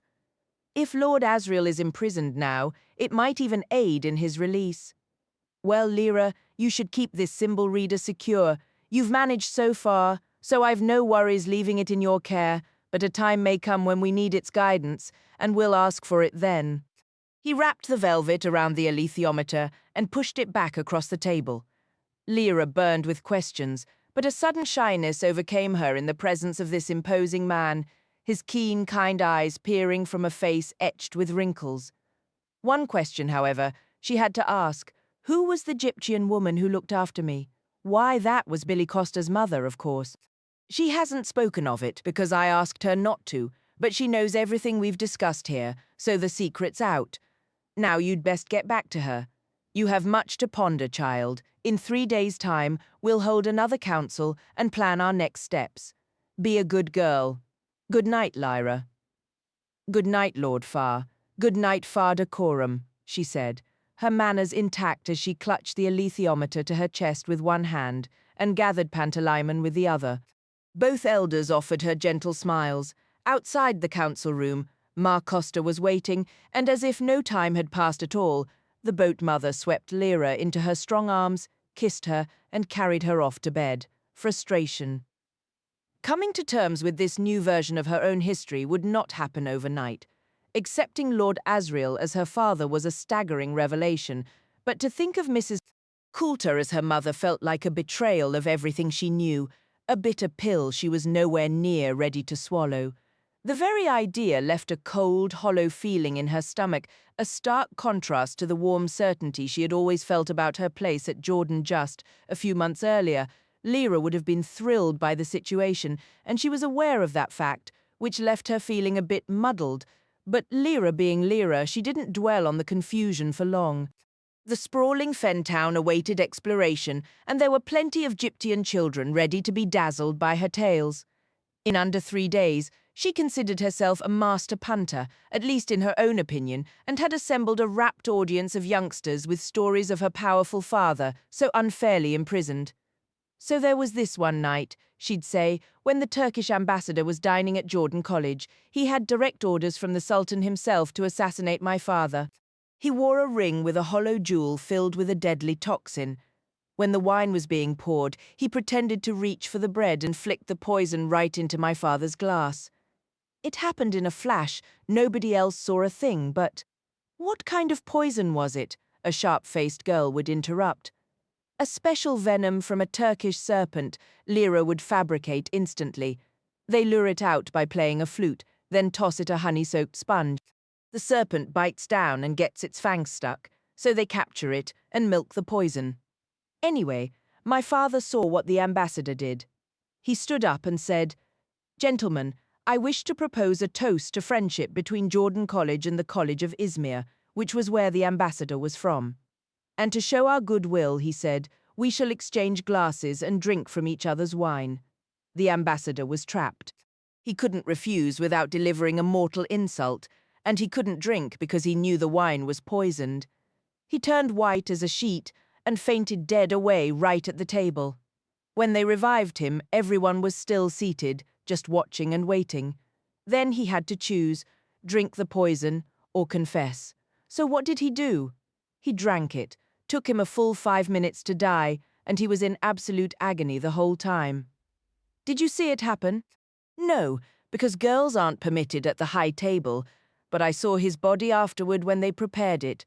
His skin was all shriveled like a rotten apple, and his eyes were bulging right out of his head. In fact, they had to push them back into the sockets. And so her stories continued, all the while at the borders of the fens. Authorities were pounding on doors, combing through attics and sheds, checking documents, and questioning anyone who might have spotted a small blonde girl. Back in Oxford, the hunt was even more intense. Jordan College was turned inside out, from the dustiest storage rooms to the deepest cellars, as were Gabriel and St. Michael's colleges, until the heads of all the colleges united in a formal protest to defend their historic rights. Lyra's only hint of this massive search was the constant droning hum of airship engines crisscrossing the low-hanging clouds. The ships themselves remained unseen, bound by law to maintain a safe altitude over the wetlands. But who knew what clever spying equipment they might carry? It was safer to stay under cover when she heard them, or to hide her bright, recognizable hair under an oilskin hat. During lulls, she would press Mar Costa for every scrap of the story of her own birth. She pieced the details into a mental image even more vivid and precise than her own invented tales, reliving repeatedly the escape from the cottage, hiding in the cupboard, the harsh challenge shouted in the dark, and the fierce clash of blades. "Blades! Good Lord, child, are you dreaming?" Mark Costa exclaimed. Mr. Coulter had a pistol. Lord Asriel knocked it from his hand and laid him out with one punch. Then 2 shots rang out. "I'm surprised you don't recall, young as you were. You should remember that." The first shot was from Edward Coulter. He grabbed his gun back and fired. The second was Lord Asriel, who wrestled it away again and turned it right on him. Shot him clean between the eyes. Then he said, "Cool as you please. Come out now, Mrs. Costa." Ma Costa told the story again, and by the 4th time she'd heard it, Lyra was certain she remembered it all, the exact shade of Mr. Coulter's coat, the heavy cloaks in the closet, even the way the lamplight had gleamed on the wine bottle. Ma Costa laughed, a rich, warm sound. Whenever she found a moment alone, Lyra would take out the alethiometer, holding it with a lover's tender focus. If each symbol held layers of meaning, why couldn't she unravel them? Was she not Lord Asriel's daughter? Remembering Father Coram's advice, she let her mind settle on 3 images at random, turning the hands to point toward them. She discovered that if she cradled the device just so in her palms and gazed at it with a particular soft focus, the long needle began to move with new intention. Instead of wandering aimlessly, it swept smoothly from one picture to the next, pausing sometimes at 2, sometimes at 5. She understood none of it, yet a profound, calm delight filled her. A feeling entirely new. Pantalaimon would crouch close, now as a cat, now as a mouse, his head swiveling to follow the needle's path. Once or twice they shared a flash of insight, like a sudden shaft of sunlight breaking through clouds to reveal distant, magnificent mountains, a glimpse of something vast and unsuspected. It thrilled Lyra with the same deep excitement she'd always felt at the word north. The 3 days slipped by, filled with constant movement between the many boats and the Zaal. Then came the evening of the second gathering. The hall was more packed than ever, if that were possible. Lyra and the Costas found seats at the front.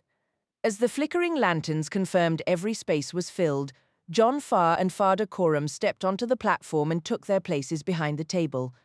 John Farr didn't need to call for quiet. He simply laid his great hands flat on the wood and looked out over the crowd, and the noise faded away. "Well," he said, "you've done what I asked, and done it better than I hoped. I'll now call the heads of the 6 families to come forward, present their gold, and give their count of men. Nicholas Rokeby, you're first." A stout man with a black beard climbed up and placed a heavy leather bag on the table. "Our gold," he announced. "And we pledge 38 men." "Thank you, Nicholas," said John Farr. Father Coram made a note. The first man moved to the back of the platform as John Farr called the next and the next. Each came up, laid down a bag, and stated the number of men he could provide. The Costas belonged to the Stefanski family, and Tony had been among the first to volunteer. Lyra noticed his hawk daemon shifting from foot to foot, wings half spread, as the Stefanski gold and the promise of 23 men were presented. After all 6 heads had come forward, Father Coram showed his paper to John Farr, who stood again to speak. "Friends, that is a muster of 170 men. I thank you with pride.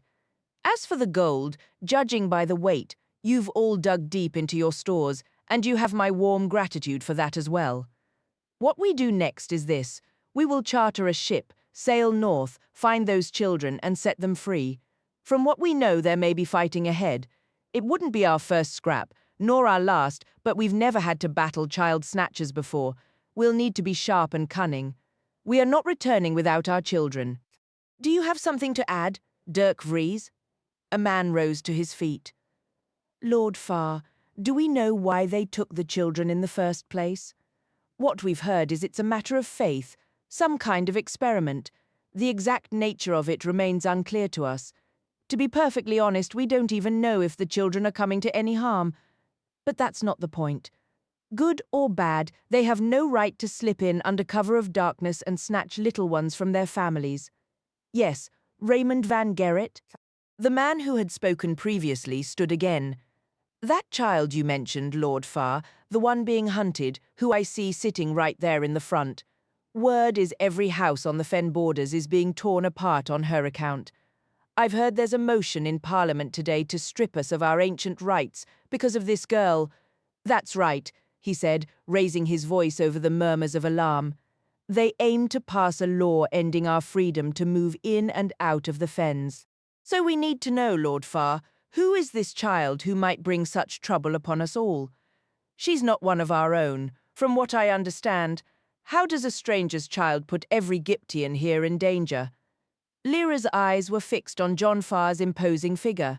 Her heart hammered so loudly, the beginning of his response was almost lost to her. Speak plain, Raymond.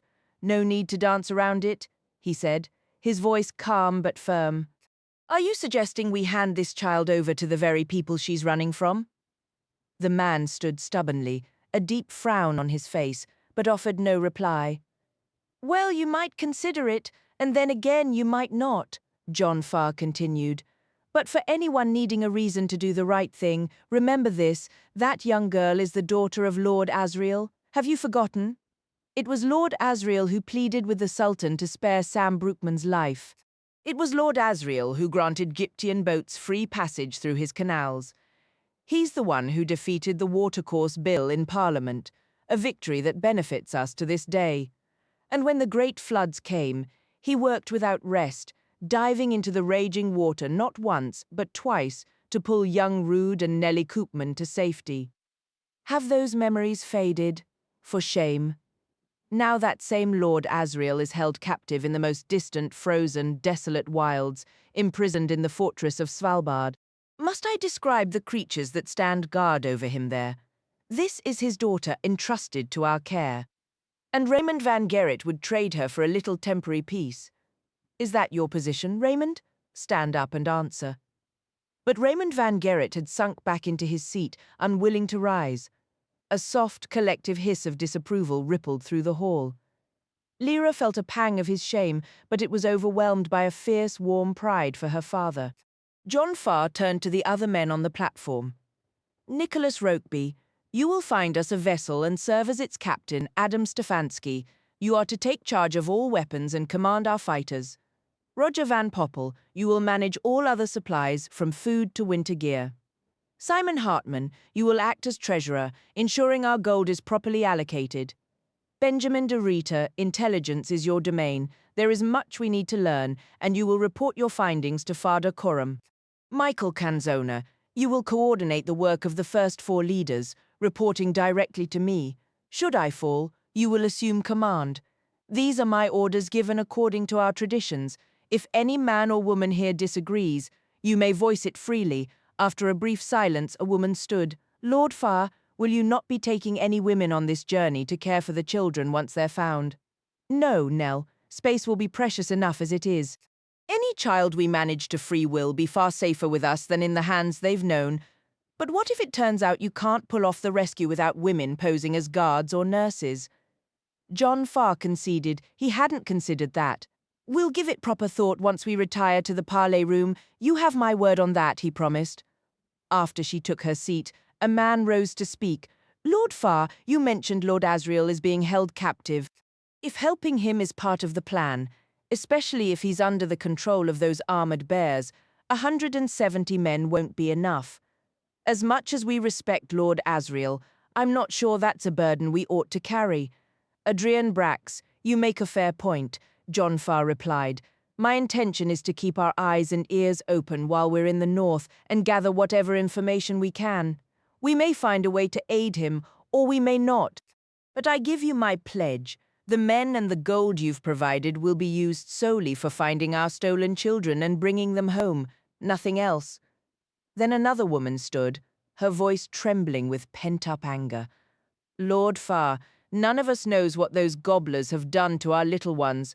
We've all heard the rumors, terrible whispers of children mutilated or stitched together, or worse, things too awful to speak aloud. I'm sorry to bring such darkness into this room, but it needs saying. If you come across any such horror, I hope you won't let mercy stay your hand. Strike hard, Lord Farr, strike right at the heart of that evil. I believe every mother who's lost a child to the gobblers feels the same. A rumble of agreement spread through the Zal. John Farr waited for quiet before answering. Nothing will hold me back, Margaret, except judgment. If I hold my strike in the north, it will only be so I can land a heavier blow later in the south. Acting too soon is as useless as missing by 100 miles. I understand the fire in your words, but if we let that fire rule us, we're making the mistake I've always warned against, putting our own rage ahead of the task we came to do. Our task is rescue first, punishment second. This isn't about soothing our anger. Our feelings don't matter here. If we save the children but can't punish the gobblers, we've done what matters most. But if we aim to punish first and lose the children because of it, we've failed utterly. He let his gaze travel across the hall. But make no mistake, Margaret, when the time for punishment comes, we will strike a blow that will leave them broken and terrified. We will shatter their strength, leave them in ruins, scattered like dust in the wind. Don't worry that John Farr's heart is too tender to strike when the moment is right, and that moment will come by judgment, not by passion. He asked if anyone else wished to speak, when no one did. He reached for the heavy bell and rang it fiercely, the peals echoing through the hall and shaking the rafters. Then he and the other leaders moved toward the parley room. Lyra felt a pang of disappointment. Weren't they going to include her? Tony just chuckled. They've got plans to make, he said. You've done your part, Lyra. Now it's up to John Farr and the council. But I haven't done anything yet. Lyra protested as she trailed the others out of the hall and down the cobbled lane toward the docks. All I did was run away from Mrs. Coulter. That's just the start. I want to go north. Tell you what, Tony offered with a grin, trying to lighten her mood. I'll bring you back a walrus tusk. How's that? Lyra only scowled, her mind already racing far beyond trinkets toward the frozen, unknown lands waiting ahead. Pantalaimon, for his part, kept busy by pulling silly faces at Tony's daemon, who merely shut her golden eyes in haughty dismissal. Lyra wandered back to the dock, joining the other children as they dangled glowing lanterns over the inky water, trying to lure the wide-eyed fish close enough to spear.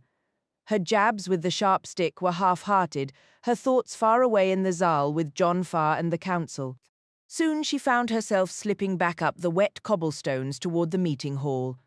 A soft light glowed in the high window of the parley room. Though she couldn't see in, a low murmur of voices drifted out.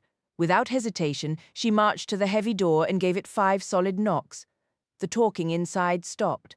A chair scraped, the door opened, and a wash of warm lamplight fell across the damp step. Yes, asked the man who answered. Behind him, Lyra could see the gathered leaders around a table stacked with neat bags of gold, scattered papers, pens, and glasses beside a jug of Geneva. She spoke clearly so everyone could hear. I aim to go north. I want to help get those children back. That was the whole point of me running away from Mrs. Coulter in the first place. Even before that, I meant to rescue my friend Roger, the kitchen boy from Jordan College, who was taken. I can be useful.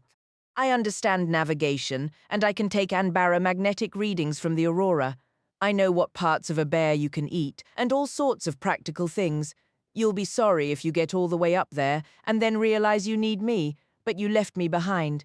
And like that woman said, you might need women to play a part. Well, you might need a child too. You just don't know. So you really ought to take me, Lord Farr. Sorry for barging in. She had stepped fully inside now.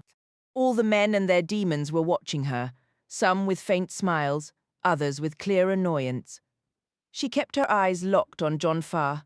Pantalaimon, perched in her arms, stared back with fierce green wildcat eyes. John Farr spoke gently but firmly. Lyra, there is no question of taking a child into such danger, so don't fool yourself. Your job is to stay here, help Macosta, and keep safe. That's what you must do. But I'm learning to read the alethiometer, she insisted, her voice rising. It gets clearer every single day. You're going to need that, you know you are. He shook his great head. No, he said, I understand your heart is set on the north, but I don't believe Mrs. Coulter ever intended to take you there either. If you want to see it, you'll have to wait until this trouble is past. Now, off you go.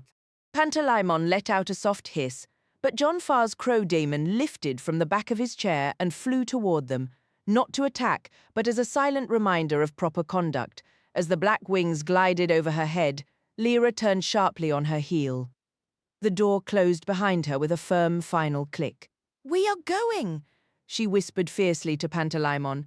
"Just let them try and stop us. We will." 9. The Spees. In the days that followed, Lyra dreamed up and then angrily discarded a dozen different schemes. Every idea, in the end, came down to stowing away, but how do you stow away on a narrowboat?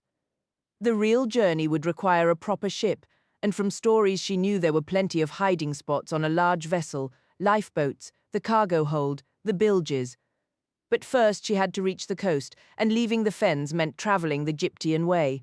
Even if she somehow made it to the docks alone, she could easily hide on the wrong ship and wake up sailing toward High Brazil. It was maddening. All around her, the thrilling secret work of preparing the expedition continued day and night. She loitered near Adam Stefanski, observing as he selected volunteers for the fighting band. She badgered Roger Van Poppel with endless questions about supplies. Had he packed snow goggles? Did he know where to find the best Arctic charts? But the person she was most desperate to assist was Benjamin de Ruyter, the spy. He had vanished before dawn after the second roping, and of course no one had any idea where he'd gone or when he might be back. With no other option, Lyra decided to stick close to Father Coram. "I reckon I'd be most useful helping you," she told him firmly. "Since I almost ended up a gobber myself, I likely know more about them than anyone. You'll probably need me to make sense of whatever messages Mr. de Ruyter sends." He felt a pang of sympathy for the intense, determined child and didn't turn her away. Instead, he spent time speaking with her, listening to her stories of Oxford and Mrs. Coulter, and observing as she worked with the alethiometer one afternoon. She looked up from the device. "Where's that book that explains all the symbols?" she asked. "It's in Heidelberg," he replied. "And is it the only one?" "There might be others, but that's the only one I've ever laid eyes on." "I'd wager there's another copy in the Bodleian Library back in Oxford," she said confidently. Her attention, however, was constantly drawn to Father Coram's demon, who was the most stunning creature Lyra had ever seen. When her own Pantalaimon took the form of a cat, he was scruffy and thin, but Sophanax, that was her name, was elegance itself, with luminous golden eyes and a luxuriant coat. She was easily twice the size of an ordinary cat, and when sunlight fell upon her, it seemed to ignite 100 impossible shades of amber, chestnut, wheat, and deep russet. Lyra ached to run her fingers through that magnificent fur, to press her face against its softness, but she never would. Touching another person's demon was the most profound social taboo imaginable. Demons could interact with each other, even fight. But the rule against physical contact between a human and a demon not their own was so deeply ingrained it was never broken, even in the heat of battle. Lyra couldn't recall ever being taught this. She simply knew it, as instinctively as she understood that sickness was unpleasant and safety was desirable. So while she admired Sophanax and often wondered what that glorious fur might feel like, she never so much as lifted a hand toward her. Sophanax was the picture of sleek, radiant health, a stark contrast to Father Coram, who was gaunt and frail. He might have been struck by a terrible illness or some crippling injury, for he could not walk without the support of 2 canes, and his hands trembled incessantly. Yet his mind remained keen and formidable, and Lyra quickly grew to respect his vast knowledge and his firm, guiding manner. On a bright morning in his boat, she was studying the alethiometer. "Father Coram, what does this hourglass mean?" she asked. "It keeps coming up." "Well, sometimes the clue is in the finer details. What do you see at the very top of it?" She squinted, bringing the face closer. "It's a tiny skull, and what might that signify? Death. Does that mean death?" "Exactly. So within the set of meanings for the hourglass you find death. In fact, after time itself, death is the primary secondary meaning. You know what I noticed?" Lyra said, her voice rising with excitement. "The needle stops there on the second pass. On the first swing, it just sort of shudders, but on the second it goes still. Is it telling us to use the second meaning? That is a distinct possibility. What were you asking it, Lyra?" "I was thinking." She paused, startled to realize she had been holding a specific question in her mind without consciously forming it. I just combined 3 pictures because, well, I was worrying over Mr. de Ruyter. I put together the serpent, the crucible, and the beehive to ask how his spy mission is going, and why those 3 symbols? I figured the serpent stood for cunning, which a spy needs, and the crucible could mean knowledge, like something you refine, and the beehive was for hard work, since bees never stop. So from the hard work and the cunning comes the knowledge. See, that's the spy's task. I pointed to them and held the question in my mind, and the needle stopped right at death. Do you think it's actually working, Father Coram? The instrument is working perfectly, child. What we cannot yet be sure of is whether our interpretation is correct. That's a delicate skill. I wonder whether— He was interrupted by a sharp, insistent knock. A young Giptian man entered without waiting. Forgive the intrusion, Father Coram, but Jacob Huysmans has returned and he's badly hurt. Jacob was with Benjamin de Ruyter, said Father Coram, rising. What's happened? He won't say a word, the young man replied. You'd best come quickly, sir. He's bleeding inside, and he doesn't have long. A flash of shared alarm passed between Father Coram and Lyra before the old man was moving, his sticks tapping rapidly as he hurried out, his daemon leading the way. Lyra followed, nearly tripping in her haste. They were led to a boat moored at the beet-loading dock, where a woman in a faded red apron held the cabin door open. She eyed Lyra with clear distrust. It's vital the girl hears whatever Jacob can tell us, Father Coram stated firmly. The woman stepped aside, her silent squirrel demon watching from the top of a wooden clock. On a narrow bunk lay Jacob Huysmans, his face pale and slick with sweat, his eyes unfocused. I've sent for the doctor, Father Coram, the woman whispered, her voice trembling. Please don't upset him. He's in terrible pain. He just arrived on Peter Hawker's boat. Where is Peter now? Securing the lines. He insisted I fetch you.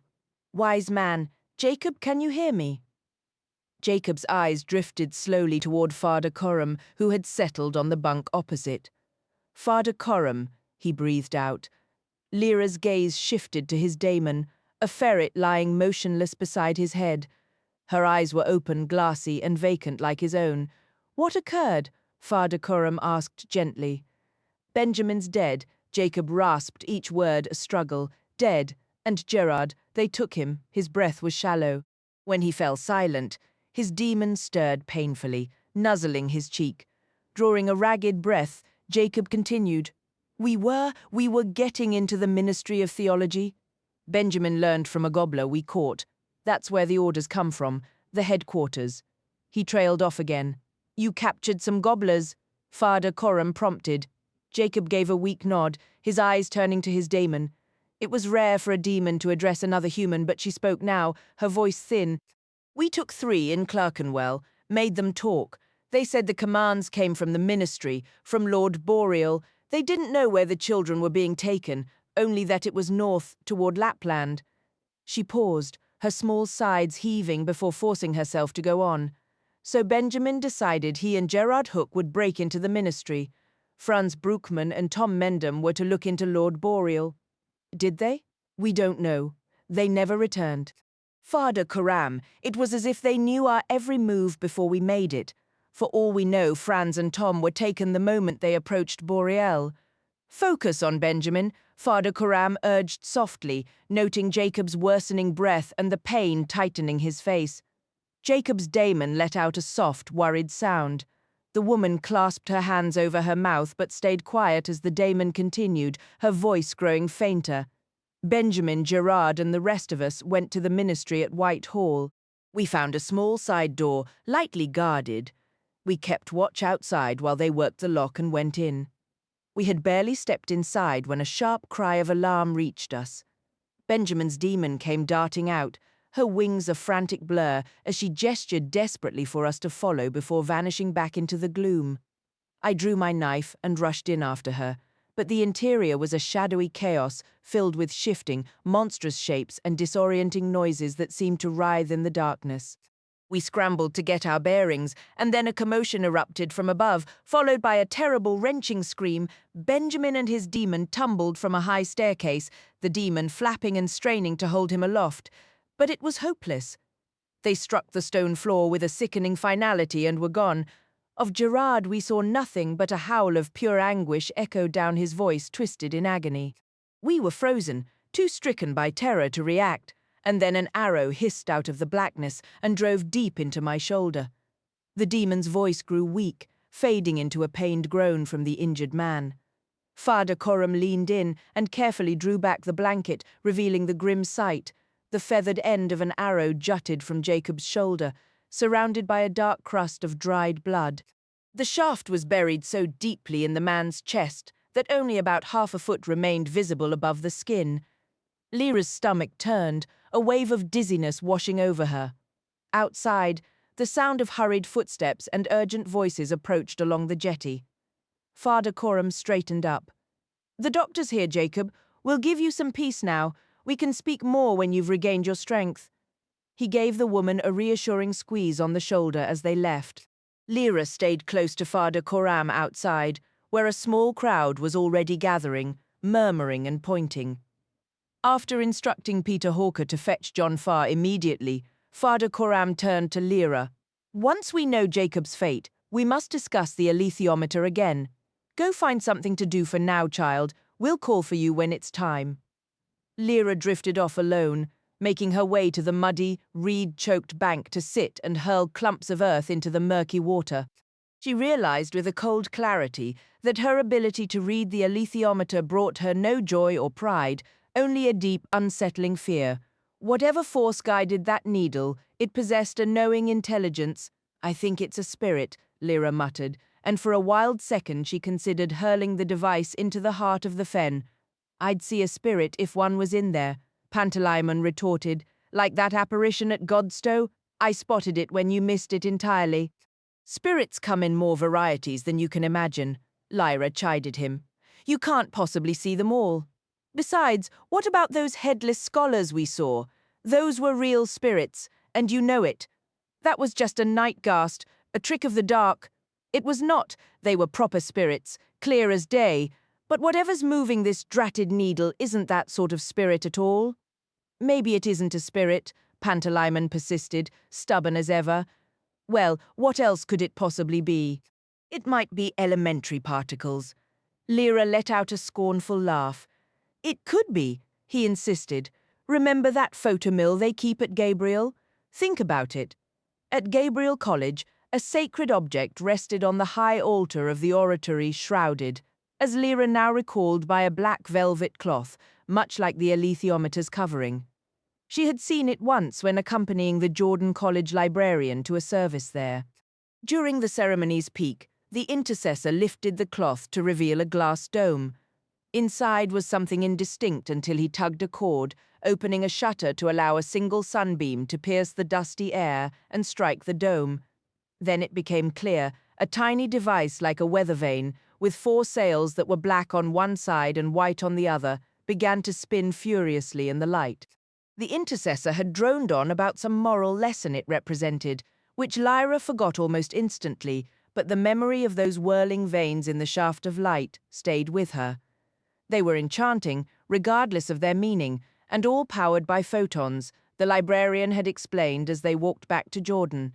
So perhaps, Lyra conceded, Pantalaimon had a point after all. Lyra's mind was still turning over the puzzle of the photomill and the needle, a nagging doubt that wouldn't settle. If tiny particles could spin a delicate wheel, surely moving a needle would be simple. Yet something about it felt wrong.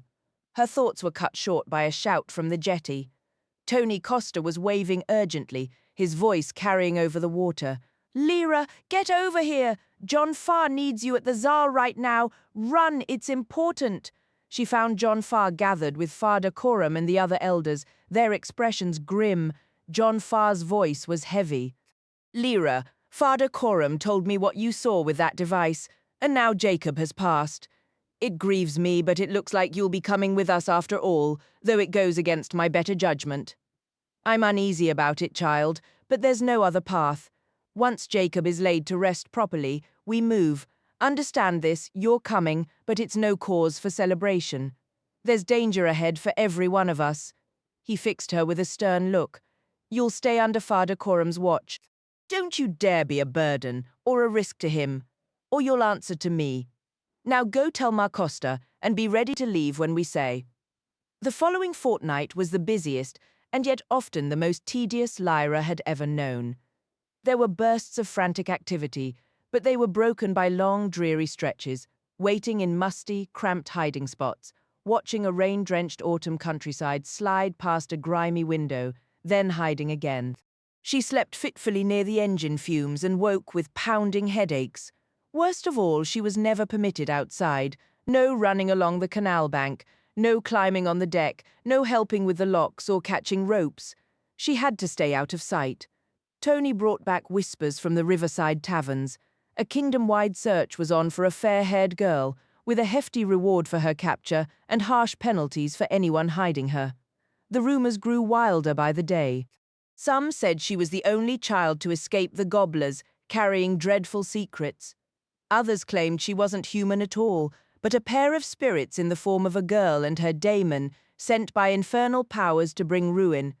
There was even talk she was a Tartar spy, magically shrunk to spy on good English folk and pave the way for an invasion. At first, Lyra was amused by the tales, but soon a heavy gloom settled over her. So many people feared and hated her. She ached to escape the stuffy, box-like cabin. She yearned for the north already, for vast snowfields under the shimmering aurora, and sometimes, with a sharp pang, she wished herself back at Jordan College, scrambling over rooftops with Roger, the steward's bell ringing a half-hour till dinner, the kitchen alive with clatter and sizzle and shouts.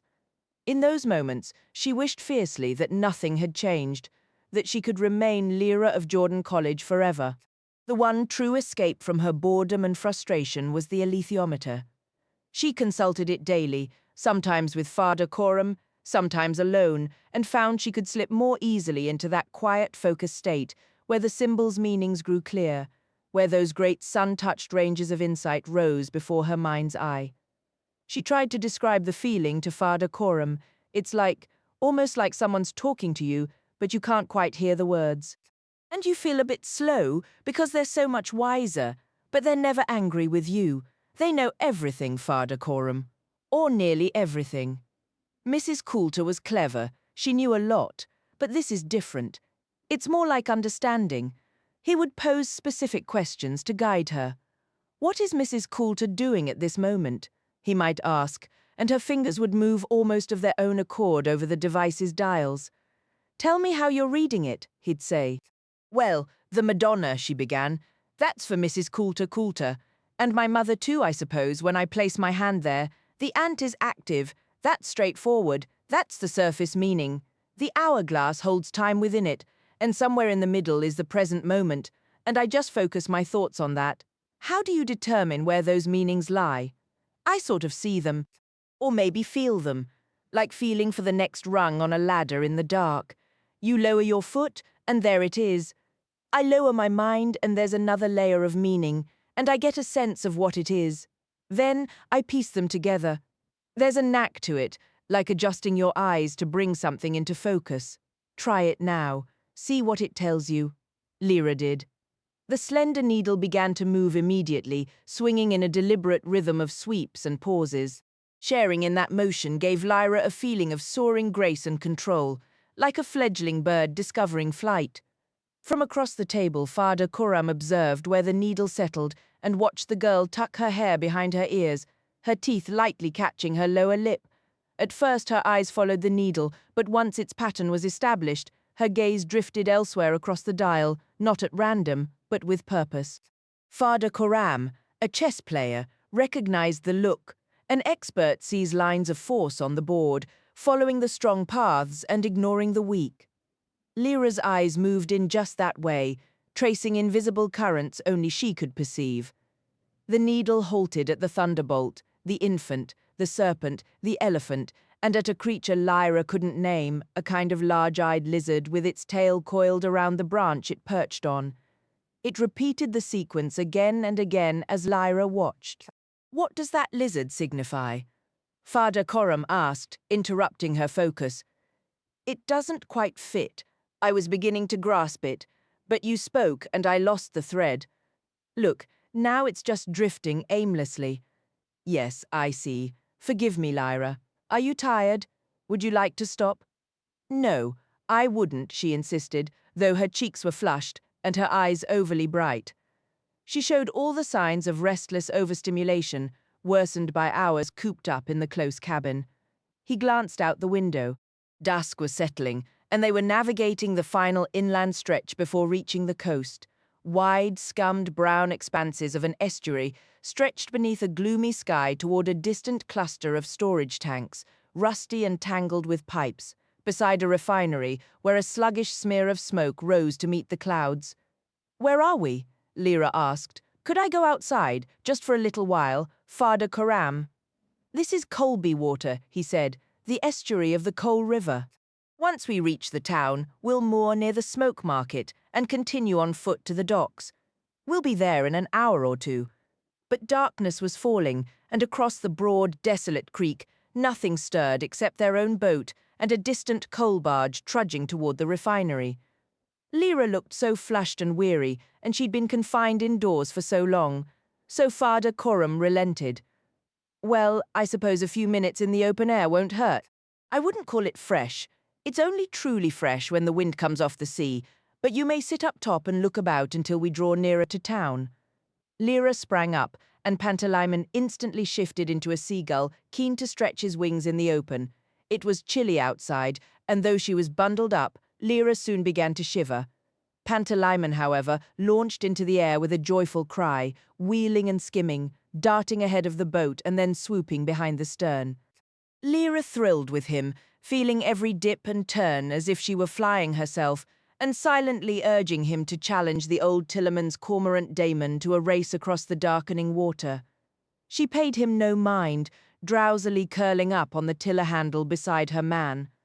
The bleak brown landscape stretched empty and lifeless, with only the engine's constant chug and the soft splash of water against the bow disturbing the vast quiet. Thick clouds pressed down, withholding any promise of rain, while the air below was stained with grimy smoke. Pantalaimon alone held a spark of life and delight in his flashing grace. As he swept upward from a dive, his white wings stark against the grey, something small and dark shot toward him and struck.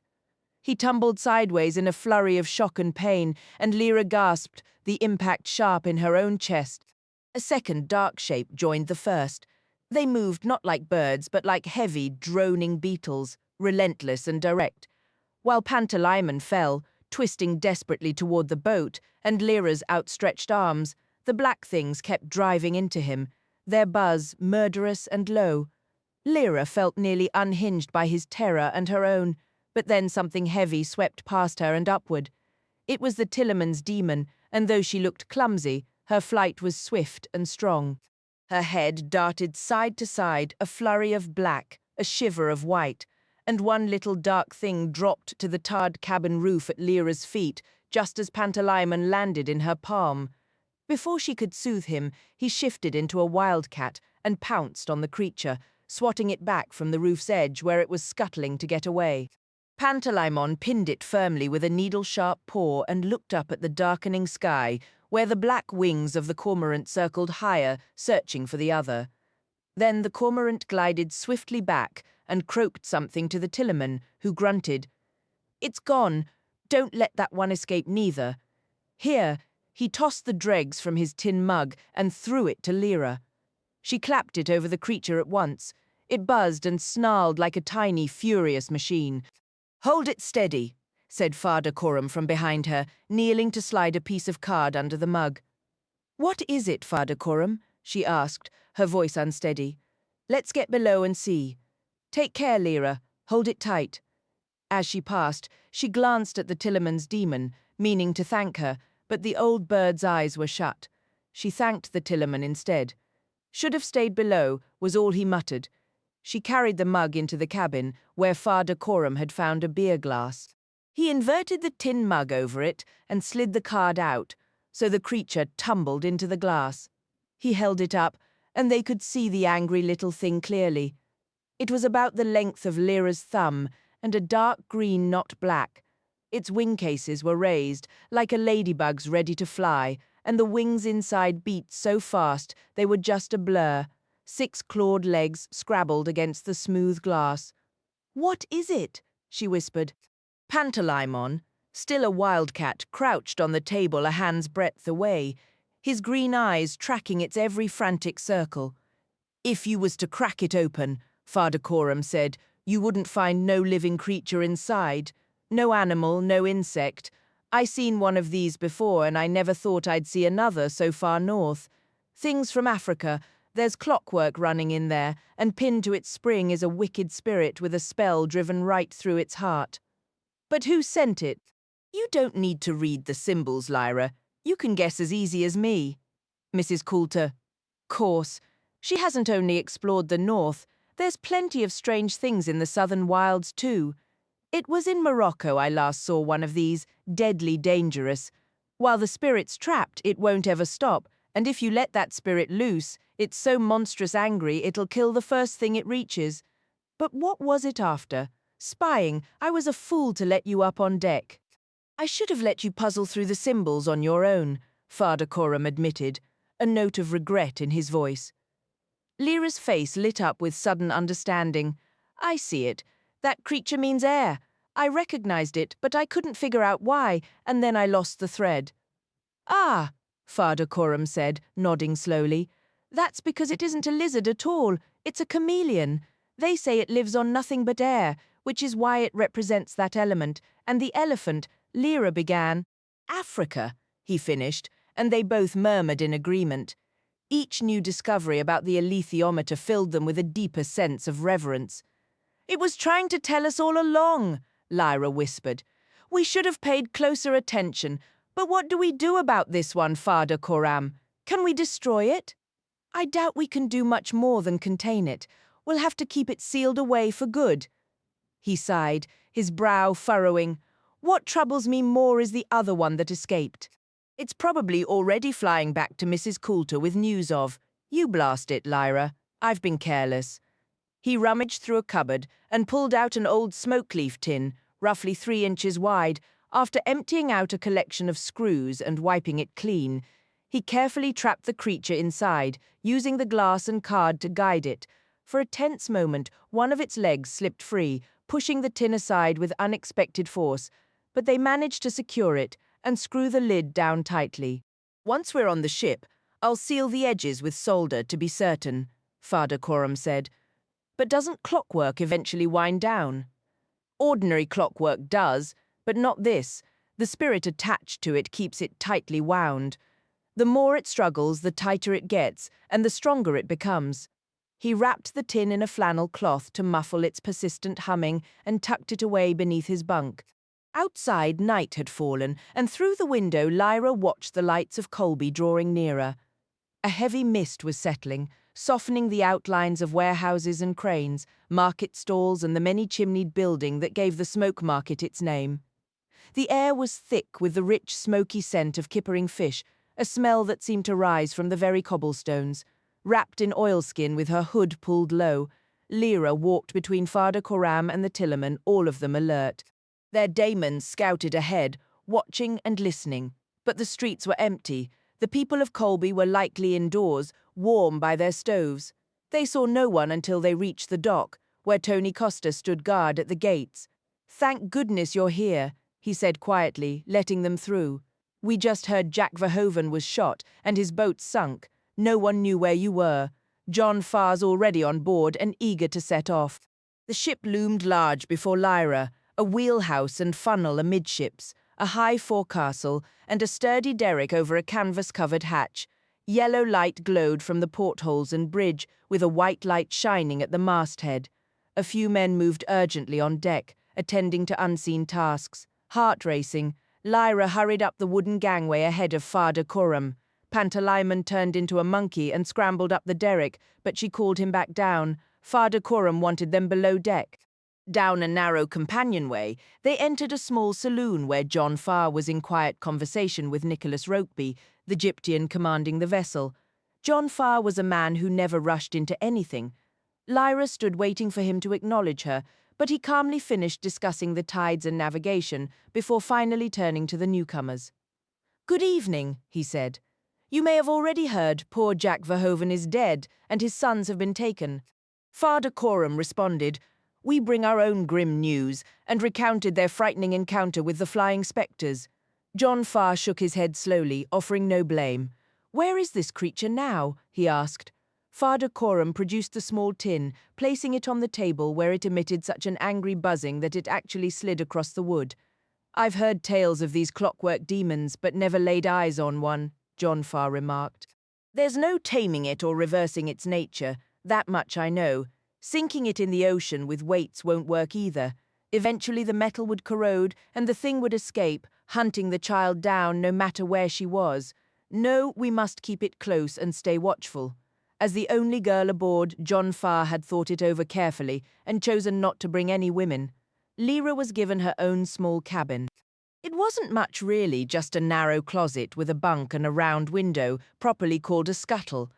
She tucked her few belongings into the drawer beneath the bunk and hurried back on deck, eager to watch England fade into the distance, only to find the land had already vanished into a thick sea mist.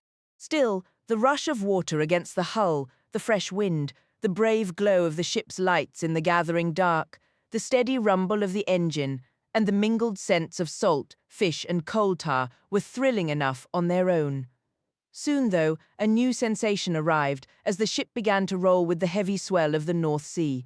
When someone called her down for a bite of supper, Lyra discovered her appetite had vanished.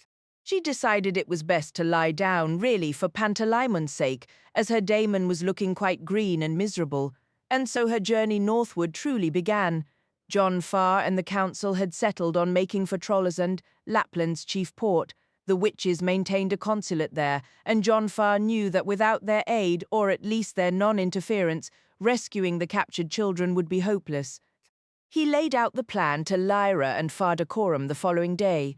Once Lyra's seasickness had eased a little, the sun was shining brilliantly, and green waves dashed against the bow, their crests dissolving into trails of white foam. Out in the open air, with the breeze on her face and the entire sea sparkling with restless light, she felt almost well. Pantalaimon, having discovered the joy of being a seagull and then a darting storm petrel skimming the waves, was so exuberant that Lyra, absorbed in his delight, forgot any lingering discomfort.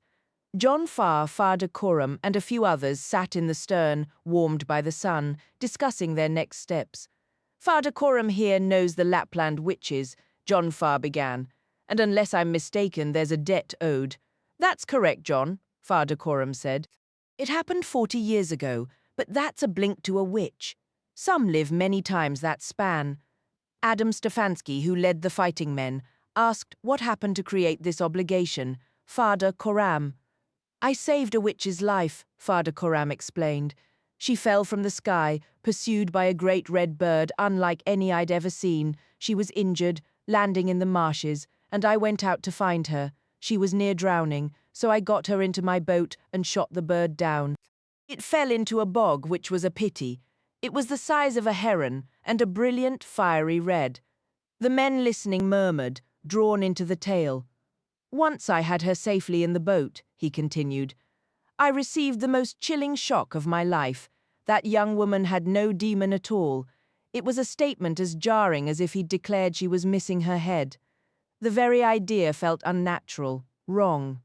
The men shifted uncomfortably, their own demons ruffling feathers, shaking out fur, or letting out sharp, disturbed cries, each man instinctively offering a calming touch.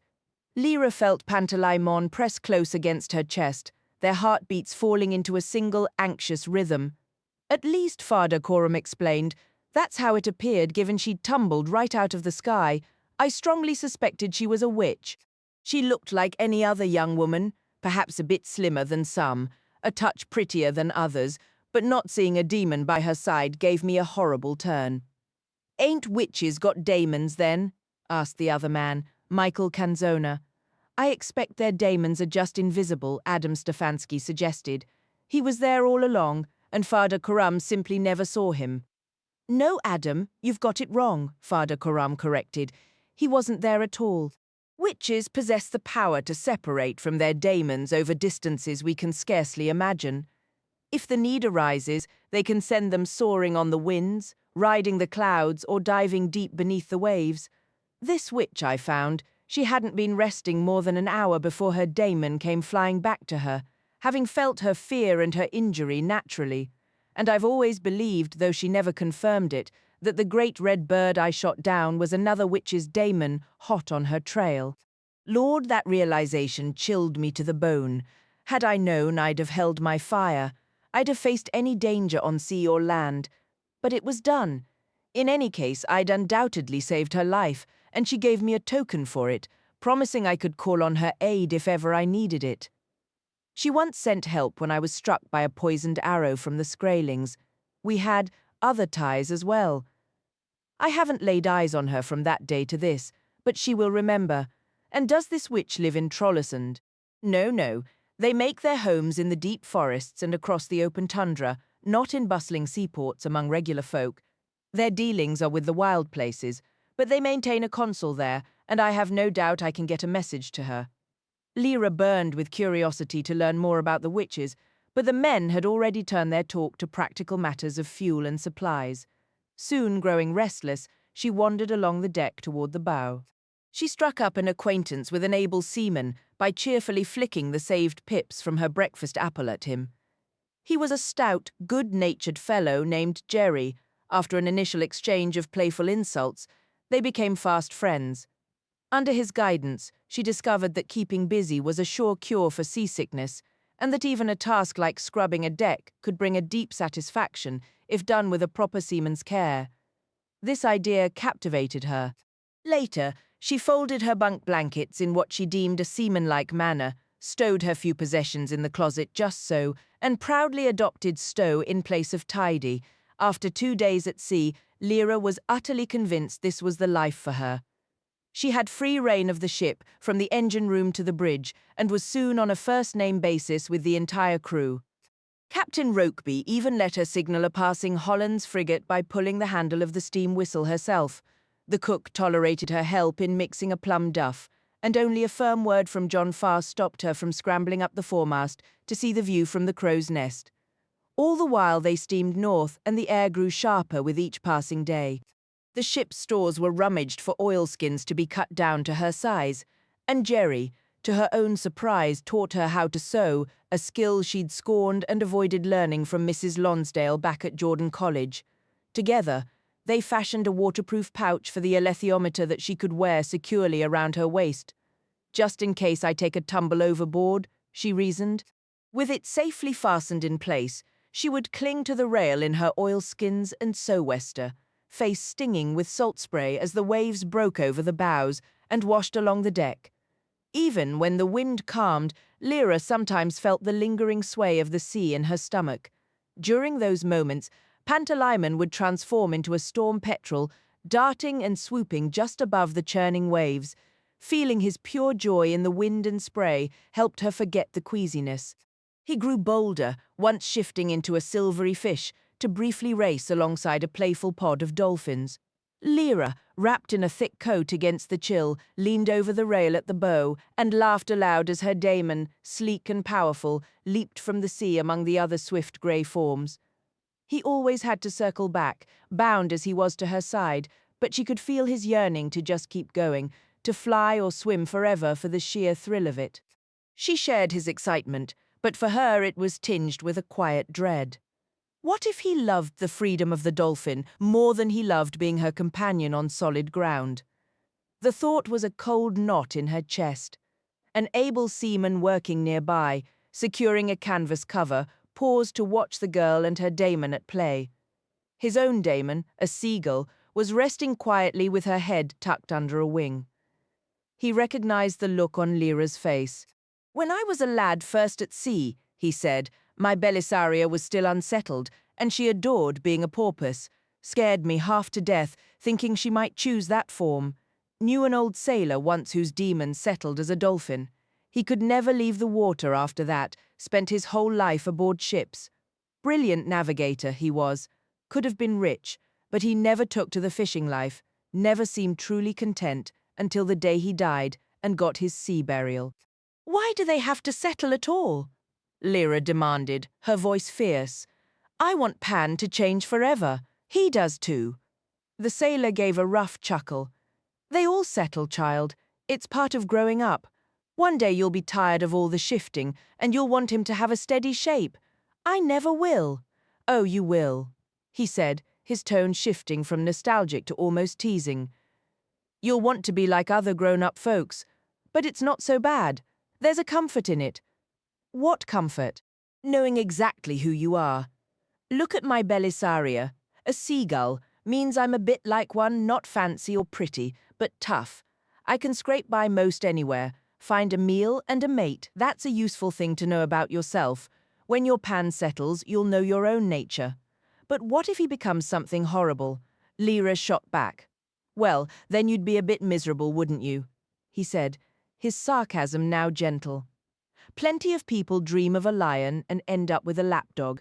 They fret about it their whole lives, which is a mighty waste of energy. Better to learn to live with what you've got." Lyra couldn't imagine ever accepting such a fate. Growing up felt like a distant, unwelcome rumor. Then, one sharp morning, everything changed. The very air held a new scent, and the ship's motion altered to a brisk, side-to-side roll. Lyra rushed on deck, her eyes hungrily scanning the horizon. Land, a sight that felt foreign after days of endless grey water. A great mountain, its slopes forest green and its peak crowned with snow, rose before them. Clustered at its foot was a small town, wooden buildings with steeply pitched roofs, a sharp spire piercing the sky, harbour cranes standing like skeletal sentinels, and everywhere the whirl and cry of gulls. The air was a complex tapestry of smells. Salt and fish, yes, but also the crisp scent of pine, the rich odour of damp soil, a faint, musky animal trace, and something else entirely, a clean, cold, vast emptiness. It was the smell of snow. It was the smell of the true north. Around the ship, seals bobbed in the water, their round, whiskered faces peeking up with curious, almost comical expressions before slipping silently beneath the surface. The wind tearing spray from the white-capped waves was brutally cold, finding every gap in Lyra's wolfskin coat, until her hands ached and her face went numb. Pantalaimon, as an ermine, huddled against her neck for warmth, but it was too bitter to remain on deck without a task, even to watch the seals. Lyra retreated below to eat her breakfast porridge and gaze out the saloon porthole. Inside the harbour, the water grew still, and as they slid past the massive breakwater, the sudden lack of motion made her feel strangely unsteady. She and Pantalaimon watched intently as the ship crept with a heavy slowness toward the quay. Over the next hour, the engine's rumble faded to a background murmur, voices called orders and questions across the decks, ropes were flung, gangways lowered and hatches swung open. "Time to go, Lyra," said Father Coram. "Have you got all your things?" Her few belongings had been packed since she first glimpsed land at dawn. All she needed was to dash to the cabin for her worn shopping bag, and she was set. Ashore, the first stop for her and Father Coram was the home of the witch consul. The little port town was huddled around the harbour, with only the oratory and the governor's house standing out in size. They found the consul's green-painted wooden house within sight of the water, and the bell jangled noisily in the quiet street when they rang. A servant led them to a small parlour and brought coffee. Soon the consul himself entered to greet them, a portly man with a flushed face and a sombre black suit, named Martin Lancelius.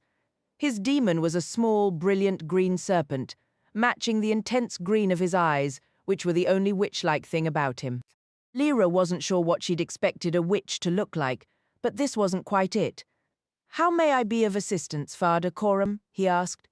"In two ways, Dr. Lancelius. First, I am hoping to contact a witch I met many years ago in the fenlands of eastern Anglia. Her name is Serafina Pecala." Dr. Lancelius noted it with a silver pencil. "How long ago was this meeting? Must be 40 years now, but I believe she would remember. And the second matter. I represent several Gyptian families who have lost children. We have reason to believe an organization is taking these children, ours and others, and bringing them north for a purpose we don't understand. I wish to know if you or your people have heard anything of this sort occurring." Dr. Lancelius took a bland sip of coffee. "It is not impossible that word of such activities might have reached us," he said. "You understand relations between my people and the Northlanders are perfectly cordial. It would be difficult to justify disturbing that peace." Father Coram nodded as if he grasped the situation completely. "Naturally," he said, "and I would not ask if I could obtain the information elsewhere. That is why I inquired about the witch first." Now Dr. Lancelius nodded in turn as if he understood perfectly. Lyra watched this exchange with a mix of puzzlement and respect, sensing layers of meaning moving beneath the polite words. She saw the witch consul weighing a decision. "Very well," he said at last. "Of course that is true, and you must know your name is not unknown among us, Father Coram. Serafina Pecala is queen of a witch clan near Lake Inara. As for your other question, it is, of course, understood that this information does not come from me, absolutely. Then listen. In this very town there exists a branch of an outfit called the Northern Progress Exploration Company. It pretends to search for minerals, but it is actually directed by an entity known as the General Oblation Board, based in London. This organization, I happen to know, brings children here. The local Norway government is not officially aware of it. It is not common knowledge in the town. The children do not stay in this place for very long. They are transported further inland, Dr. Lancelius explained. "Do you have any idea where they are taken?" Father Coram pressed. "I do not. I would share that information if it were known to me. And what becomes of them once they arrive?" For a brief moment, the consul's eyes shifted toward Lyra, who met his gaze with a steady, unreadable expression. His small, emerald-hued serpent daemon lifted its head from the folds of his collar and whispered something into his ear, its tongue flickering. "I have encountered the term the Maystadt process in relation to these events," Dr. Lancelius said carefully. "I believe it is a clinical phrase used to obscure the true nature of their work. I have also heard the word intercision, though its precise meaning remains unclear to me. Are there any children currently being held in the town?" Father Coram asked, his hand absently stroking the fur of his own daemon who sat perfectly alert in his lap. Lyra noticed the comforting purr had ceased entirely. "I think not," the consul replied. "A group of 12 arrived about a week ago and were moved out just the day before yesterday." "Is that so? As recently as that? Then perhaps we have not lost all hope. How were they transported, Doctor? By sledge, and you have no knowledge of their destination?" "Very little. It is not a matter that concerns us here." "Of course. You have been most forthcoming, sir, and I have just one final inquiry. If you were in my position, what question would you put to the consul of the witches?" A faint smile finally touched Dr. Lancelius's lips. "I would ask where one might secure the services of an armored bear." Lyra immediately sat up straighter, feeling Pantalaimmon's sudden thrill in her hands. Father Coram, however, looked surprised. "I was under the impression all the armored bears were in the employ of the Oblation Board," he said, "or the Northern Progress Company, or whatever name they are using now. There is at least one who is not. You will find him at the sledge depot on Langlocus Street. He currently works there, but given his temperament and the profound fear he instills in the dogs, his employment may be short-lived. So, he is a renegade." "It appears so. His name is Eirik Bernison. You asked what I would ask, and I have told you now. I will tell you what I would do. I would seize the opportunity to hire an armored bear, even if the chance seemed far more unlikely than this." Lyra could scarcely contain her excitement, shifting in her seat. Father Coram, ever mindful of protocol, calmly selected another spiced honey cake from the plate as he ate. Dr. Lancelius turned his attention to Lyra. "I understand you're in possession of an alethiometer," he said, catching her completely off guard. "How could he possibly know?" "Yes," she answered, and then, feeling a subtle pinch from Pantalaimon, she added, "Would you like to see it?" "I should like that very much indeed." She reached somewhat clumsily into her oilskin pouch and handed him the velvet-wrapped instrument. He unfolded the cloth with great reverence, holding it up to examine the face as a scholar might study a priceless manuscript. "How exquisite!" he murmured. "I have seen one other, but it was not crafted so finely as this. Do you have the accompanying books of readings?" "No. Lyra started to say, but Father Coram smoothly interjected, "No, the great difficulty is that while Lyra has the alethiometer itself, there is no known method for reading it," he said, his tone light but deliberate. "It remains as mysterious as the ink pools used for divination in the East. The nearest book of readings I am aware of is kept in the Abbey of St. Johann at Heidelberg." Lyra understood his caution. He did not wish to reveal her unique ability. Yet she could see something he could not. The clear, restless agitation in Dr. Lancelius's daemon. She knew instinctively that pretense was useless here.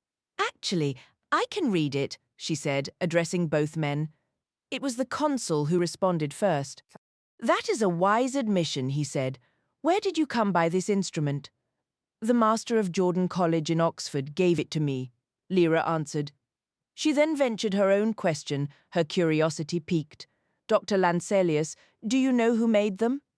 "They are said to have originated in the city of Prague," the consul replied. "The scholar who created the original alethiometer was, by all accounts, attempting to quantify astrological influences. His goal was to build an instrument that could detect the specific essence of a planet, much like a compass needle finds north. While he never achieved that particular aim, the mechanism he devised was undeniably reacting to something, even if its true nature remained a mystery for generations." Lyra inquired about the origins of the symbols. He explained that in the 17th century, symbolism was the language of the age. Architecture and art were layered with meaning, designed to be deciphered. The natural world itself was seen as a text waiting to be read by those with the proper key, so it was only natural for philosophers of the time to use this rich symbolic vocabulary to interpret knowledge from an enigmatic source. He noted, however, that such devices had fallen out of serious scholarly use for nearly 200 years. Returning the alethiometer to Lyra, he posed a question of his own. "Without the reference books," he asked, "how do you manage to read it?" "I have to clear my thoughts first," she said, considering. "Then it's a bit like peering into a pond. Your eyes have to find just the right depth, or everything's blurry. Only one level is ever truly sharp." Intrigued, the consul asked if she might give a demonstration. Lyra glanced at Father Coram, who gave a slow, approving nod. "What should I ask it?" she said. "What are the intentions of the Tartars concerning the Kamchatka region?" This was straightforward for her. She set the hands, the camel for Asia and the Tartars, the cornucopia for the prosperous gold mines of Kamchatka, and the ant to signify purpose and activity. Then she grew still, her mind holding the three-layered questions in a delicate balance. The answer came swiftly. The long needle began its dance, trembling over the dolphin, the helmet, the baby, and the anchor, weaving a complex pattern around the crucible that her eyes followed effortlessly, though it was pure gibberish to the watching men.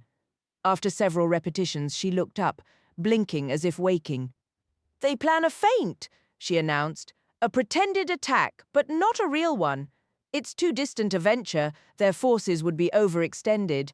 When asked how she derived that, she explained, "The dolphin, at a certain depth, means playfulness or pretense. It settled on the 15th meaning because it stopped there clearly. The helmet is war together, they mean a sham war. The baby indicates a difficulty, it would be too arduous for them. The anchor shows why, they'd be stretched thin, like an anchor chain. It all just comes together like that." Dr. Lancelius nodded, deeply impressed. "Remarkable," he said sincerely.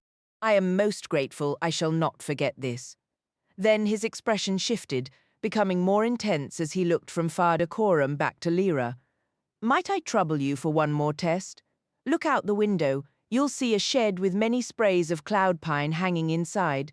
One belongs to the witch Seraphina Peccala, the others do not. Can you identify which is hers?" "Absolutely," Lyra said, never one to shy away from a challenge. She snatched up the alethiometer and hurried outside, eager for a glimpse of the legendary material witches used for flight. The two men watched from the window as she trudged through the snow, with Pantalaimon bounding beside her as an Arctic hare. She stood before the shed, head bowed over the golden instrument. Within moments she reached out without hesitation and plucked a single spray from the many, holding it aloft. Dr. Lancelius gave a confirming nod. Thrilled by the touch of the rare pine, and filled with a sudden, whimsical desire, Lyra held the spray overhead, jumping and running through the snowdrifts in a spirited, utterly futile attempt to take flight. The consul shifted his gaze to Father Coram. "Do you understand who this girl truly is?" "She is Lord Asriel's daughter," Father Coram replied. "Her mother is Mrs. Coulter, who leads the oblation board. That much is known, but beyond her parentage." The old Egyptian could only shake his head. "No, I know nothing more, yet she is a peculiar and guileless child, and I would protect her at any cost. How she interprets that device is beyond me, but I trust her account." "Why do you ask, Dr. Lancelius? What is it you know?" "For centuries the witches have spoken of a child like this," the consul explained. "Living so near where the boundary between worlds grows thin, they sometimes catch whispers, voices of those who move between realities. They foretell a child with a profound destiny, one that must be fulfilled not here, but in a realm far distant. They claim that without her, all is lost. Yet, crucially, she must walk this path unaware. Her very ignorance is what offers salvation." "Does that make sense to you, Father Coram?" "I cannot say that it does," Father Coram admitted, his brow furrowed. "It means she must have the freedom to err. We can only hope she does not, yet we cannot steer her course. I am grateful to have laid eyes on this child before my time ends." "But how did you identify her as that prophesied child? And these beings between worlds? What did you mean?" "I confess I am bewildered, Dr. Lancelius, though I believe you to be truthful." Before the consul could respond, the door swung open and Lyra entered, clutching a small pine branch. "This is the one," she announced. "I checked every one, and I'm certain, but it won't lift for me." The consul smiled gently. "That is quite remarkable, Lyra. You are fortunate to possess such an instrument, and I wish you well with it. I would like to offer you a token to remember this meeting." He took the spray and carefully broke off a twig for her. "Did she truly fly using this?" Lyra asked, her eyes wide. "Indeed she did, but remember she is a witch, and you are not. I cannot give you the entire branch as I require it to reach her, but this piece will suffice. Guard it well." "I will," Lyra promised, tucking the twig into her purse next to the alethiometer. Father Coram reached out and lightly touched the remaining pine spray, almost as if seeking a blessing, an expression of wistful yearning on his face that Lyra had never seen before.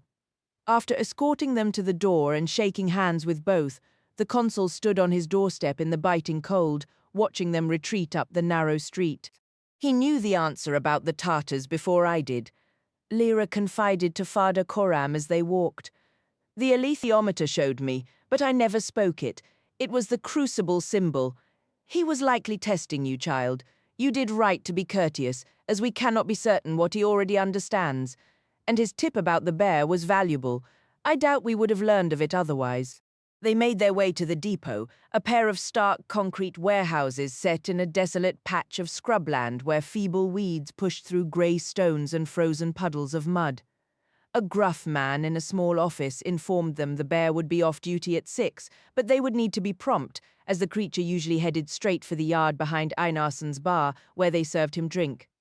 Afterward, Father Coram took Lyra to the finest outfitter in town to procure proper Arctic gear. He selected a parka crafted from reindeer skin, prized for its hollow hairs that trapped warmth, with a hood lined in wolverine fur to shed the ice formed by breath. They gathered underclothes and boot liners of soft reindeer calf skin, along with silk gloves to wear inside heavy fur mittens. The boots and mittens themselves were fashioned from the tougher skin of the reindeer's forelegs, and the boot soles were cut from bearded seal hide, which rivaled walrus leather in durability, but was far lighter. As Lyra tried on the parka, she unexpectedly remarked how it made her feel like a real explorer, a fleeting moment of bright confidence that cut through the gravity of their mission. At last, they purchased a waterproof cloak that covered her entirely, crafted from translucent seal intestine. Bundled in that, with a silk scarf wrapped around her neck, a wool cap pulled over her ears, and the large hood drawn forward, she felt stiflingly warm. However, they were headed toward far colder lands. John Farr had overseen the ship's unloading and was eager to hear about the witch consul's message and even more interested in news of the bear. "We'll visit him tonight," he declared. "Have you ever conversed with such a being, Father Coram?" "Yes, I have, and battled one as well, though not alone, thank heaven. We must be prepared to negotiate with him, John. He'll demand a high price, I'm certain, and be gruff and hard to handle, but we need him." "Oh, we certainly do, and what of your witch?" "She's far away now, a clan queen," Father Coram replied. "I'd hoped a message might reach her, but waiting for a reply would take too long." "Very well. Now let me share what I've discovered, old friend." John Farr had been restless with excitement to tell them something. On the docks, he'd encountered a prospector, a new Dane from Texas, who possessed of all things a balloon. The expedition the man had hoped to join had collapsed from lack of funds before even leaving Amsterdam, leaving him stranded. "Imagine what we could do with an aeronaut's help, Father Coram," John Farr exclaimed, rubbing his large hands together. "I've already signed him on. Feels like our luck is turning just by being here." "Our luck would be better still if we had a clearer destination," Father Coram remarked, but nothing could dim John Farr's joy at being back in action. After nightfall, once all the supplies and gear were safely unloaded and waiting on the quay, Father Coram and Lyra walked along the waterfront in search of Einarsson's bar. They found it without trouble, a rough concrete shed with a flickering red neon sign above the door and the muffled roar of voices behind windows, clouded with condensation. A narrow alley beside it led to a sheet metal gate opening into a rear yard, where a rickety lean-to stood over a floor of frozen mud. Faint yellow light from the bar's back window revealed a huge, pale shape hunched upright, tearing at a haunch of meat clutched in both paws. Lyra caught a glimpse of a blood-streaked muzzle and face, small, fierce black eyes, and an overwhelming mass of dirty, tangled yellowish fur. As it fed, horrible sounds of growling, crunching, and sucking filled the air. Father Coram stood by the gate and called out, "Eirik Bernison!" The bear ceased eating. As far as they could tell, he was staring right at them, though no expression could be read on his face. "Eirik Bernison," Father Coram repeated. "May we speak with you?" Lyra's heart hammered fiercely, for something in the bear's presence made her feel near to coldness, peril, and raw strength. Yet a strength guided by a keen mind. It was not a human intelligence, nothing like it, because bears, of course, had no daemons. This strange, hulking figure gnawing its meal was unlike anything she had ever pictured, and she felt a deep mix of awe and sorrow for the solitary creature. He dropped the reindeer leg into the dirt and shifted onto all fours to approach the gate. Then he rose massively, towering over 10 feet high, as if to display his power and remind them how flimsy the gate was as any barrier, and he spoke from that height. "Well, who are you?" His voice was so deep, it seemed to vibrate through the ground. The pungent smell coming from his body was nearly overwhelming. "I am Father Coram, of the Gyptian folk from Eastern Anglia, and this child is Lyra Belacqua. What do you want?" "We wish to offer you employment, Eirik Bernison." "I am employed." The bear dropped back to all fours. It was difficult to detect any tone in his voice, whether sarcasm or anger, so low and monotone was it. "What exactly is your role at the sledge depot?" Father Coram inquired. "I repair damaged equipment and ironwork. I also move heavy loads. Is that the sort of labor suited for a Panserbjorn?" "It is labor that pays." Behind the bear, the tavern door cracked open and a man set down a large clay jug, then squinted out at them. "Who's out there?" he asked. "Visitors." The bear grunted. The bartender seemed ready to question further, but the bear shifted abruptly, and the man quickly shut the door. Using a claw, the bear lifted the jug and drank deeply. Lyra caught the sharp scent of raw alcohol as some spilled. After several long swallows, he set the jug aside and returned to tearing at his haunch of meat, appearing to ignore them entirely until he spoke again. "What task are you proposing?" "Most likely combat," Father Coram replied. "We are traveling north to locate a place where children are being held captive. Once we find it, we will need to fight to free them, and then escort them back." "And your payment?" I am uncertain what to offer you, Irek Bernison. If gold holds value for you, we possess gold, worthless. What do you receive at the depot? My lodging here paid in meat and drink. The bear fell silent, then tossed aside the stripped bone and lifted the jug once more, drinking the potent spirits as if it were water. Forgive my forwardness, Irek Bernison, Father Coram said, but you could live freely on the ice, hunting seals and walrus, or seek glory in battle. What holds you to Trollesund and this place? Lyra felt a chill run over her skin. Such a question bordered on insult, and she marveled at the old man's nerve. Iorek Bernison set down the jug and moved close to the gate, peering intently at Father Coram, who did not look away. I know the people you hunt, the child takers, the bear said. They left 2 days ago, heading north with more children. No one here will speak of them. They turn a blind eye because the child takers bring commerce. I, however, despise them, so I will answer you plainly. I remain here drowning in spirits because the men of this town stole my armor. Without it I can hunt, but I cannot go to war, and war is my element, the very air I breathe.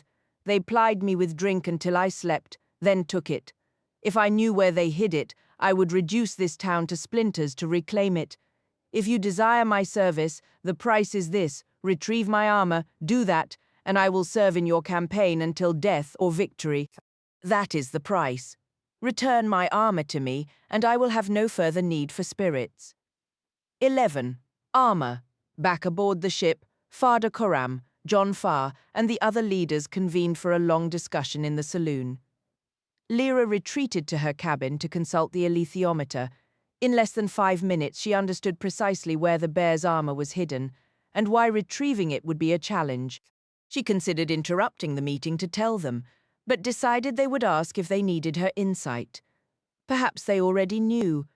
Lying on her bunk, she pictured the fierce, powerful bear, his careless guzzling of the fiery liquor, and the profound loneliness of his existence in that grimy shelter. How different it was to be human, with a daemon always present for companionship. In the unusual quiet of the stationary vessel, absent the usual creaks, engine rumble and water rushing past, Lyra slowly drifted into sleep. Pantalaimon curled on her pillow. She was dreaming of her imprisoned father when abruptly and without cause she awoke. She had no idea what time it was. A faint glow in the cabin, which Lyra assumed was moonlight, illuminated the stiff new cold weather furs piled in the corner. The sight of them sparked an immediate urge to put them on. Once she was bundled up, she felt compelled to go out on deck. She pushed open the door at the top of the companionway and stepped into the night, only to be stopped short by the spectacle above. The sky was alive with something strange. At first she thought it was a mass of clouds, trembling and shifting restlessly, but Pantalaimon, close at her side, whispered a single electrifying word: the aurora. A wave of awe washed over her so powerfully she had to grip the ship's rail to steady herself.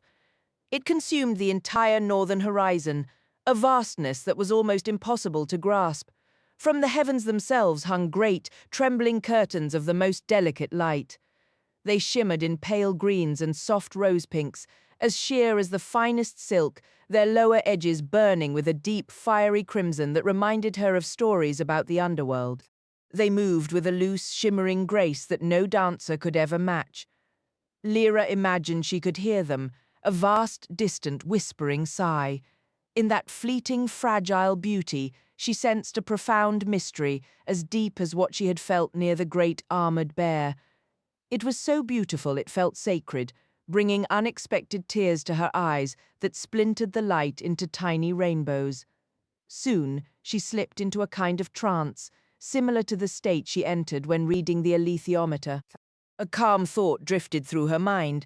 Perhaps the same force that guided the alethiometer's needle was making the aurora glow. It might even be dust itself. The idea came and went without her fully noticing, forgotten until much later. As she stared, the shimmering veils of color seemed to form the mirage of a city behind them. Towers with golden domes, honey-colored temples with long colonnades, wide boulevards and sunlit parks. The vision gave her a dizzying sense of vertigo, as if she were peering down across an impassable void into another universe entirely, yet something was moving within it. She tried to focus, her head growing light, because the moving speck wasn't part of the aurora or the distant city. It was in the real sky, above the shadowed rooftops of the town. By the time her eyes cleared and the sky city vanished, she was fully alert. The flying shape drew closer, circling the ship on broad wings before gliding down to land with a few brisk, powerful sweeps. It came to a halt on the wooden deck just a few yards away. In the aurora's glow, Lyra saw a magnificent grey goose, its head crowned with a striking dash of pure white. But it was no ordinary bird, it was a demon, and there was no human in sight but Lyra herself. The realization filled her with a cold, sickly dread. The goose spoke, its voice clear in the Arctic air. "Where is Father Coram?" In a flash, Lyra understood. This was the demon of Serafina Pekkala, the clan queen and Father Coram's witch ally. Her words tumbled out in a stammer.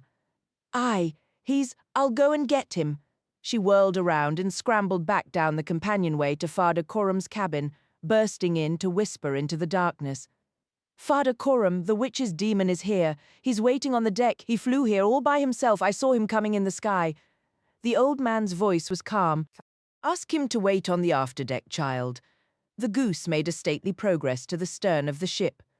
To Lyra, he seemed both elegant and utterly wild, a figure that inspired fascinated terror, as if she were hosting a ghost.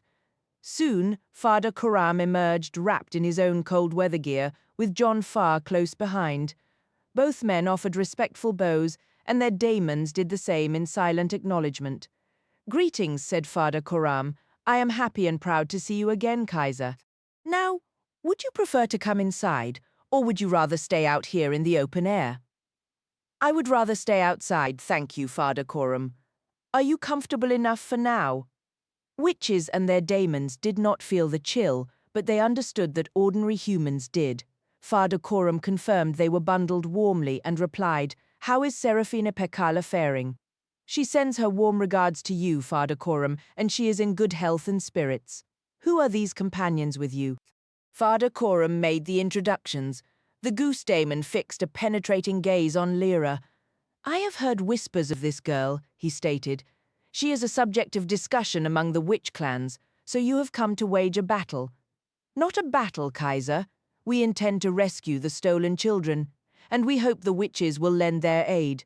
Not every clan will stand with you. Some are aligned with the Dust Seekers. Is that what you call the Oblation Board? I am unfamiliar with this board." "They are the Dust Seekers. They arrived in our territories a decade ago, carrying philosophical devices. They compensated us for permission to establish outposts on our lands, and they conducted themselves with politeness." "What is this dust?" "It descends from the heavens. Some believe it has always been present. Others claim it is a recent arrival. What is undeniable is that when people become conscious of it, a profound dread takes hold, and they will resort to anything to uncover its nature. Yet it holds no significance for witches. And where are these dust seekers now?"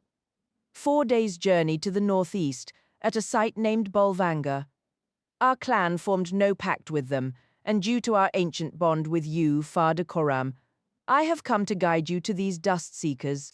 Father Coram offered a grateful smile, and John Farr brought his large hands together in a satisfied clap.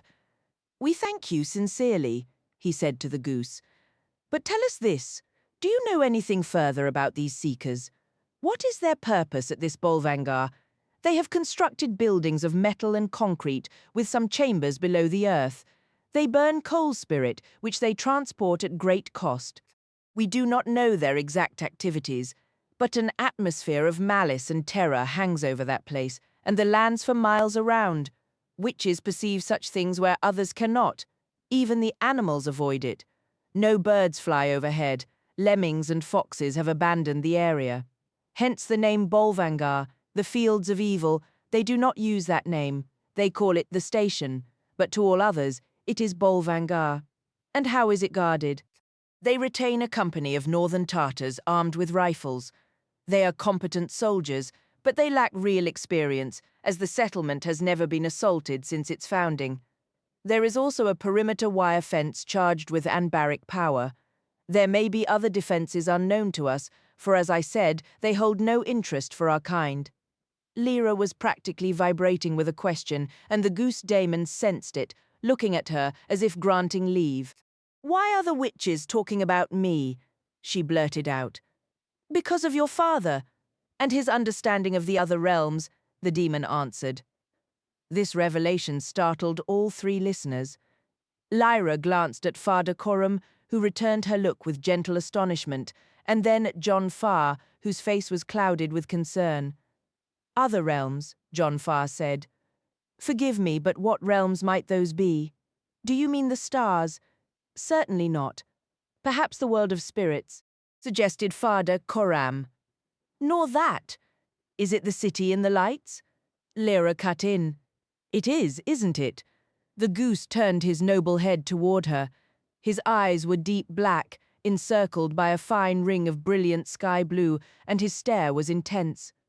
"Yes," he said. "Witches have been aware of the other worlds for millennia. You can glimpse them at times within the northern lights. They are not part of this universe at all. Even the most distant stars belong here. But the lights reveal an entirely different universe. Not farther away, but existing alongside this one, interwoven with it. Right here, on these very planks, countless other universes coexist, completely oblivious to each other." He lifted his wings, spreading them wide before gracefully folding them back. "There," he said, a hint of dry amusement in his tone. "I have just swept through 10 million other worlds, and they never felt a thing.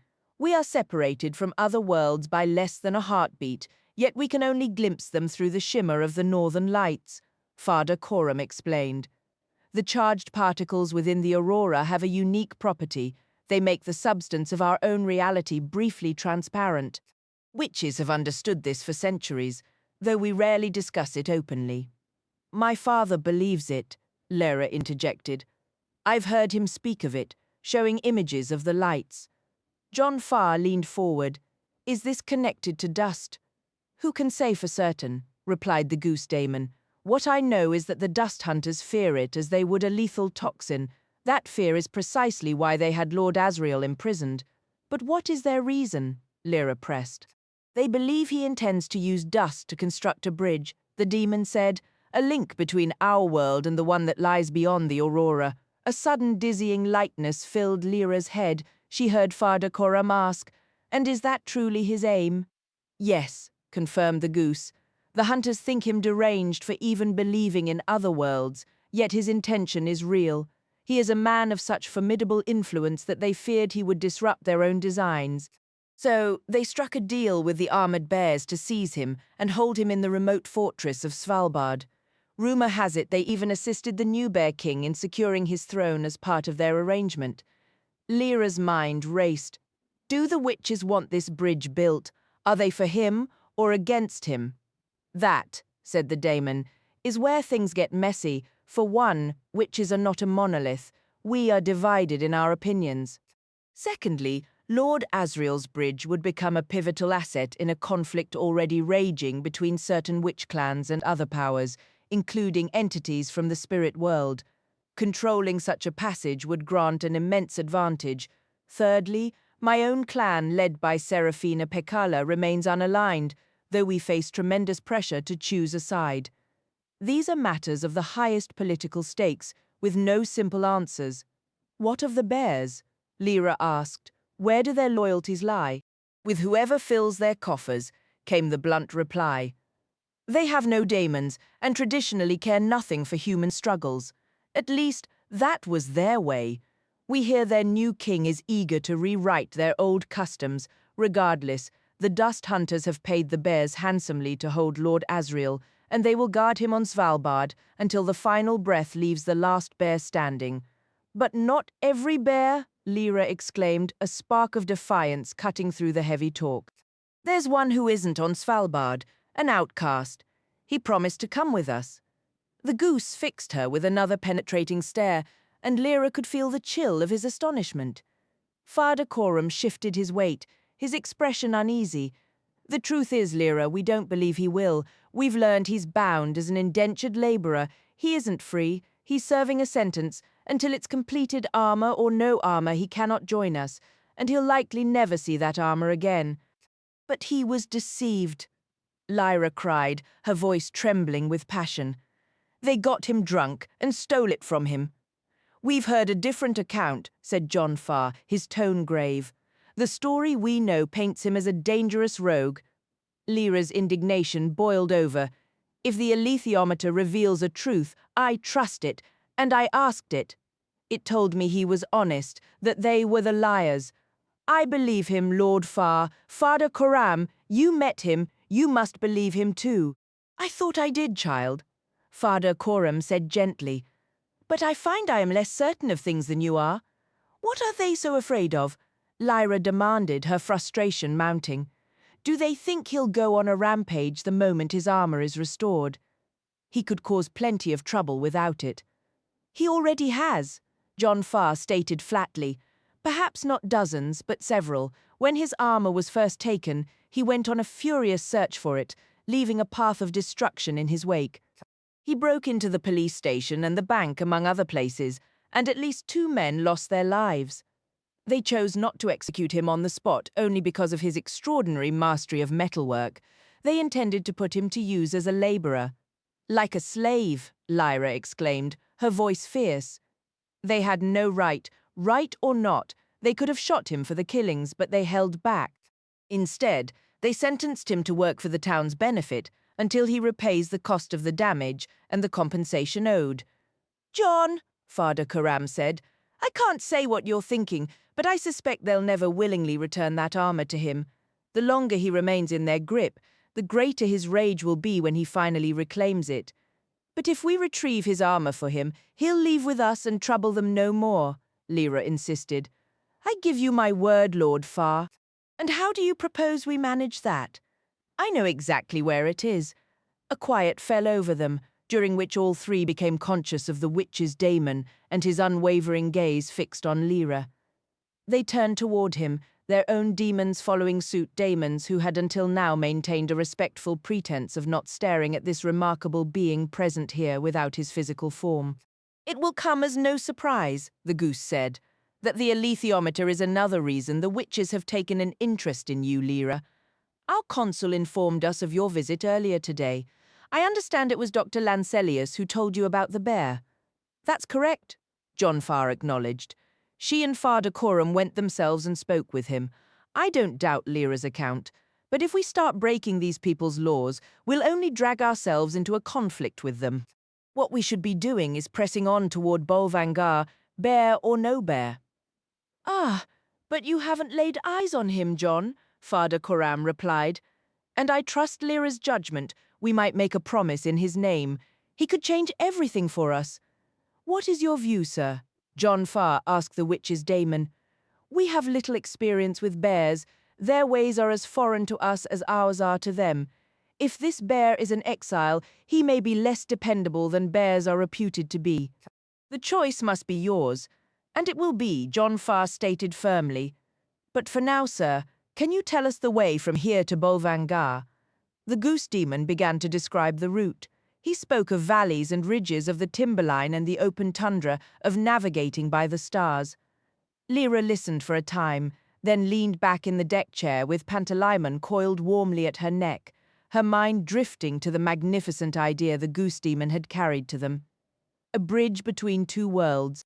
This was more magnificent than anything she had dared imagine, and only her own remarkable father could have envisioned it. Once they had saved the children, she would travel to Svalbard with the bear, bring Lord Asriel the alethiometer, and use it to help secure his freedom. Then they would build that bridge together and be the first to cross it. At some point in the night, John Farr must have carried Lyra to her bunk, for that was where she woke. The pale sun hung as high as it would climb, barely a hand's width above the horizon, so it must be nearly noon, she guessed. Soon, as they journeyed farther north, there would be no sun at all. She dressed hurriedly and hurried on deck to find little activity. All supplies had been unloaded, sledges and dog teams had been secured and stood ready. Everything was prepared, and yet nothing was underway. Most of the Egyptians were gathered in a smoky cafe overlooking the water. eating spiced cakes and drinking strong, sweet coffee at long wooden tables beneath the flicker and buzz of old anbaric lights. "Where's Lord Farr?" she asked, taking a seat beside Tony Costa and his companions. "And Farder Coram? Are they getting the bear's armor back for him?"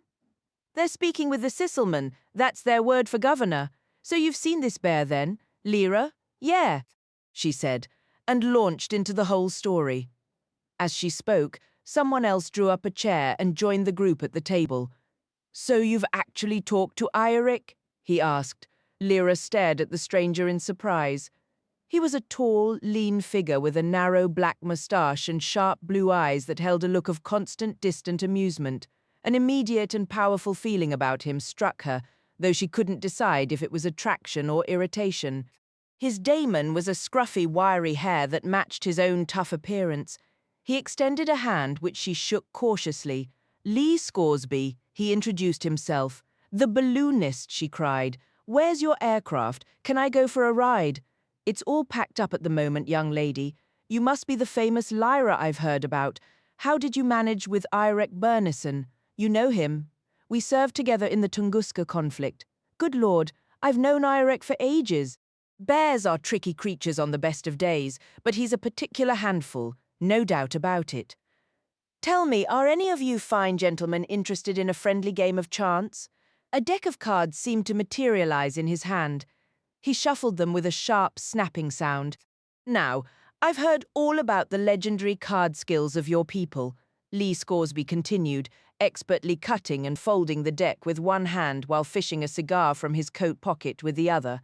"And I figured you wouldn't mind giving a humble traveler from Texas the opportunity to test his luck and nerve against your own on the battlefield of the card table. What do you say, gentlemen?"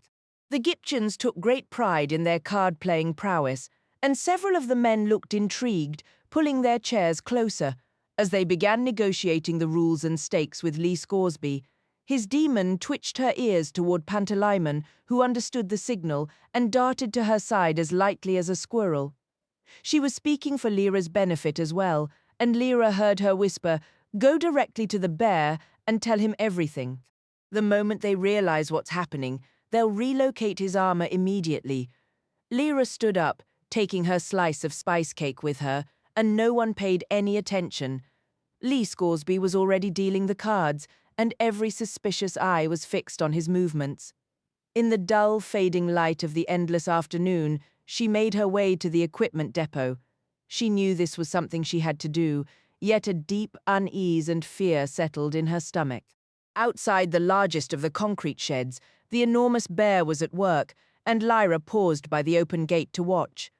Eirik Bernison was taking apart a wrecked, gas-powered tractor. The engine's metal casing was twisted and warped, with one runner bent violently upward.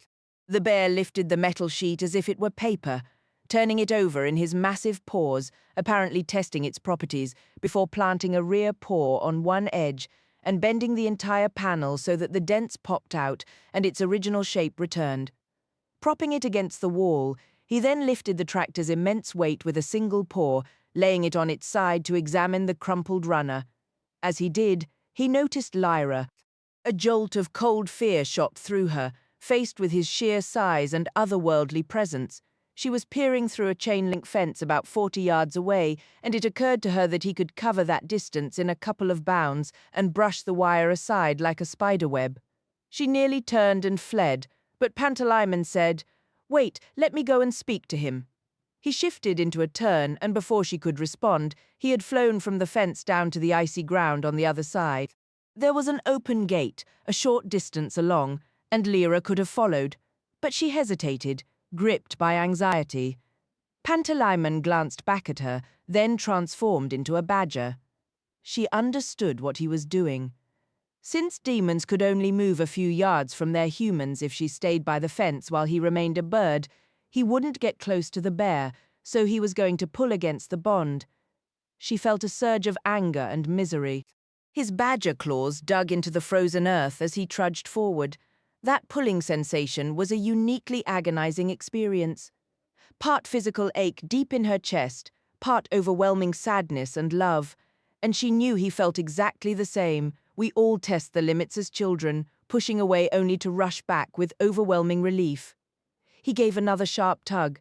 "Stop it, Pan," yet he kept pulling. The bear stood perfectly still. An ache bloomed in Lyra's chest, so sharp it stole her breath, and a desperate sob caught in her throat. "Pan, please!" Then she was past the gate, stumbling over frozen mud toward him. In an instant he shifted into a wildcat and leaped into her embrace. They held each other fiercely, trembling with soft, mournful sounds. "I truly thought you would." "Never." The pain was unbelievable. Angrily she wiped her tears and took a steadying breath. He curled close against her, and she knew with absolute certainty she would choose death over that separation again. The grief would have driven her to madness. At least in death they'd remain together, like the scholars resting in Jordan College's crypt. Then the girl and her demon looked up at the lone bear. He had no demon. He was forever alone. A wave of deep pity washed over her, so strong she nearly reached to touch his tangled fur, but something in his fierce, cold gaze held her back. "Yorick Bernison," she said. "Well." "Lord Farr and Father Coram went to try and reclaim your armor." He didn't move or reply. His silence spoke volumes about their likely success. "But I know where it is," she continued. "If I tell you, maybe you could take it yourself. I'm not sure." "How do you know its location?" "I have an alethiometer. I think you deserve to know, Ioric Bernison, especially since they deceived you to get it. That wasn't right. Lord Farr is arguing with the Sisselman, but they probably won't surrender it no matter what he says. So if I tell you, will you come with us to help rescue the children from Bolvangar?" "Yes." She hesitated, curiosity getting the better of her. "Can I ask why not just make new armor from the metal here?" "Because it is useless." With one paw, he lifted the engine cover, and with a single claw from the other, he sliced through it like paper. "My armor is forged from sky iron, crafted for me alone. A bear's armor is his soul, just as your daemon is yours. It would be like replacing him." He gestured toward Pantalaimon with a sawdust-stuffed doll. "That is the difference. Now, where is my armor? You have to promise not to seek revenge. What they did was wrong, but you must let it go." "Very well, no vengeance afterward, but if they resist when I take it, they will not survive. It's hidden in the cellar of the priest's house. He believes a spirit is trapped inside and has been trying to summon it out. But that's where you'll find it." He rose onto his hind legs, looking west where the last sunlight painted his face, a dazzling cream and gold against the growing dark. She could feel the raw power radiating from him like heat from a fire. "I must work until sunset," he said. "I gave my word to the master here this morning. A few minutes of labor remain." "The sun has already set from where I'm standing," she pointed out, as from her view it had slipped behind the rocky cliffs to the southwest. He dropped back to all fours, his face now in shadow like hers. "That is true," he acknowledged. "What is your name, child?" "Lyra Belacqua." "Then I owe you a debt, Lyra Belacqua," he said. He turned and moved away with surprising speed, padding so swiftly across the frozen earth that Lyra couldn't match his pace even at a run. She ran anyway, and Pantalaimon took flight as a seagull, calling down directions so she could follow the bear's path. Yorick Bernison surged from the depot and raced down the narrow lane, his heavy form a blur of motion. He swung onto the main thoroughfare, passing the Sisselman's quiet courtyard where a flag drooped in the windless air and a single sentry performed his stiff, monotonous patrol. Down the hill he went, speeding past the street where the witch consul made his home. By then, the sentry had snapped to attention, finally grasping the situation. But Ioric was already rounding a corner near the docks. People froze to stare or scrambled desperately out of his path. 2 warning shots cracked the sky, and the sentry took off in pursuit, only to have his dramatic charge ruined as his boots slipped on the icy incline. He flailed, grabbing a railing to keep from falling flat. Lyra was close behind. As she flew past the Sisselman's residence, she glimpsed several figures emerging into the yard to investigate the commotion. She thought she spotted Father Coram's familiar shape among them, but there was no time to be sure.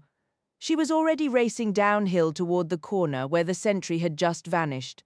The priest's house, an older structure of expensive brick, stood out from its neighbors. 3 steps led to a front door now reduced to splinters. From within came terrified shrieks and the violent sound of more wood being shattered. The sentry hesitated on the sidewalk, rifle raised, but as bystanders began to gather and faces appeared in windows across the street, he knew he had to do something.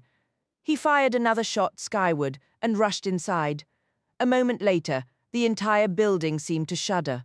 Glass shattered in 3 windows, a roof tile clattered to the ground, and a hysterical maidservant burst out, her hen demon squawking and flapping behind her.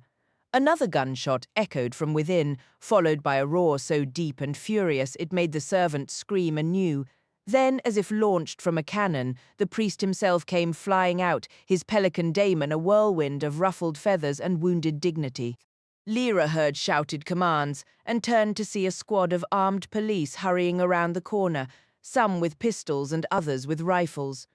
Not far behind them came John Farr and the Sisselman, a stout, agitated figure. A tremendous, rending, splintering noise drew all eyes back to the house. A ground-level cellar window was being violently torn from its frame in a shower of glass and screeching wood. The sentry who had followed Eirek inside came running back out and took aim at the gaping hole. Then Eirek Bernison climbed out, a bear encased in armor. Without it, he was a force of nature. With it, he was a nightmare wrought in iron. The armor was a rust-red patchwork, great dented plates crudely riveted together, screeching and grinding as they moved. The helmet was pointed like his snout, with narrow slits for eyes, leaving his powerful lower jaw exposed. The sentry fired several rounds, and the policemen raised their weapons, but Eirek simply shook off the bullets like water. In a deafening clangor of metal, he lunged before the sentry could retreat, swatting him to the ground. The man's husky dog daemon darted at the bear's throat, but Eirek paid it no more mind than a buzzing insect. With one massive paw, he dragged the dazed sentry closer, bending to encase the man's head in his jaws. Lyra saw the inevitable next moment with perfect clarity. The skull would crumple like an eggshell, unleashing a bloody battle, more deaths, and endless delay. They would never escape this town, with or without the bear's help. Acting on pure instinct, she darted forward and pressed her small hand against the one vulnerable spot in all that plating, the gap between the helmet and the shoulder plate that appeared when he bent his head, where a glimpse of pale fur showed between the rusty metal edges. Lyra's fingers dug in, and Pantalaimon was already there, shifting into a wildcat, his body low and ready to defend her. Yet Eirek Bernison remained motionless, and the armed men kept their rifles lowered. "Eirek," she whispered urgently, her voice tight with determination, "you owe me. This is how you pay it back. Do what I'm asking. Don't fight them. Just turn around and walk with me. We need you, Eirek. You can't stay here anymore. Come down to the harbour. Don't even look back. Let Father Coram and Lord Farr do the talking. They'll fix this. Let this man go and come away with me." Slowly, the bear opened his powerful jaws. The sentry's head, streaked with blood and pale as ash, lolled to the side as he collapsed, his demon immediately fluttering close to soothe him. Eirek stepped back, falling in beside Lyra. No one else dared to move. They watched, stunned, as the great armored bear turned away from his prey at the command of a girl accompanied by a cat demon. The crowd parted silently, making a path as Eirek padded heavily, alongside Lyra, moving steadily toward the harbour. Her focus was entirely on him. She didn't see the wave of confusion, the fear, and the simmering anger that rose up safely once he had passed. She walked with him, Pantalaimon now trotting ahead as if to scout the way. When they reached the harbour, Eirek dipped his massive head and, with a deft claw, unfastened his helmet. It fell with a heavy clang onto the frozen ground. Gyptians began to emerge from a nearby cafe, sensing the disturbance, and watched under the harsh glow of the electric lights from the ship's deck, as Eirek shrugged off the rest of his armor, letting it pile carelessly on the quayside. Without a word to anyone, he padded to the water's edge and slipped in with barely a ripple, disappearing beneath the dark surface. "What's going on?" asked Tony Costa, hearing the rising tide of indignant voices from the streets above, as townsfolk and police began making their way down to the harbour. Lyra explained as clearly as she could, her words tumbling out in a rush. "But where'd he go?" Tony pressed. "He didn't just leave his armour lying there, did he? They'll snatch it back the minute they arrive." Lyra feared he was right, for around the corner came the first policeman, then more, followed by the Sisselman, the priest, and a crowd of onlookers, with John Farr and Father Karam trying to keep pace.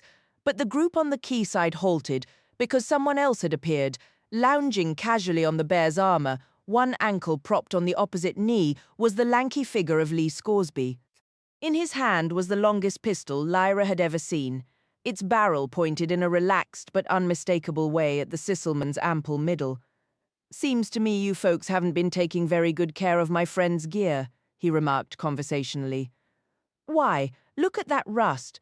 Wouldn't surprise me to find moths in it too.